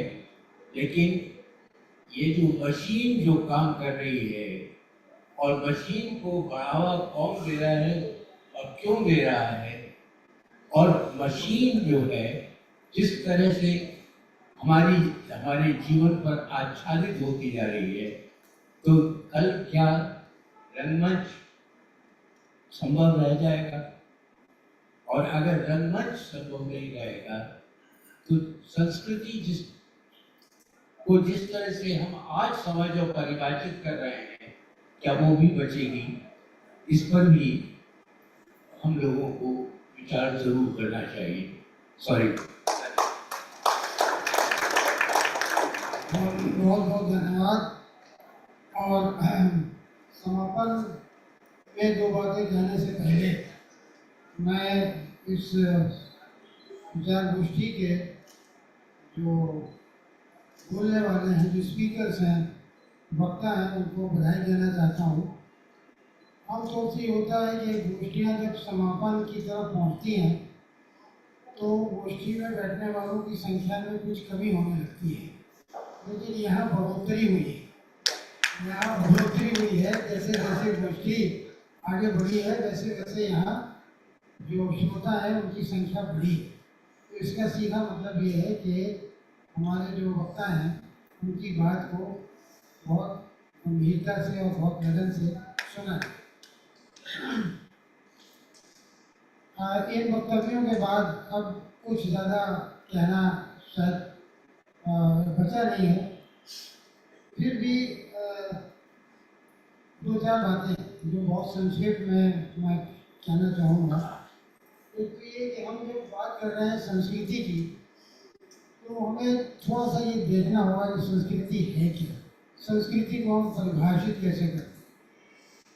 तो हिंदी के बहुत बड़े विद्वान आचार्य हजारी प्रसाद द्विवेदी, उन्होंने संस्कृति के बारे में बहुत लिखा है, बहुत निबंध हैं उनके, और उनकी एक परिभाषा है जो शायद सभी लोगों को मान्य होती है। उनकी परिभाषा ये है कि जीवन में जो कुछ श्रेष्ठ है, जो कुछ श्रेष्ठ है वो संस्कृति है, और चूंकि जो कुछ श्रेष्ठ है वो संस्कृति है, इसलिए वो सब स्वीकार है, सब उसको स्वीकार है। तो इस प्रकार से हम देखते हैं कि नाटक चूँकि एक तरह का मास मीडिया है, लोगों के लिए नाटक होता है, लोगों के लिए नाटक होता है, तो इसलिए उसमें कोई भी ऐसा विचार या कोई भी ऐसी बात जो सर्व मान्यता के खिलाफ हो, उसके अगेंस्ट हो, वो वहाँ नहीं हो सकती। इसका मतलब क्या हुआ कि नाटक जो है वो स्वतः मजबूरी में कहिए या ये कहिए कि अपने इच्छा से कुछ ऐसी वैल्यूज आपके सामने रखता है जो लोगों को एक्सेप्टेबल होती हैं, और वही संस्कृति है, वही संस्कृति है कि वो लोगों तक अपनी जो बात पहुंचाता है वो बात ऐसी होती है कि वो लोगों के अपने दिल की बात होती है, और उनको लगता है हाँ हम यही जानते हैं, यही सुनते हैं, यही कहना चाहते हैं। तो ये एक बहुत बड़ी बात है, ये इनहेरेंट क्वालिटी है नाटक की कि वो सांस्कृतिक चेतना उसके अंदर होती है, उसके बिना नाटक संभव भी नहीं है। दूसरी बात जो महत्वपूर्ण है मेरे ख्याल से कि नाटक उन बंधनों को तोड़ता है जो बंधन हमने समाज में बना रखे हैं, जो हमने बंधन बना रखे हैं उन बंधनों को तोड़ता है और मनुष्य को मनुष्य से जोड़ता है। संस्कृति की, महान संस्कृति की सबसे बड़ी पहचान ये है कि वो मनुष्य को मनुष्य के साथ जोड़े। ये नाटक जो है ये करता है। ये भी नाटक के अंदर अपनी क्षमता है, उसके अंदर क्वालिटी है। तीसरी बात जो महत्वपूर्ण है और जो नाटक की सांस्कृतिक पक्ष के ऊपर रहती है कि नाटक जो है वो एक समय और भूगोल की सीमाओं को पार कर जाता है। नाटक समय और भूगोल की सीमाओं को पार करता है। इसका पार करना अपने आप में इस बात का प्रमाण है कि उसके अंदर कुछ ऐसा है जो सबको सब समय स्वीकार होता है, जिसको सब लोग मानते हैं और उसमें समय की कोई और भूगोल की कोई बाधा नहीं होती। हमारे नाटक जो है वो विदेशों में और घर और समय की सीमाओं को पार कर जाते हैं, भूगोल की सीमाओं को पार करते हैं। तो ये अगर इनके अंदर सांस्कृतिक चेतना न होती तो निश्चित रूप से ये भूगोल और समय की सीमाओं को पार नहीं कर सकते। तो इसलिए ये तीन जो पक्ष है ये मैंने कहा आपके सामने रखने के लिए अंत में, और मैं बहुत आभार विशेष रूप से मंच में बैठे हुए हमारे वक्तागण और सभा में बैठे हुए इतने जन आप लोगों का सबका बहुत आभार कि आपने इस गोष्ठी को सफल बनाया। बहुत बहुत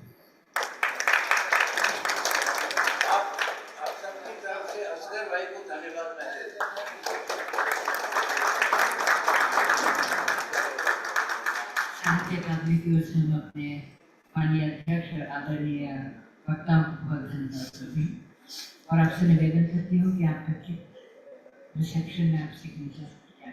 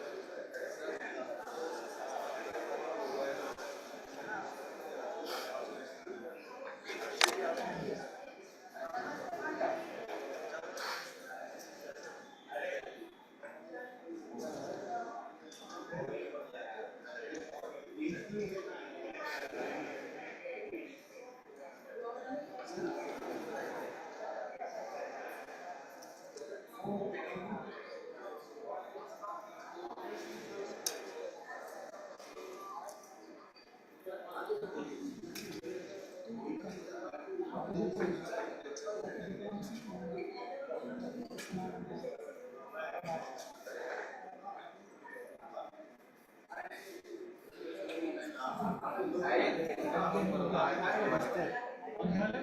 वाला बंदा यार बहुत देर से गायब है, कहाँ है? नहीं मतलब फोटोग्राफर है ना?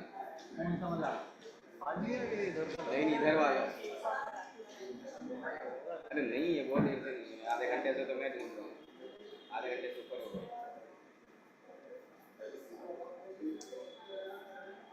उनको बोलो लैंप के पास आ जाओ, लैंप के पास। सबके नंबर नोट कर लो। नंबर तो अब जाके मिले तब तो जब से नंबर नोट कर रहे हैं ना तभी से ढूंढ रहे हैं, कितनी करोगे देख लो। नहीं है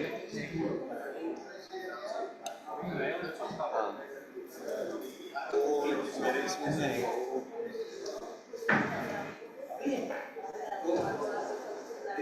ये आपको मिल सकते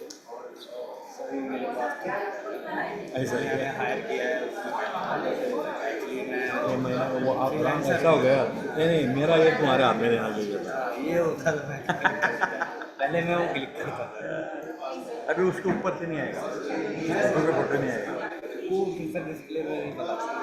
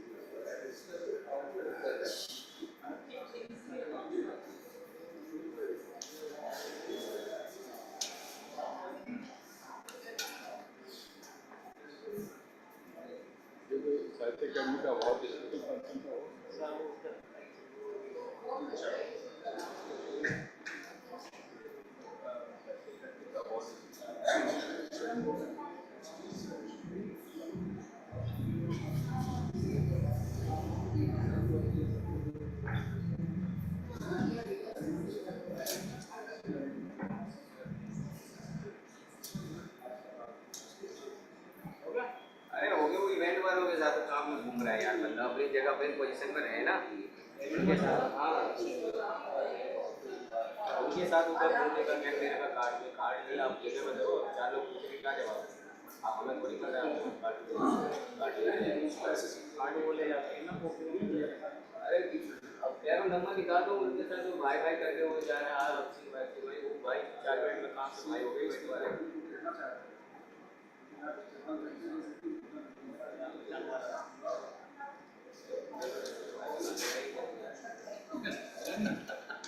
कह रहा हूँ कि आदमी को गाड़ी दे रहा कहाँ तक खाते हैं जब भी ना पाएंगे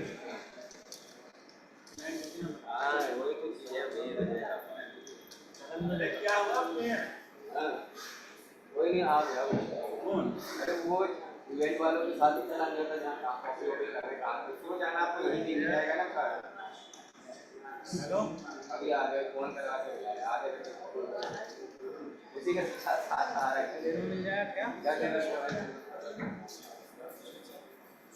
मैं जा रहा हूँ बोल के तुम्हारे पास कार्ड नहीं है क्या अभी चलो मैं कराऊँ कोई दिक्कत और बाकियों का नंबर लिखवाना है तो उसके साथ देने चाहिए वहाँ से नंबर नहीं दे सकते आप खड़े हो गए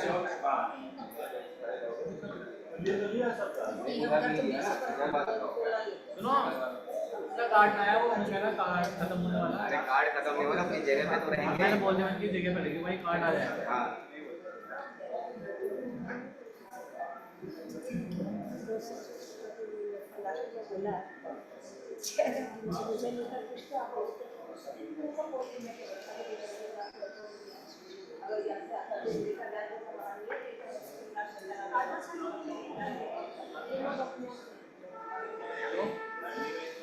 नहीं रहना, फिर मत जाना, फिर भोजन दे रहो, ठीक है ना?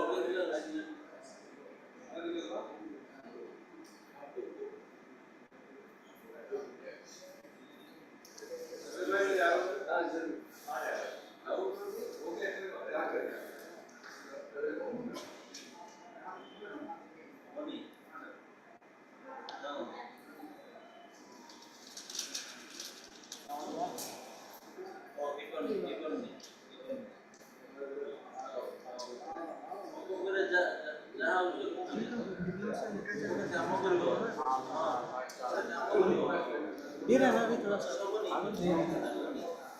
4:30 बजे बता रहे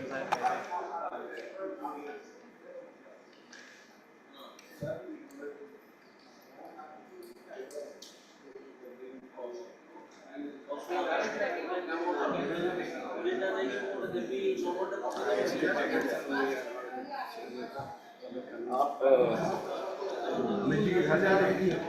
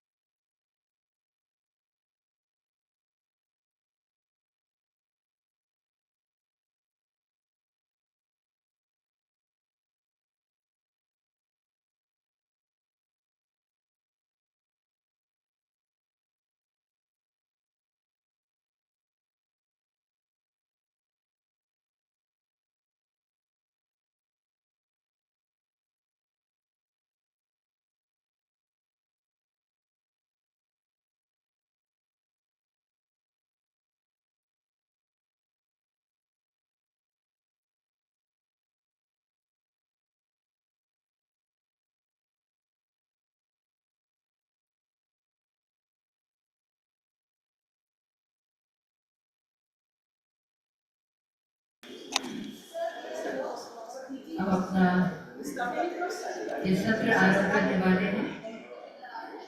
मैं सत्र के अध्यक्ष एवं वक्ताओं से निवेदन करती हूँ, कृपया मंच पर अपने स्थान पर।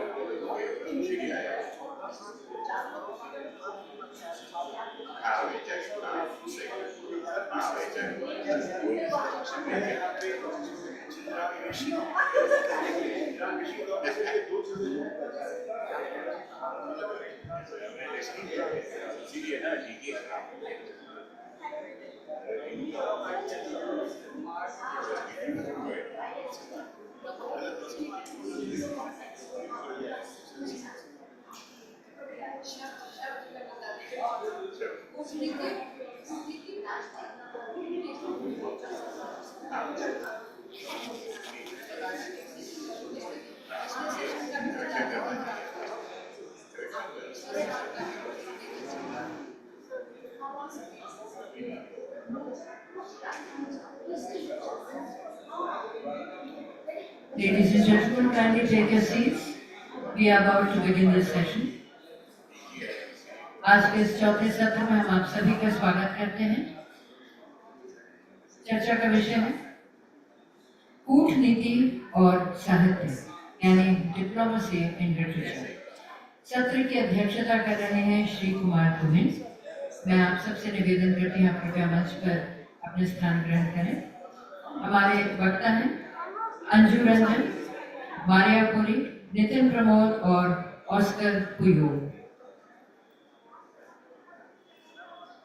I request the Honorable Chair and the speakers to kindly take their places.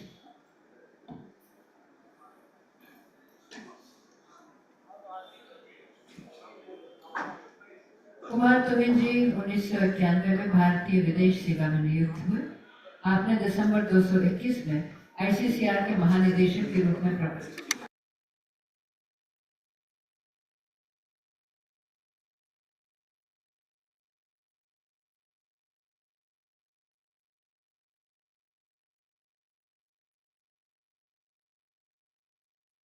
Served in the Ministry of External Affairs in New Delhi in various capacities. He is the General Council member of the Sahitya Academy. Anju Ranjan is a senior officer of the Indian Foreign Service. Currently, she is working as Deputy Director General in the Indian Council for Cultural Relations, Government of India. आपने Indonesia, Nepal, Scotland और Johannesburg में भारत का प्रतिनिधित्व किया है। आप विदेशों में हिंदी को बढ़ावा देने की कोशिश कर रही हैं और विभिन्न कार्यक्रमों के माध्यम से हिंदी को लोकप्रिय बना रही हैं। She is a vivid writer and has written various books in Hindi. For example, प्रेम के विभिन्न रंग and कोरोना के दौरान, for which she has recently been awarded by नई धारा रचना सम्मान for Mercy Corona Diary. Maria Puri is an independent scholar and translator. Her publications include a book on Delhi in Polish. She also has a number of translations of Polish literary works into Hindi. At present, she is working with Dr. Monica on the translation of Gitanjali Shri's novel Red Samadhi into Polish. Nitin Pramod is an Indian Foreign Service officer of the 210 batch and is currently working as director in the Ministry of External Affairs, Government of India. आप प्रयागराज से हैं और आपने अंग्रेजी साहित्य के साथ साथ संस्कृत साहित्य का अध्ययन करने के अलावा प्रतिष्ठित इलाहाबाद विश्वविद्यालय से हिंदी साहित्य में स्नातकोत्तर की पढ़ाई की है। आप एक प्रख्यात कवि, लेखक, विद्वान और अब आपने गीतकार के रूप में भी लिखना शुरू कर दिया है। आपने दिल्ली, खजुराहो, ओरछा, प्रयागराज और कई अन्य स्थानों पर आयोजित साहित्यिक उत्सवों में भाग लिया है। Shri Nitin Pramod has been conferred honorary Vidya Sagar and Vidya Vachaspati by Vikramshila Hindi Vidyapeeth. Oscar कोयोल ने बनारस हिंदू विश्वविद्यालय से संस्कृत में BA और MA की पढ़ाई की, जहां आपने संस्कृत व्याकरण की पांडुलिपि, तंत्र प्रदीप के सामर्थ्य पर संस्करण पर PhD की है। आपकी पुस्तकें एवं संस्कृत से कई पुस्तकों आपने अनुवाद किया है। He has also published the Sanskrit Catalan Dictionary and the Sanskrit Spanish Dictionary of 64,000 words, which for the first time includes the etymologies of contemporary philology and those of the Indian grammarians. In 2002, he has helped in establishing Casa Asia in Barcelona. He founded the 2007 the Instituto Cervantes of New Delhi. I request the Chair, Shri Kumar Tohenji, to kindly take over the proceedings of this session.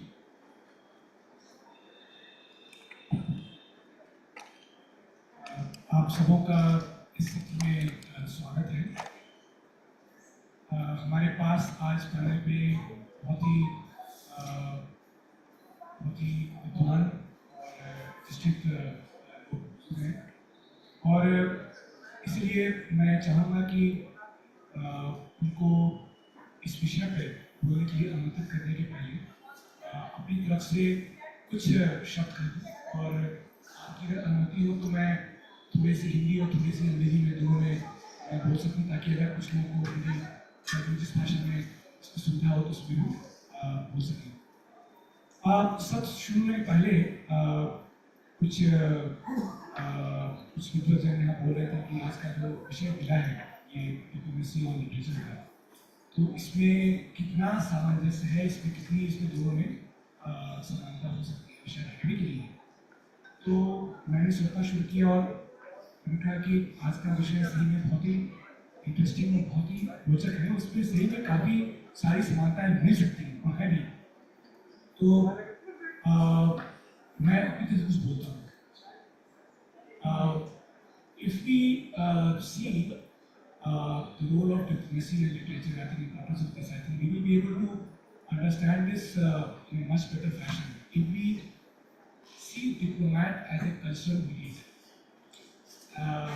Also, since diplomat who is expected to promote his culture and interests abroad, therefore it is extremely important for him to be well versed with the literature of his country and also different traditions, so that when he interacts with other diplomats, other countries, he is able to represent his country as well. Let me just mention 3 or 4 broad points that come to my mind, and then I will like to invite other panelists to join and comment on that. The first point which I would like to mention is that making of diplomacy and making of literature is quite analogous. In fact, in so far as both of them are invested in story making in terms of linguistic and literary excellence, in terms of code understanding, switching, recognizing patterns, and also very creative manipulation of interpretations. दूसरा जो इस विषय में मैं बिंदु रखना चाहूँगा वो ये है कि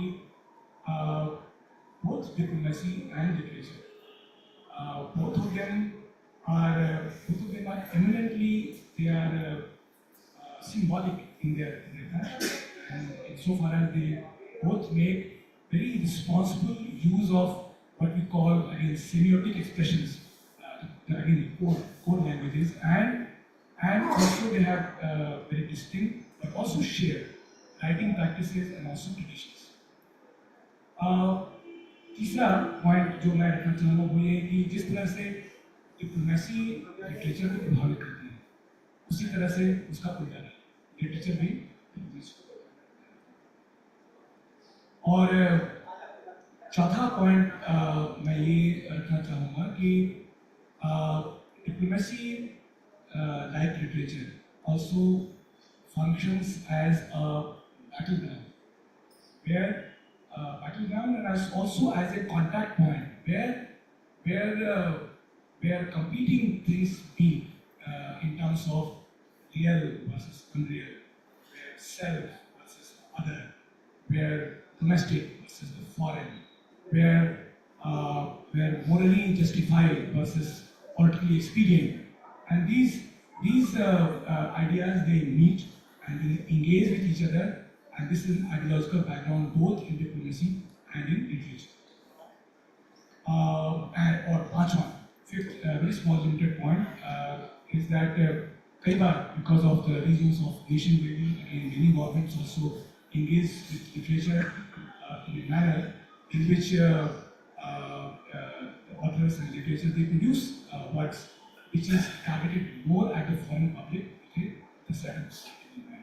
This is, I think, what I've already spoken much longer than I think chair should speak in the beginning. But this is what I thought I will lay, I think, a broad framework, and let me invite my distinguished panelists to add their views. So maybe I should begin with lady first, to my right. Thank you, sir, and thank you, fellow panelists. I'm very happy to share stage with my boss, Shri Kumar Tugin, and who is excellent diplomat, excellent boss, excellent human being. Not just because he is my boss, because he has a reputation of being good in our ministry. I'm very lucky to have him here and sharing the stage with him. To my right, we have Oscar Kujo, who has been very renowned in the translation. His latest work is Mahabharata, Gita, and he has got it published also. We have Maya ji, who is like, who doesn't know her? She is like very famous now. And we have Nikki, who is a junior colleague and writing very good songs and literature. So, sir, you rightly said that when we go abroad, we have to be like in the confluence with so many things.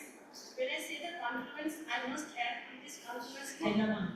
The dilemma we have is like whether we should be morally correct or whether we should be like politically correct.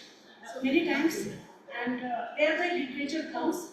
जब आप साहित्य को पढ़ते हैं तो हमेशा आपको एक सुझाव मिलता है कि हमें कितना मोरली करेक्ट होना है और कितना हमें पॉलिटिकल ध्यान देना है। मैं बहुत सारे देशों में पोस्टिंग कर चुकी हूँ और मैं इंडोनेशिया से मैंने शुरू किया और बीइंग अ वुमेन डिप्लोमेट, अभी अंतर्राष्ट्रीय महिला दिवस जस्ट बीता है, तो मैं उस एंगल को हमेशा देखती हूँ। किसी भी देश को मैं तभी इम्पावर मानती हूँ जब वहाँ की औरतें इम्पावर्ड होती हैं, क्योंकि हमें जब एज ए डिप्लोमेट बाहर भेजा जाता है तो कहीं ना कहीं हम अपने देश से इस सेंसिटिविटी को भी लेके जाते हैं कि भारत के पास ऐसे वीमेन डिप्लोमेट हैं जो भारत का बाहर प्रतिनिधित्व कर सकते हैं। तो जब मैं इंडोनेशिया में गई तभी मुझे ऐसा लगा कि नहीं, भारत कई मायने में दूसरे देशों से बहुत आगे है, जहाँ पर अभी के बैचेस में कम से कम 50% वीमेन डिप्लोमेट हैं। और हमें जो है, जैसे अभी एक सीरियल आया है जिसमें कहा था कि जो औरत घर संभाल सकती है वो देश भी संभाल सकती है और विदेश भी संभाल सकती है। तो हम उस मानसिकता से जाते हैं और वहाँ पर उनसे तालमेल बिठाते हैं। बहुत सारे ऐसे मुद्दे होते हैं जहाँ पर हमें सहमति से अधिक हमें उनकी सिंपैथी चाहिए होती है हमारे देश के लिए, क्योंकि उस देश से ज़्यादा उस देश के लोगों के इसमें हम अपने एक्शन को सही ठहराने की कोशिश करते हैं। तो ऐसे में जब तक आप उस देश का हिस्ट्री नहीं जानते, उस देश का जो सेंसिटिविटी है, लाइन ऑफ एक्शन है, वो नहीं जानते, तब तक आप उस देश के हिसाब से अपने देश के हित में काम नहीं कर सकते। और दोनों देशों के बीच तालमेल बिठाना जो डिप्लोमेसी है उसका सबसे बड़ा ऑब्जेक्टिव है, और उसमें लिटरेचर बहुत बड़ा रोल अदा करती है, क्योंकि तो अगर आप उस देश के सेंसिटिविटी और उसके लिटरेचर को आप समझेंगे तब आप अपना ऑब्जेक्टिव बहुत अच्छे से पूरा कर सकेंगे, अपने देश के ऑब्जेक्टिव को बहुत अच्छे से पूरा कर सकेंगे। उदाहरण के लिए भी मैं दक्षिण अफ्रीका में थी।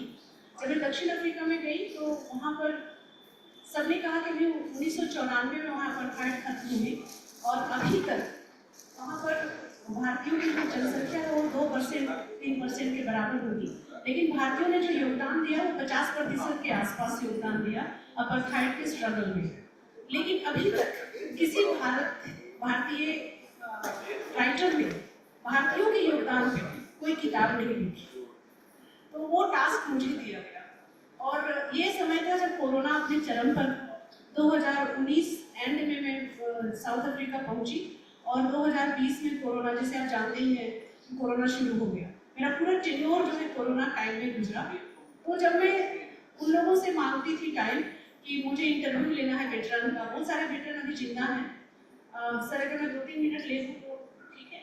तो ये कहानी बहुत इंटरेस्टिंग है, नॉट बिकॉज कि ये आने वाली मेरी किताब है, पर मैं ये समझाना चाहती हूँ कैसे आप लोकल सेंसिटिविटी के हिसाब से काम करते हो। तो वो जो वेटरन है वो काफी बूढ़े हो चुके हैं, कोरोना का समय है और मैं उनका इंटरव्यू लेना चाहती हूँ। फॉर एग्जाम्पल मैं कुआं धुपेलिया मिस्त्री का इंटरव्यू लेना चाहती हूँ जो गांधी जी के ग्रेट ग्रैंड डॉटर है, पर वो मुझसे मिलने को तैयार नहीं है क्योंकि वो कहती है कि नहीं, मैं नहीं रिस्क ले सकती क्योंकि मैं क्वारंटाइन में रहूँगी और जब तक कोरोना खत्म नहीं हो जाता, जब तक सब कुछ नॉर्मल नहीं हो जाता, मैं मिल नहीं सकती। मुझे एक टाइमलाइन दिया गया कि मुझे ये किताब जो है वो जून 2022 तक सबमिट करनी है, लिख करके और इंटरव्यू लेकर के। मैंने टारगेट बनाया कि मैं 50 ऐसे लोगों का इंटरव्यू लूँगी जो अपार्थाइड में बहुत एक्टिव रूप में पार्टिसिपेट थे, जिनको करते थे और जिनका परिवार बहुत एक्टिवली पार्टिसिपेट करता था। तो अब आप क्या करेंगे? Here the literature and diplomacy both will come into the play. And what I did was I said, okay, I'll send you my question, you see and then you answer. जब उन्होंने answer किया फिर मैंने उनको कहा कि जो apartheid है उसमें भारतीयों के योगदान पे मैं लिखना चाहती हूँ और आपका इंटरव्यू इसलिए भी जरूरी है क्योंकि महात्मा गांधी ने भारत के स्वतंत्रता संग्राम में जो योगदान दिया था, आपका योगदान उसी कड़ी में साउथ अफ्रीका के लिए योगदान है।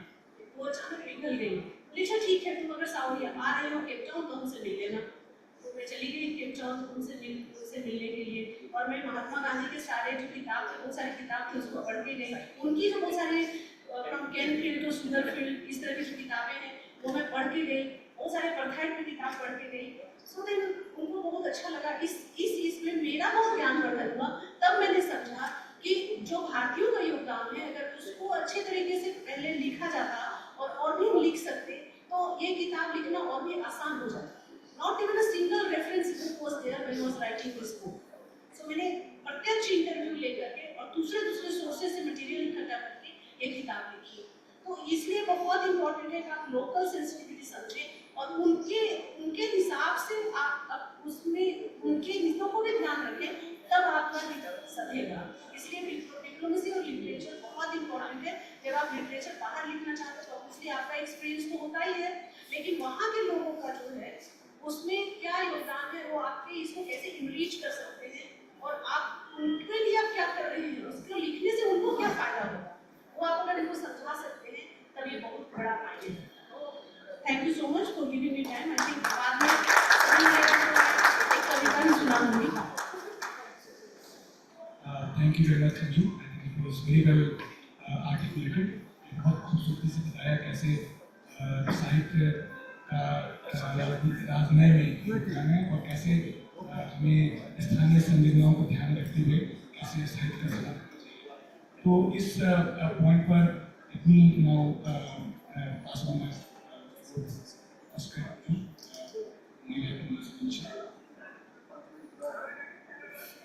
Thanks very much. Well, I would like to start commenting on your words because I think Mrs. Kumar Tuhin, he said one thing which I think is very important for the context of this discussion, and it is that diplomacy and literature are analogs. And you have a series of reasons why, like fiction making, both are fiction making, linguistic performances, said very rarely, code switching, recognition scenes, and theatrical manipulations.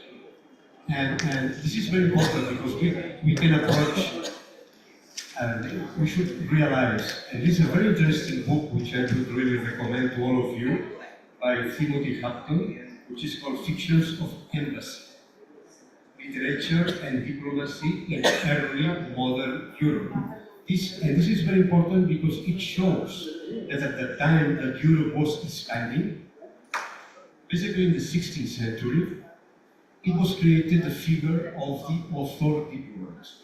The diplomat who will go through the world, and Europe was in a big colonial expansion, and he will report what he sees, write whole books, and we have many instances of that, of diplomats writing books in the 15th century about places that were discovered to the European mind. And that was very important because diplomacy and literature, our author says that by the 16th and 17th century, a new kind of literary spirit was growing in Europe.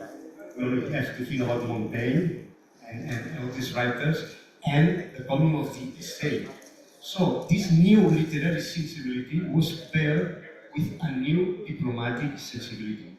And it was, you know, a very strong relation between literature and diplomacy in the 16th and 17th century in Europe. And that was very important because diplomats knew very well that narrative is all important when you want to make your diplomatic statement. So this is the first thing that I would like. It is also, you should also understand the connections between literature and new nation states. This is very important. Because when new nation states were being formed in the 15th, 16th, 17th century in Europe, and this was completely new, these nation states adopted the idea that one nation, one language, one people, and one common narrative. And then all these new nation states started looking at their traditional literature to find what we call now national ethics. The idea of a national ethic was very important. Say, in Spain, for instance, we also, our national ethic was the Cid, the figure of the Cid. For the French was the chanson of Roland, and they built their identity through the chanson of Roland. And the British has built Wolf and other things that got this importance about that if you want to build a nation, you need a national ethic. And you must search into your literature for this nationality. We have a clear example in India with the Ramayana and Mahabharata, of course, is there.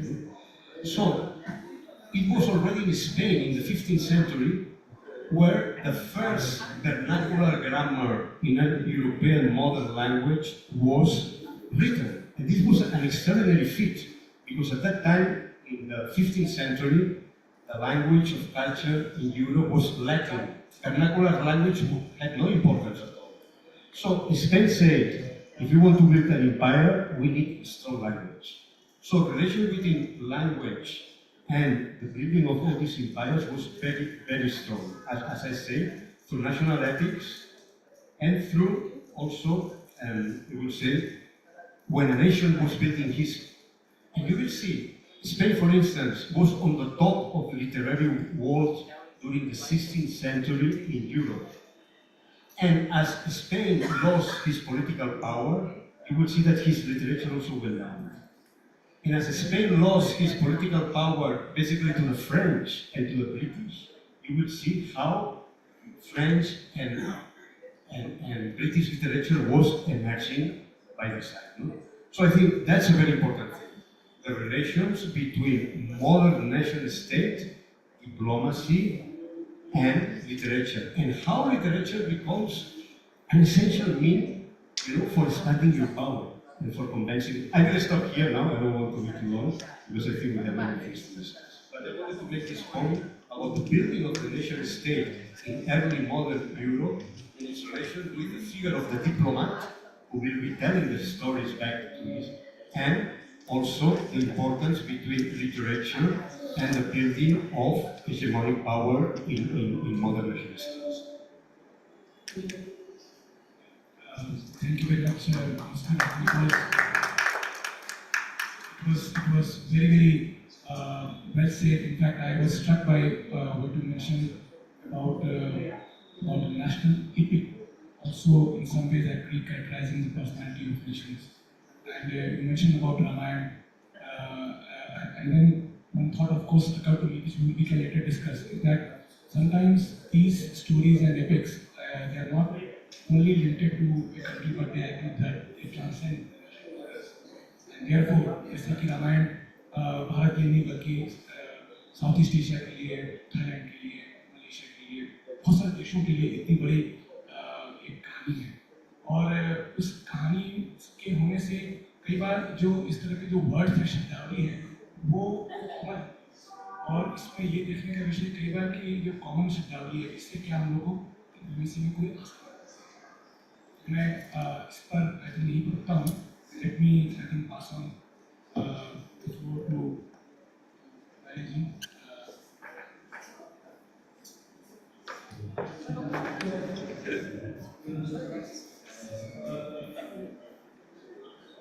Thank you very much. I'll be speaking in English because I feel that it's really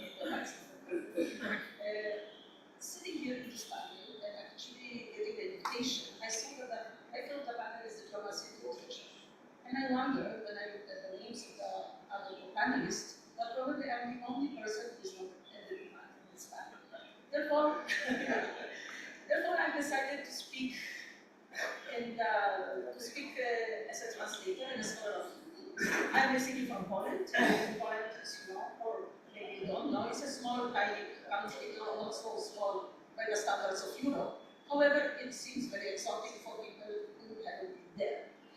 I would like to, you see, Mr. Martini has pointed out that there are commonalities between diplomacy and literature, while every other panelist is talking of personal experience and also how Europe came together through cultural diplomacy, yes, and how nation states have worked there. However, I would like to talk about my personal experience with practical diplomacy. Diplomacy, of course, is what we understand as the work of the diplomats who are working on behalf of governments and are promoting their political goals and raising awareness of the country in the international arena. In the beginning of the 21st century, suddenly we have come a term, cultural diplomacy. Cultural diplomacy is something which now all the governments use and put in their manifestos, and this actually deploys nations' cultural resources to promote mutual understanding that the nations have. Now, I would like, for my own personal life, I would like to quote, to share with you a memory called Diplomacy, Literature and Translation Work came together in my books. So in 1970s, I was a student of MA in Warsaw University in Poland. The subjects which I've taken were Hindi, Sanskrit, Indian literature, Indian culture, etc. We were very lucky to have as our professor at the head of the department, Professor Bhakti, a non-Sanskrit who later on went on. He studied like you in Banaras University, and later on he went to become a Polish ambassador in India. He, in the 1970s, he somehow decided, he was a very committed person, very charismatic person, and he decided to somehow promote academic exchange, academic relation between India and Poland on a very grassroots level. He strived for years to enable students studying Indian languages in Poland to be able to travel to India and study in natural environment there. You have to remember that this was the time when there was no internet and there were no mobile phones, everything was done in writing through a very long official channels. Finally, at the end of the 70s, I was in my 4th year of MA, we had a 5-year program of MA,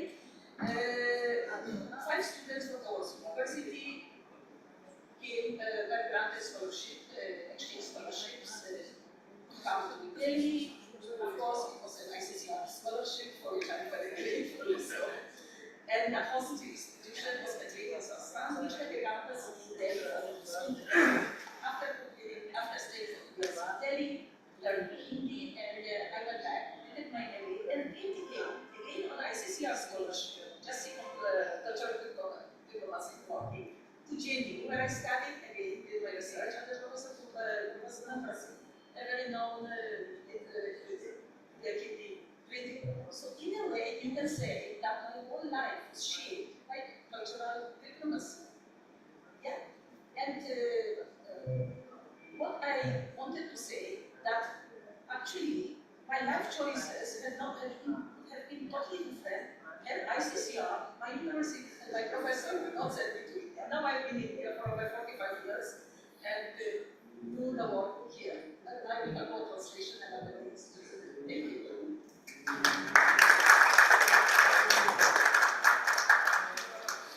Let me invite Nathan a few additional remarks. Thank you so much, sir. इस सभागार में अध्यक्ष के रूप में DGICCR और हमारे भारतीय विदेश सेवा के सर, और आप सभी लोगों का धन्यवाद। मुझे लगता है इस मंच पे जूनियर और सीनियर होने के नाते मैं शायद सबसे जूनियर हूँ, लेकिन एक अनुभव जो मैं साझा करना चाहूँ, कुछ बातें हैं। 2 दिन पहले हमारे मित्र बोल रहे थे कि आप वैचारिकता पे बोलेंगे कि डिप्लोमेसी पे, तो मुझे लगा कि जब मैं हिंदी में बोलूंगा तो वैचारिकता पे और अंग्रेजी में बोलूंगा तो डिप्लोमेसी पे। 2 अलग-अलग आयाम हैं। आप सोच रहे हैं कि Indian foreign service officer speaking Hindi, मूल रूप से मेरी जो शिक्षा दीक्षा हुई पूरी हिंदी में नहीं, हिंदी साहित्य मेरा विषय रहा है, मैंने उससे किया, हिंदी साहित्य मेरा UPSC में भी रहा है, तो कहीं ना कहीं मातृभाषा उससे लगाव ज़्यादा हो गई, तभी मैं अपने आप को जो अभिव्यक्त करने की भाषा है, तो मैं आता हूँ कि इसमें जो आज का विषय है कूटनीति और साहित्य, इसमें 2 डायमेंशंस हैं। एक तो कूटनीति और साहित्य, ये कैसे जुड़े हैं आपस में, कैसे अलग। दूसरा जो डायमेंशन है वो ये है कि जो व्यक्ति लिख रहा है वो लेखक है या डिप्लोमैट या दोनों है। और इन चारों विधाओं, एक लेखक के तौर पे, एक राजनयिक के तौर पे, साहित्य और कूटनीति को साध लेना आज का विषय है। ये चारों चीजें जो व्यक्ति कर रहा है, अगर हम दृष्टा भाव से देखिए की ओर से, तो व्यक्ति जो साध रहा है उसमें गजब की साधना शक्ति होनी चाहिए। हम जब करते हैं कि कूटनीति का काम क्या है और साहित्य का काम क्या है, अगर यहाँ से शुरू करें तो साहित्य समाज को बांधने का काम करता है। सामान्य तौर से हम एक दूसरे से जुड़ते हैं। अगर मनुष्य जानवरों से अलग है तो कुछ ललित कलाओं की वजह से, साहित्य की वजह से, कि हम एक दूसरे को अपने आप को संप्रेषित करने का माध्यम मानते हैं और समाज में कुछ नैतिक मानदंड स्थापित करते हैं, कुछ अपने भाव विचार उसको रखते हैं। तो कहीं न कहीं साहित्य समाज को बांधने का कार्य करता है और वही काम डिप्लोमेसी भी करता है। कूटनीति के अंतर्गत हम चाहते हैं कि हम जिस देश में रहें एज अ डिप्लोमैट, उससे हमारे देश के संबंध द्विपक्षीय और बहुपक्षीय बहुत अच्छे हों और उससे शांति स्थापित रहे। और जब तक डिप्लोमेसी अच्छी काम करती है, शांति रहती है। और डिप्लोमेसी का फेलियर ही कहा जाता है कि युद्ध का कारण। तो कहीं न कहीं दोनों में समानता साहित्य और कूटनीति में ये है कि हम दोनों के माध्यम से शांति का, सौहार्द का, समन्वय का, प्रेम का, उसको साधने का काम। अब प्रश्न ये आता है कि आखिर व्यक्ति जो लिख रहा है वो लिख रहा क्यों? तो मैंने बहुत सोचा तो मुझे ये लगा कि जो व्यक्ति लिख रहा है वो लिख इसलिए रहा है कि उसका जो मन है और जो वास्तविकता है उन दोनों में अंतर है। जैसे जो ज्वालामुखी होता है एक कविता की लाइन है कि मन की ज्वालामुखी पर है बर्फ का पहरा घना, क्या धधकता गर्त में है कब कहाँ किसको बचा। तो मन जो है उसमें और वास्तविकता में जब अंतर होता है वही ऐसा ज्वाला होता है, वैसी वही भावनाओं का उद्रेक होता है, फ्री फ्लो ऑफ इमोशंस होती है और वही साहित्य के रूप में परिणित होता है। तो जो व्यक्ति लिख रहा है उसके लेखन में जो उसके साथ जो महसूस कर रहा है और जो वो अंदर से है, जब तक उसमें अंतर नहीं हो तो मुझे लगता है कोई लेखक अच्छा नहीं बन सकता। और साहित्यकार और राजनीति का काम भी यही है कि जो उसको आदर्श स्थापित करना है और जो वास्तविकता में है उन दोनों के बीच वो समन्वय स्थापित करे। और इसलिए ही लेखक लिखता है, साहित्यकार लिखता है और इसीलिए राजनीति काम करता है। अगला प्रश्न कई बार यही आता है कि प्रेरणा स्रोत क्या हो सकता है लेखक का। तो प्रेरणा स्रोत वही है आदर्श में। कई बार हम बड़े लेखकों के विषय में बात करते हैं, जब मैंने छायावाद पढ़ा कि पलायनवादी रहे हैं बहुत बड़े लोग, वो वास्तविकता से भागते। मेरा मानना है वास्तविकता से नहीं भागते, वो अपने आदर्शों की तरफ भागते। उनको लगता है कि एक अच्छा संस्कारित प्रेममय जीवन समाज ऐसा होना चाहिए, और जब उनको वास्तविकता में वो दिखाई नहीं देता तब कहीं ना कहीं वो उनका प्रेरणा स्रोत होता है लिखने का, उस आदर्श को स्थापित करना चाहिए। और इसीलिए निराला जी की जो शक्ति पूजा है राम की, कि वह एक और मन रहा राम का जो न करता, तो हम कहीं ना कहीं बाहरी आवरण में, बाहरी दुनियादारी में है। As a bureaucrat, as a diplomat, as a writer and poet हम कुछ और होते हैं और मन में कुछ और चल रहा होता है। उन्हीं सारी परिणतियां उनकी साहित्य में होती है। अब दो प्रश्न और उठते हैं जो मेरे मन में उठे, मुझे लगा आप लोगों के साथ डिस्कस करना चाहिए कि यार लिखते क्या है। एज अ डिप्लोमैट जब मैंने थोड़ा पढ़ना शुरू किया तो मुझे लगा कि लगभग 5 किताबें ऑन एन एवरेज डिप्लोमैट्स की हर दिन आती, और ज्यादातर किताबें इंटरनेशनल रिलेशंस पे होती हैं, अंतर्राष्ट्रीय संबंध पे होती हैं। लेकिन बहुत सारे लेखक नॉन फिक्शन से ज्यादा हटके फिक्शंस लिखते हैं, क्योंकि वो आदर्श को स्थापित करने के लिए।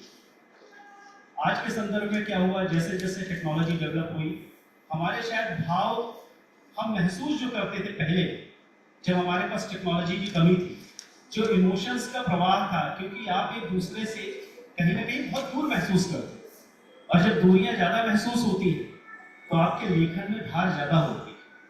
और आज के टेक्नोलॉजिकल वर्ल्ड में मेरा ये मानना है कि होना चाहिए, समय के साथ प्रगति अच्छी, लेकिन समय के साथ भावनात्मक रूप से उसकी रिक्तता होना वो उचित नहीं है। हमें साहित्य को, साहित्यकारों को और हमारे सारे समाज को उस पर सोचना होगा कि हम ऐसी टेक्नोलॉजिकल डेवलपमेंट में न चले जाएं जहां हम मानव रहित हो जाएं, हम इमोशनलेस हो जाएं, भावना रहित हो जाएं। मुझे याद है मेरी पहली पोस्टिंग थी सर मैक्सिको सिटी, स्पेनिश मेरी लैंग्वेज थी, तो वहां पहुंच के चूंकि पत्नी भी मेरी सेवा में है, वो आ नहीं पाई, तो मैंने उनके लिए लिखा कि विरह में प्रतिक्षण तुम्हारे। ये डिप्लोमेसी और उसका जो द्वंद्व है कि जब आप व्यक्तिगत तौर से होते हैं और आपको लगता है कि आप इतनी दूर हैं अपने घर से, अपने प्रियजनों से, तो कहीं ना कहीं वो चीज आपको लेखन में सपोर्ट करती है। और जो विचार है, आपकी विचारधारा है, जिस तरह की आप सोसाइटी निर्मित करना चाहते हैं, वो कहीं ना कहीं, चाहे वो डिप्लोमैट हो चाहे आम कोई व्यक्ति हो, जब तक वो द्वंद्व नहीं होगा, मुझे लगता है कि लेखन में वो धार नहीं आता। तो इन्हीं शब्दों के साथ मैं अपनी वाणी को विराम देता हूँ। और डिप्लोमैट और साहित्य या डिप्लोमेसी एंड लिटरेचर दोनों एक दूसरे को कहीं ना कहीं पूरी करते हैं, उनकी पूरक है।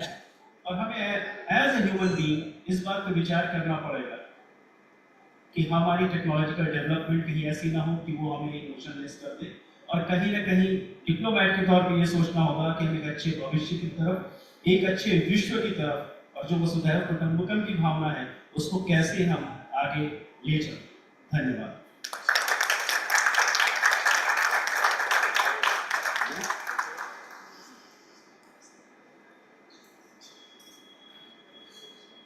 धन्यवाद नितिन, बहुत बढ़िया। आपने इतने अच्छे तरीके से 3-4 बिंदुओं पर आपने प्रकाश डाला।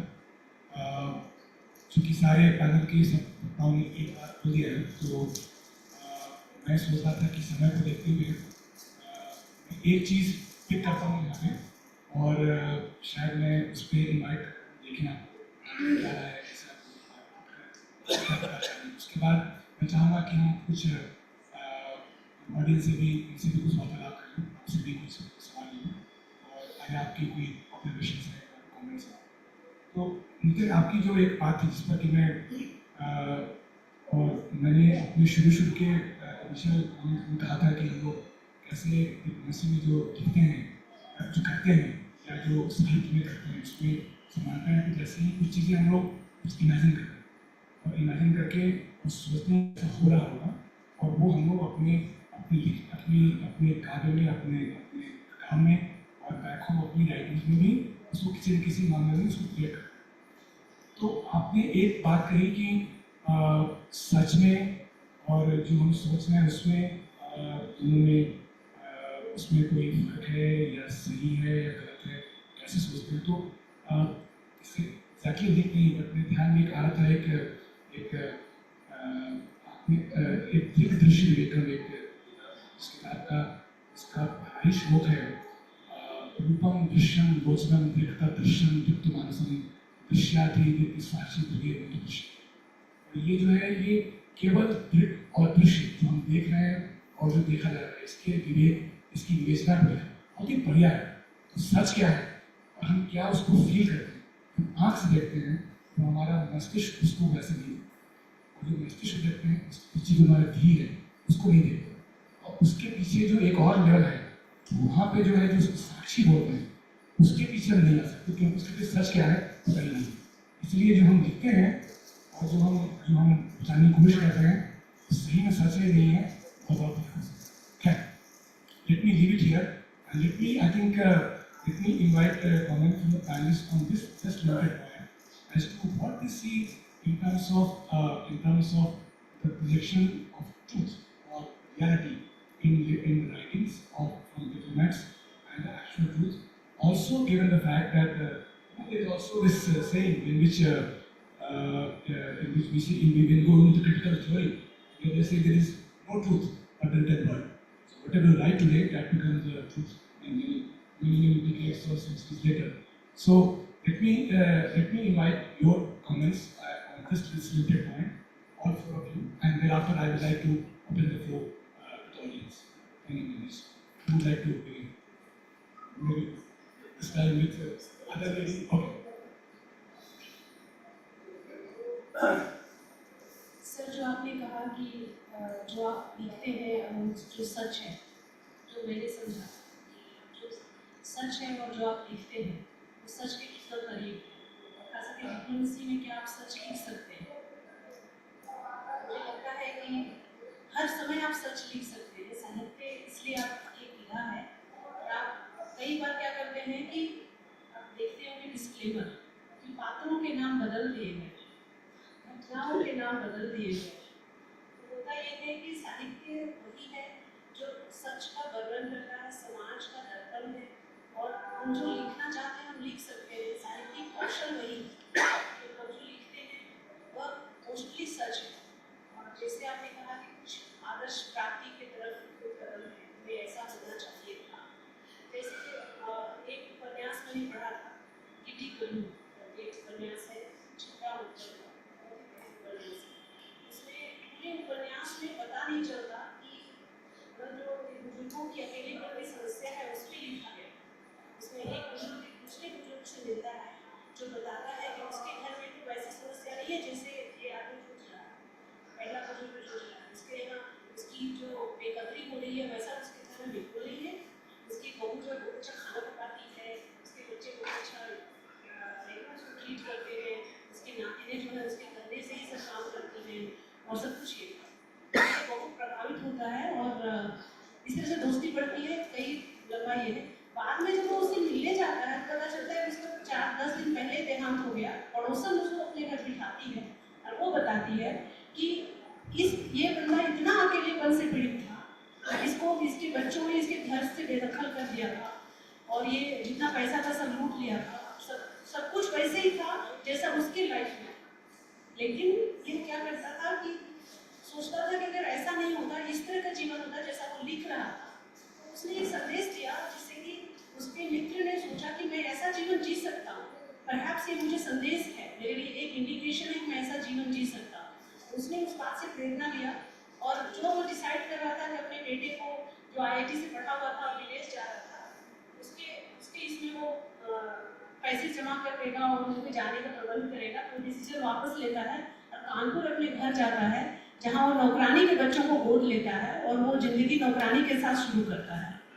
और वहाँ एक बहुत बड़ा क्वेश्चन मार्क है कि तुम इस रिश्ते को जो भी नाम देना चाहो मैं तुम पर छोड़ता हूँ, यही पे कहानी खत्म होती है। तो मैं कहती हूँ कि जो सच है वो सच है, लेकिन उसको जिस खूबसूरती से लिखा गया है और उसमें जो शिक्षा जो दी गई है बहुत ही खूबसूरती से दी गई है। मुझे लगता है कि साहित्य इस तरह का होना चाहिए, आप कह भी दें और कह भी न दें, न भी कहें। जैसे डिप्लोमेसी में हम लोग बोलते हैं कि डिप्लोमेसी ऐसा आर्ट है जिसमें बोलते हैं कि नरक में जाने के लिए हम इस तरह से बोलते हैं कि दूसरे लोग उसमें जाने के लिए they look forward to it.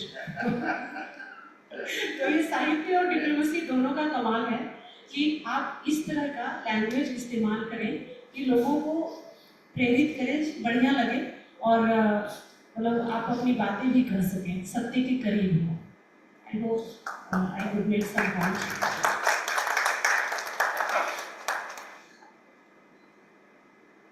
Sir, मैं कहना चाहूँगा कि सत्य कई बार क्या होता है, हम सब लोग को समझना पड़ेगा।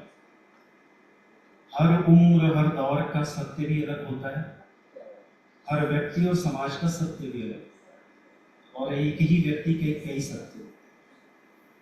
हाँ मैं या नहीं? तो कई बार क्या होता है, ये अनुभव का हाथी एक कथा थी, उसमें होता है कि जो हाथी का पाँव महसूस कर रहा है उसको लगता है हाथी खंबे जैसा है, जो कान है उसको सूट जैसा लगता है, पूंछ पकड़ता है उसको रस्सी जैसा। तो एक व्यक्ति, कई बार हम समाज और घर में भी देखते हैं कि कई बार आप जब दोनों पिता और पुत्र की बात सुनिए, पिता पुत्री की बात सुनिए, किसी भी समाज में किसी घर में देखिए, तो दोनों अपने डायमेंशंस पे ऐसा नहीं होता अपनी दिशाओं में गलत सोच रहे किसी भी विषय में।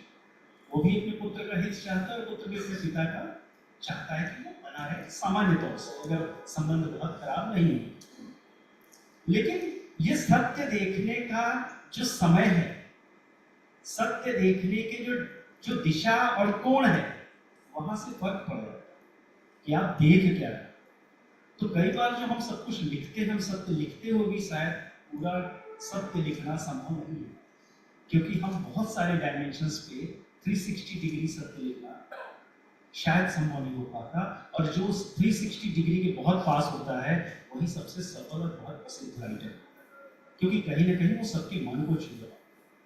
लेकिन फिर भी प्रयास यही होना चाहिए कि हमने जो सत्य लिखा है, और जो भी राइटर लिखता है, मुझे लगता है जो लेखक है, कवि है, वो कहीं ना कहीं जिस सत्य को उसने अनुभव किया है उस सत्य को अभिव्यक्त करता है, लेकिन वो सत्य दूसरे के सत्य से मिलता है या नहीं मिलता।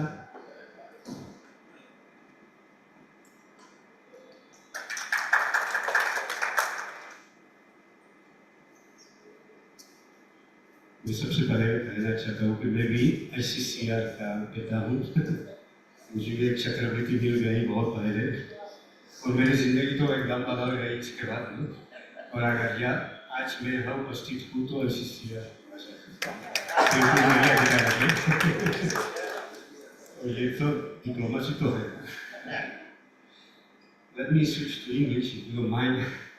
And now I think that when it comes to truth, the analogy between literature and diplomacy breaks. And I will say, first thing, when I started working as a cultural diplomat a time ago in Spain, my boss, who was a career diplomat from Spain, he told me, diplomacy comes from diploma. This is a very important thing. Diplomacy and diplomat comes from diploma. And diploma means a written record. That's why diplomats, they may say everything they want, but till they don't write their report and send it back to the capital, whatever they do is useless, because that's where the main thing lies. And diplomatics are sending the reports to their own countries about the country in which they are staying. And these reports are supposed to be true.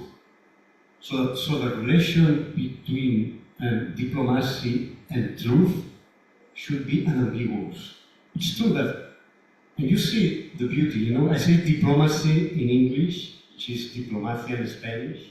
It comes from diploma, a written record, but I think you translated diplomacy in Hindi as kutniti, which is a completely different context, right? And from that original concept of diplomacy. And we know that sometimes maybe diplomats, I won't say it's so crude, have to lie, but they have, to present matters in a way that is beneficial to the country and to their objectives.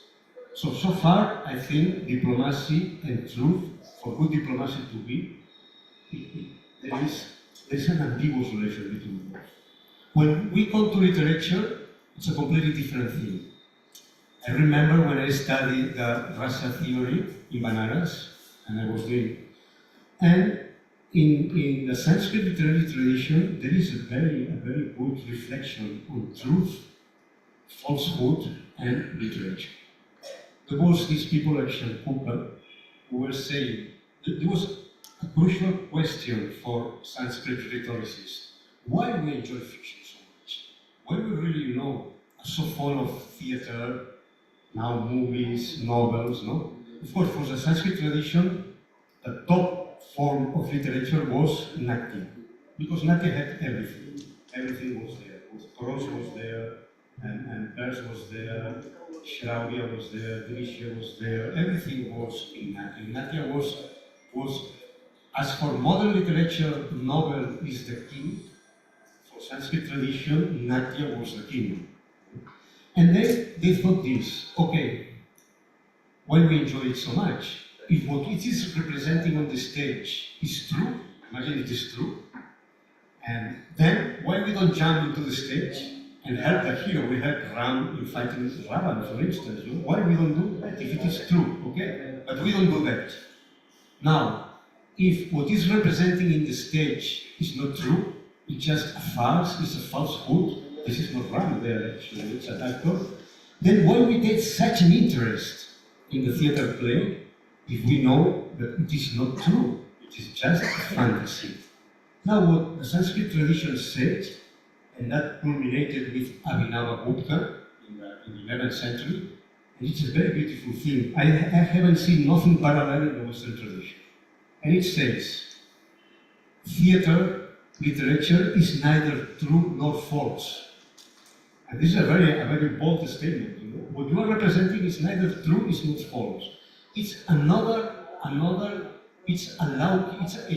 way of communicating things. And for the Sanskrit rhetoricians, Sahitya and Natya, it's a completely different way of communicating yourself to other people. It's alaukic. It's not the common way as we express usually, no? Because what literature does is it takes emotions, says hate, fear, sexual attraction, compassion, and ordinary emotions are not useful to be enjoyed artistically, okay? Because these are real emotions. And what Rasa theory does is you take ordinary emotions like hate or like love, and you turn that into sthayi bhavas, into aesthetic emotions which are fit to be enjoyed.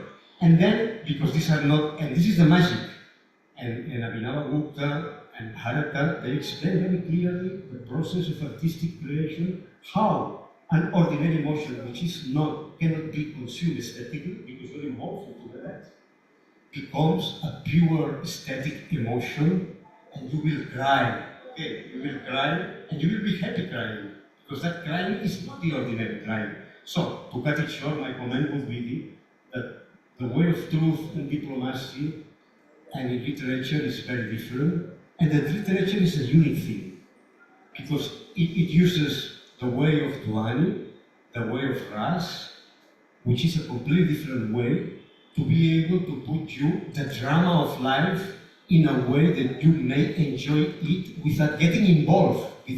It's not political, it's not activist, it's pure aesthetic contemplation. And I think this is the major difference between literature and diplomacy.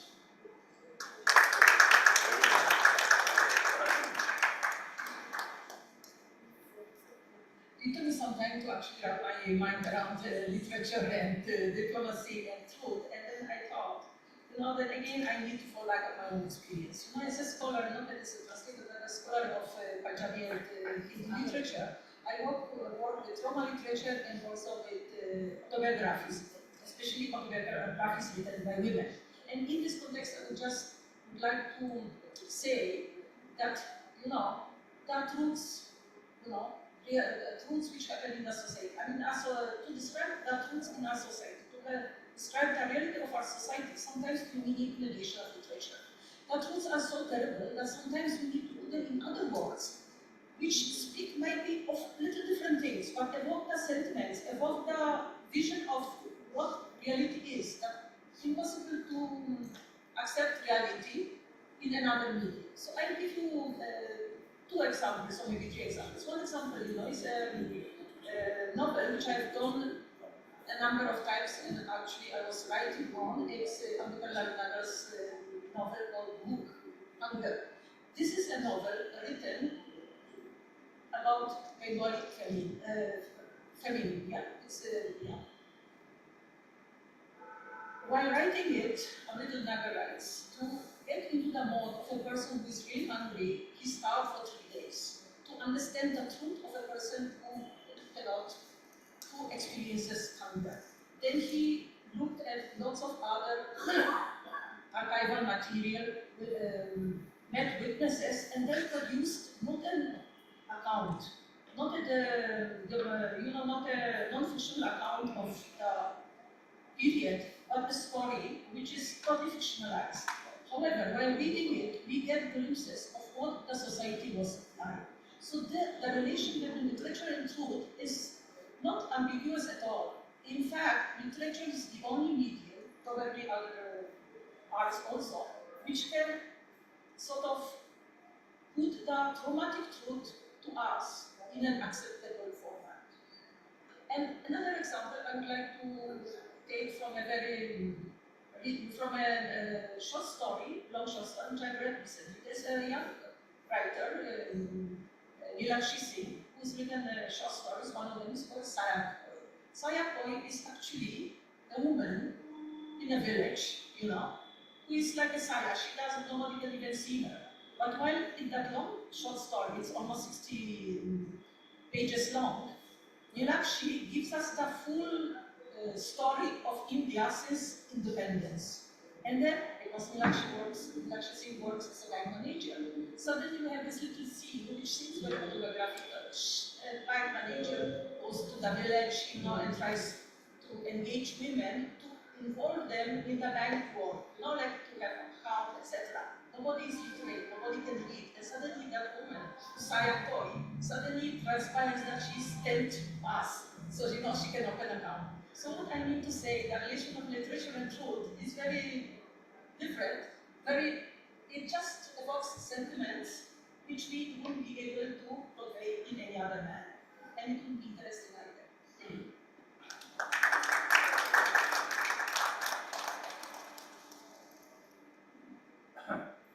I think we have about 20 minutes in the session.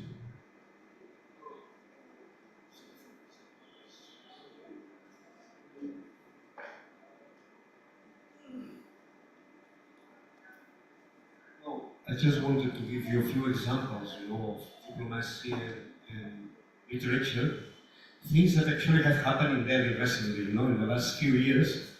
And I see Mr. Tuhin knows very well how foreign embassies in Delhi are using literature to seek for ties with India. That's a very important thing. And I would like to mention here what the Embassy of Georgia did about 2-3 years ago, and it. Embassy of Georgia, for instance, they published The Night in the Panther's Skin. This is an epic poem. I think it's from 12th, 13th century. Maybe you know better.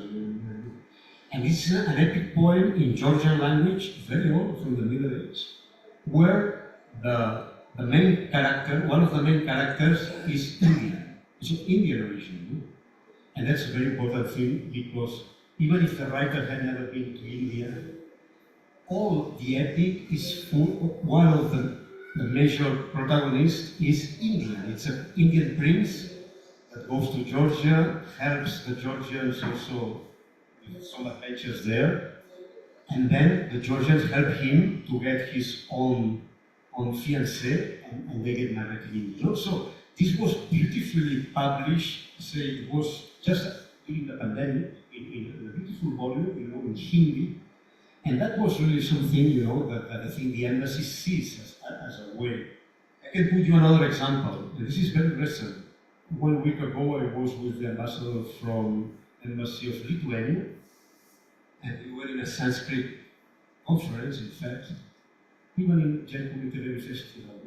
And what are doing the Lithuanians? Lithuanian is the language, outside India, which is closer to Sanskrit. Of all the European languages we have, Lithuanian is so close to Sanskrit that you will be surprised. There are linguistic reasons for them. So they publish a small dictionary of Georgian and Sanskrit-related words, where you can see the closeness of Lithuanian and Sanskrit. So this is again, it's a clear instance of how you use, in this case, it's lexicography and diplomacy, to find ties between countries that are very far away, find really ties between Lithuania and India on the east. Again, speaking about Spanish-speaking world, we have, of course, Octavio Paz. Octavio Paz was the Mexican ambassador, and he was, so influential in spreading the image of India through all the Spanish-speaking world that still we owe, a lot of things to Octavio Paz. Octavio Paz he was ambassador of Mexico in India, but he's been ambassador of India all his through life after he left India. And this is another very interesting example. Again, you have one of the top diplomats of India. He was not a career diplomat, but I'm sure he's the most revered writer of India abroad, which is Tagore. Tagore also was very instrumental, in giving an image of India, sensible India, an India which really understands things, which is universal, which is cosmopolitan. And that was, Tagore was translated in Spanish by another Nobel Prize, who was also a poet.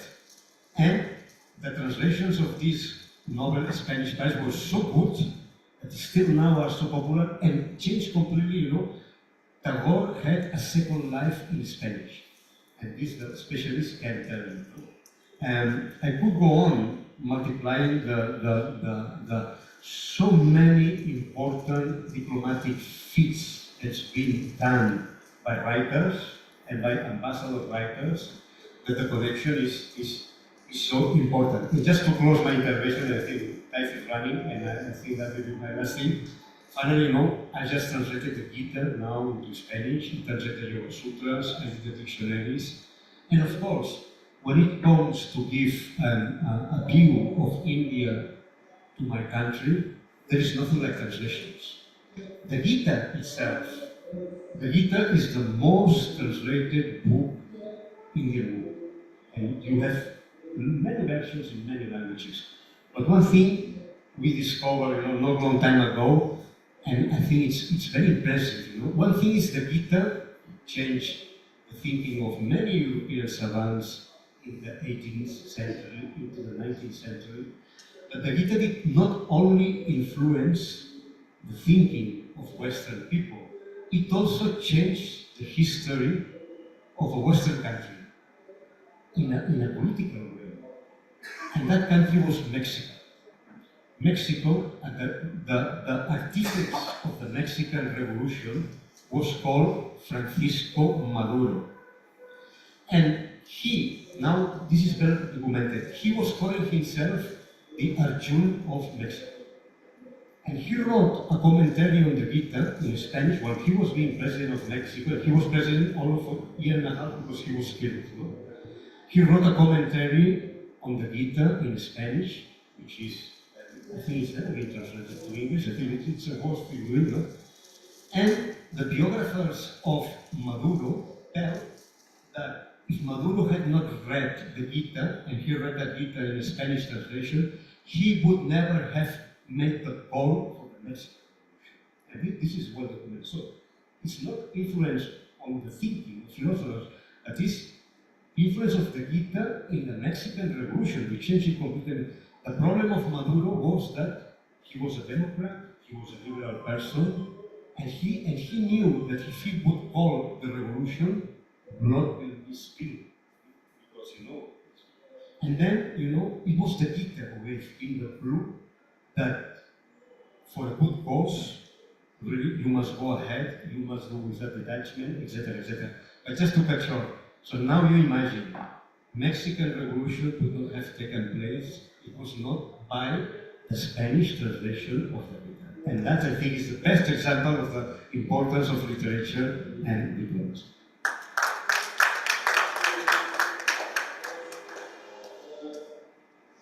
So, as I had mentioned earlier, I think I would like to invite comments, observations, any other suggestions or questions from the audience. So, let me recognize you first. Thank you. I'm so happy, Oscar, that you mentioned life in the man's history. I was in Tbilisi 3 years ago, and not too many people will know that Tbilisi was the UNESCO World Book Capital in India, and I was the India delegate to UNESCO. And actually, the writer of this is one of the most famous epic and poets writers. Taking Tbilisi, there's a huge statue for him. But there is a possibility for us, when so many of my friends in the past have headed diplomatic missions, for us to also be able to project the literature from our country. And one of these ways is, actually, there is a movement in UNESCO, we recognize India's literature, but we also recognize world capitals. And this year, Strasbourg is the world capital for April 23rd. I will try to get the French embassy to celebrate that. But there is a problem in terms of budget and so on. I'm so happy you mentioned Mexico. In Guanajuato, every year they celebrate the festival of Cervantino, and they have done much more to remember Cervantes and Don Quixote than even me. So there are many things that can do. Thank you so much. Sir, you want to say something?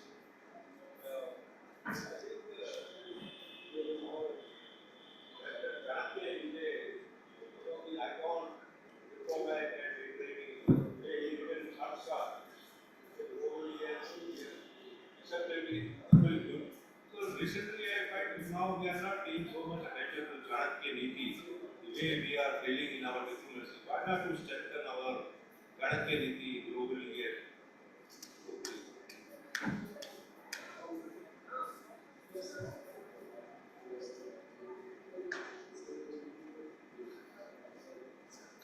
Yeah, please. Thank you. So now pure. I hope I'm pronouncing it right. We call you Oscar. Thank you. You gave this history of starting from 16th century onwards, and the job of the diplomat, as you said, the word came from diploma, was to report about the country which he was visiting. But here, today, the diplomats have two-way traffic. They are, of course, truthfully, like let's say the blood telegrams in Bangladesh, truthfully whatever is happening will report to Washington. But are they also reporting to the other country what is truthfully happening? And thanks to Nitin, he said whatever is the truth on the whole elephant, not just the trunk and the trunk part, but as much as the elephant, a diplomat knows, is he also communicating it to the other country or not? And Nitin, I must congratulate you for your first intervention when there was a lot of vaicharikta in what you said. And you said that that we have to look at the fact that whether the storyteller or one who is creating the literature is a diplomat or the writer, man. But in your second intervention, you were very, very diplomatic, and the diplomacy came instead of vice director, where you said that, well, nobody can know the whole 360-degree truth. You can know some part of it. You can call it the pillar or the rassi or whatever. Now, the thing is, I have a question. It's a query, not a question actually. I have a query that have in our diplomats, and I'm talking about not the diplomats of those days, when, let us say, Darashi Ghosh translates a book and sends it there, which talks about the meeting of the two oceans, etc. I'm talking about today's diplomats after 47. Have there been people in the diplomacy, in our foreign corps, who have done something, because we have been discussing Spain today very much. Like in Spain, Chilean poet, who was the ambassador, his name, as you all know, Pablo Neruda, senior movement. Pablo Neruda was a diplomat of Chile, but was kind of trying to save a man like Lorca, another man who created literature, trying to save a man like Ernst Hemingway, who was again the creator of the literature, and he himself was a writer and a poet, Neruda. So, yes. So the thing is that he was both. He was a diplomat from Chile, but he was also a writer, was doing his own duty. Have there been people in our corps, our diplomatic corps, who have done this kind of a dual job? Because we are all, again, as you said, not one but two people, three people, four people.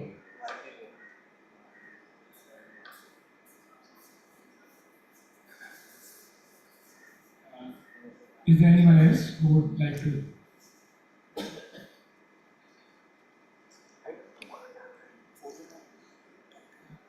अभी चाणक्य ने कहा था कि यदेकं प्रस्याप्ते ग्रामस्याप्ते प्रत्यये ग्रामं जनपदस्याप्ते आत्मार्थे। एक इकाई एक बड़ी इकाई के संदर्भ में उसके हित की बात आती है, तो छोटी इकाई का विभाग। तो पाकिस्तान को इन संदर्भों में कहाँ तक देखा जा सकता है इस संदर्भ में? और दूसरा है कि तुलसीदास जी ने कहा था सुरसंग सम सबका हित होई, और वसुधैव कुटुम्बकम, दो भाव जो आजकल प्रचलित हो रहे हैं या व्यापक रूप से सर्वमान्य हो रहे हैं, इनको हम डिप्लोमेसी में क्या स्थान दे सकते हैं?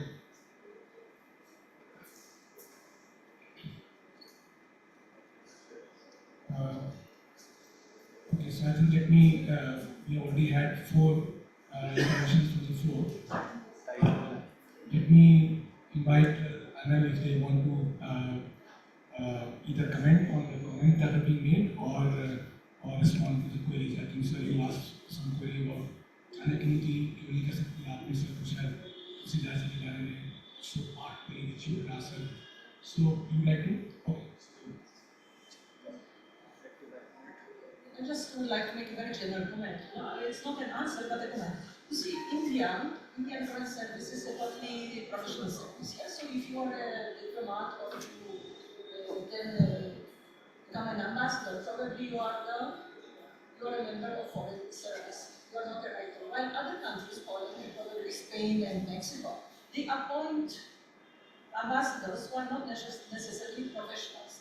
Same for the cultural attaches. Usually there are people who are already embedded in the culture. So for example, in India, here we had Professor Bhakti, who was a scholar of Sanskrit as an ambassador. And before that we had a number of writers, very well-known Polish writers, not known maybe in India, who were cultural attaches. One of them, who was here as cultural attaché in the 50s, has actually written a wonderful book about India, which I think even holds true for now. It's been translated into English, and I always thought maybe at one point of time it could be translated into Hindi. So, I think different diplomatic services have different sort of traditions, yeah.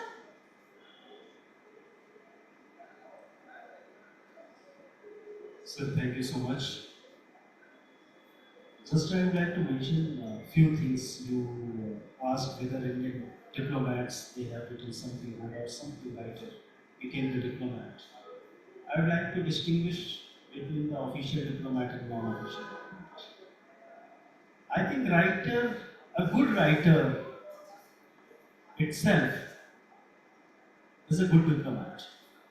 Because some sort of, I heard long back when I was studying in Allahabad University that Madhushala, some foreign national, he was reciting to her beloved, this Madhushala. And I think this is the gist which we would like to expand. तो writer diplomat है या नहीं है, diplomat writer है या नहीं है, we can quantify this. Whether the person was writer first and became the diplomat like me, or a person being in the service felt something like this and then he or she started writing. Apart from my seniors who are present here, I would like to take few names in the current scenario. Like my senior Nautesh Sharma sir, is really very renowned and good writer. Like Vikas Swarup sir, everybody knows him for this Slumdog Millionaire. He got this Oscar award. And then our current External Affairs Minister, Dr. S. Jaishankar, also, I'm just reading his book. He's also a good writer.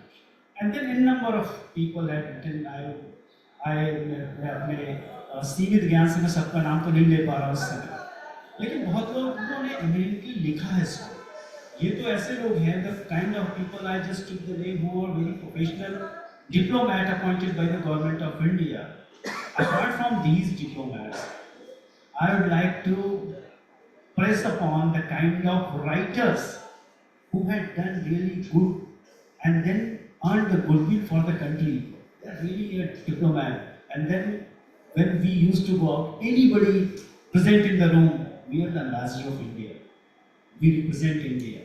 So each and every person in my limited knowledge is a diplomat, and then whosoever writes and influence the foreign people by cultural diplomacy does a wonderful job.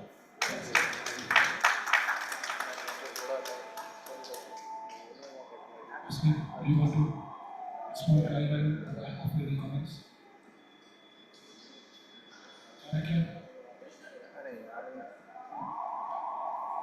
हाँ, मुझे लगता है कि तो चाणक्य के लिए तो बहुत मेहनत करनी पड़ेगी ना, क्योंकि लोग तो जानते ही नहीं पाश्चात्य जगत में यही सच्चाई है ना. सब तो मकियावेली की बात करेंगे, तो जब हम लोग चाणक्य का जिक्र करते हैं तो ये कौन था, जबकि चाणक्य तो मकियावेली से तो बहुत आगे थे ना.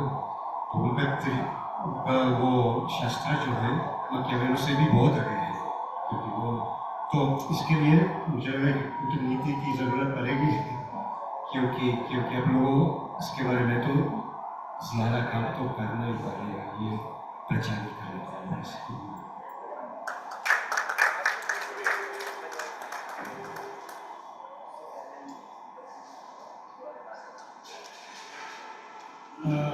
Okay, so I think we have almost exhausted the time available. It was a very enriching and very productive discussion, I would say, in which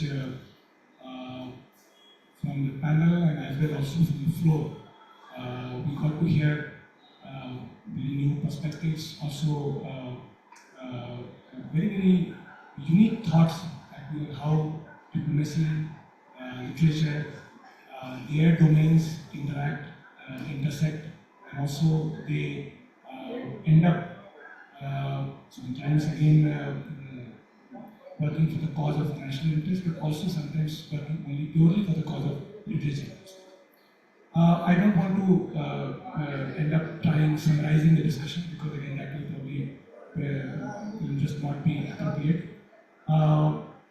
But I still want to offer this 1 minute each, if anyone wants to give any remarks before I just convey my thanks to the audience and to everyone. Question? Okay, yes, please. Yeah, sure. An coding question.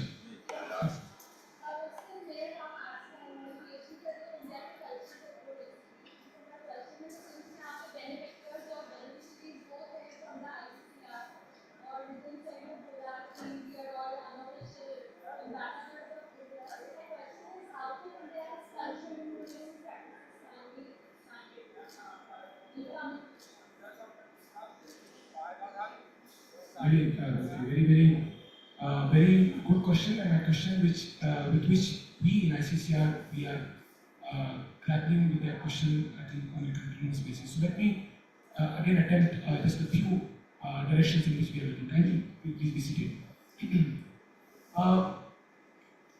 Culture and diplomacy. Culture, of course, has a short meaning, which is only music and dance, and has a bigger meaning, which is what UNESCO says, which includes diplomacy in itself probably initially means that it will require some sort of common intervention and formal interaction. But if I say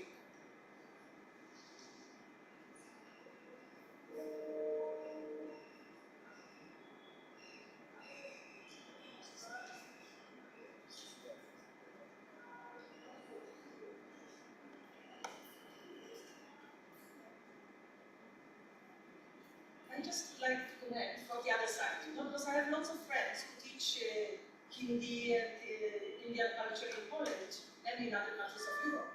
And I can only tell you about their experience in the last 1 year of encountering Indian culture and diplomacy at home. So, for example, I have a friend, in fact, 4 of my friends who teach at different universities have gone to Fiji for the Vishwa Hindi Sammelan. It was a very big event. Were very happy with what transpired there. Then again, there was an academy, Sandy Academy event in Bhopal, which was an international set of meet of all different writers and poets with different languages of India. Many of my friends from there came there. And then again in December, this was a very smart move, absolutely. In December, I think it was in ICCR initiative, yes, there was a get-together, and they've invited different head of departments which teach different type of Indian sciences in Europe and in US and even Japan and China, like Korea. I think there were some friends from Korea. And they have sort of had a 3-day conference seminar and interaction. All of them left very happy. So I think this is what I know from my friends. Other things which are happening in ICCR, I don't know, but basically this is what it shows, and it shows. Now the question of expanding the role of ICCR and cultural diplomacy. Now, one realization in ICCR which we have had is that government alone, we cannot work full-time actively for culture, and we need to work in partnership with others, because it's not only, as I said, not only the job of government actually to promote culture, and therefore in ICCR we are trying to work with as many partners as possible. Now, as you all probably would be knowing that we have 38 cultural centers that are working outside. These cultural centers, of course, they run their standard beat, which is Hindi classes, dance and music, and etc. and so on and so forth. But we realize that the cultural center by themselves, they will not be able to serve the purpose for which they have established. And therefore, what we need to do is we need to work with all these bodies which are working in the area of culture. So, for example, in US, UK, we have community associations, other bodies are working in the area of culture. And therefore, as I said, we want to work with all of us, all of them together. That is one. Second is that how do we make ICCR, how do we increase the capacity of ICCR? There are practical limitations in terms of increasing staff strength, in terms of getting money and resources, and practical limitations. So one task that we are now involved with is that how we can digitize our work, how we can bring in efficiency in our work. And this is one big chance. For example, we have had initially 18 regional offices. We have merged them into 5 regional offices. The idea was that we will be able to probably leverage each other's strength, and maybe we can make it smaller and leaner national. Second is, we know that the constantly did not increase the numbers. So in the last 2-3 years, we have completely digitized our operations, which means that I spoke about scholarship. For scholarship, you can imagine that about 4,000 students in India and spread over multiple cities and doing numerous courses. So payments to them in terms of stipend, payments to their universities, all that has now been digitized. So the advantage being that now with the same manpower, we are able to actually address a larger and clientele. So these are some few steps that we are doing from ICCR in terms of engaging with our partners, in terms of building our own capacity, and hopefully, I think slowly this will increase our capacity to be able to handle larger.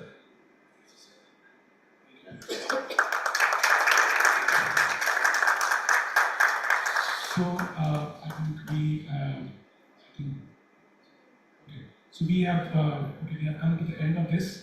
Let me convey, I think I speak on behalf of all of you, convey very sincere thanks to all our panelists here, and also include all of you for being here with us, for providing us such nice perspectives. And it was mentioned that we have everybody is diplomat except one, right? And also there's another connection. So there's also another interesting thing. Everybody else here has an ICCR connection except you. So we should get him into the ICCR, I think next time.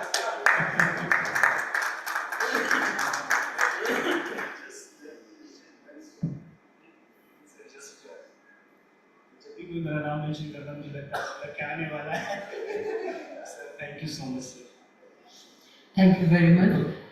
साहित्य अकादमी की ओर से मैं माननीय अध्यक्ष और आदरणीय वक्ताओं को इस सत्र में भाग लेने के लिए बहुत बहुत धन्यवाद देती हूँ, और आप सबको भी बहुत धन्यवाद देती हूँ. हम आपको बताना चाहेंगे कि कल सुबह हमारा सत्र 10 बजे से आरंभ होगा.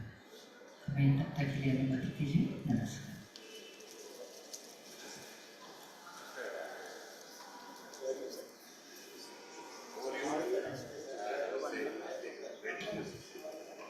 That is on 16th.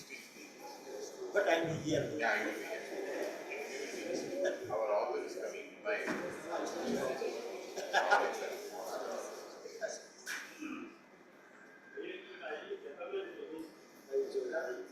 Can you take photo? Wait. वो अभी आ रहा है. Photo ready. सेट करते हैं. हो गया ना? हाँ. बटन की तरफ ऊपर है.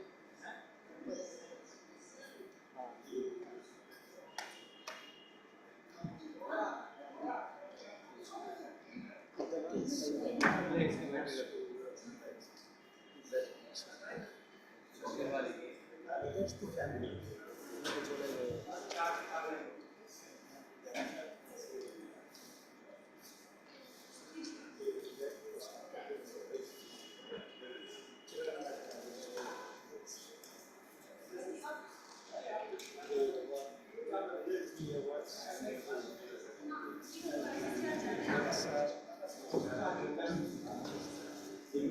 What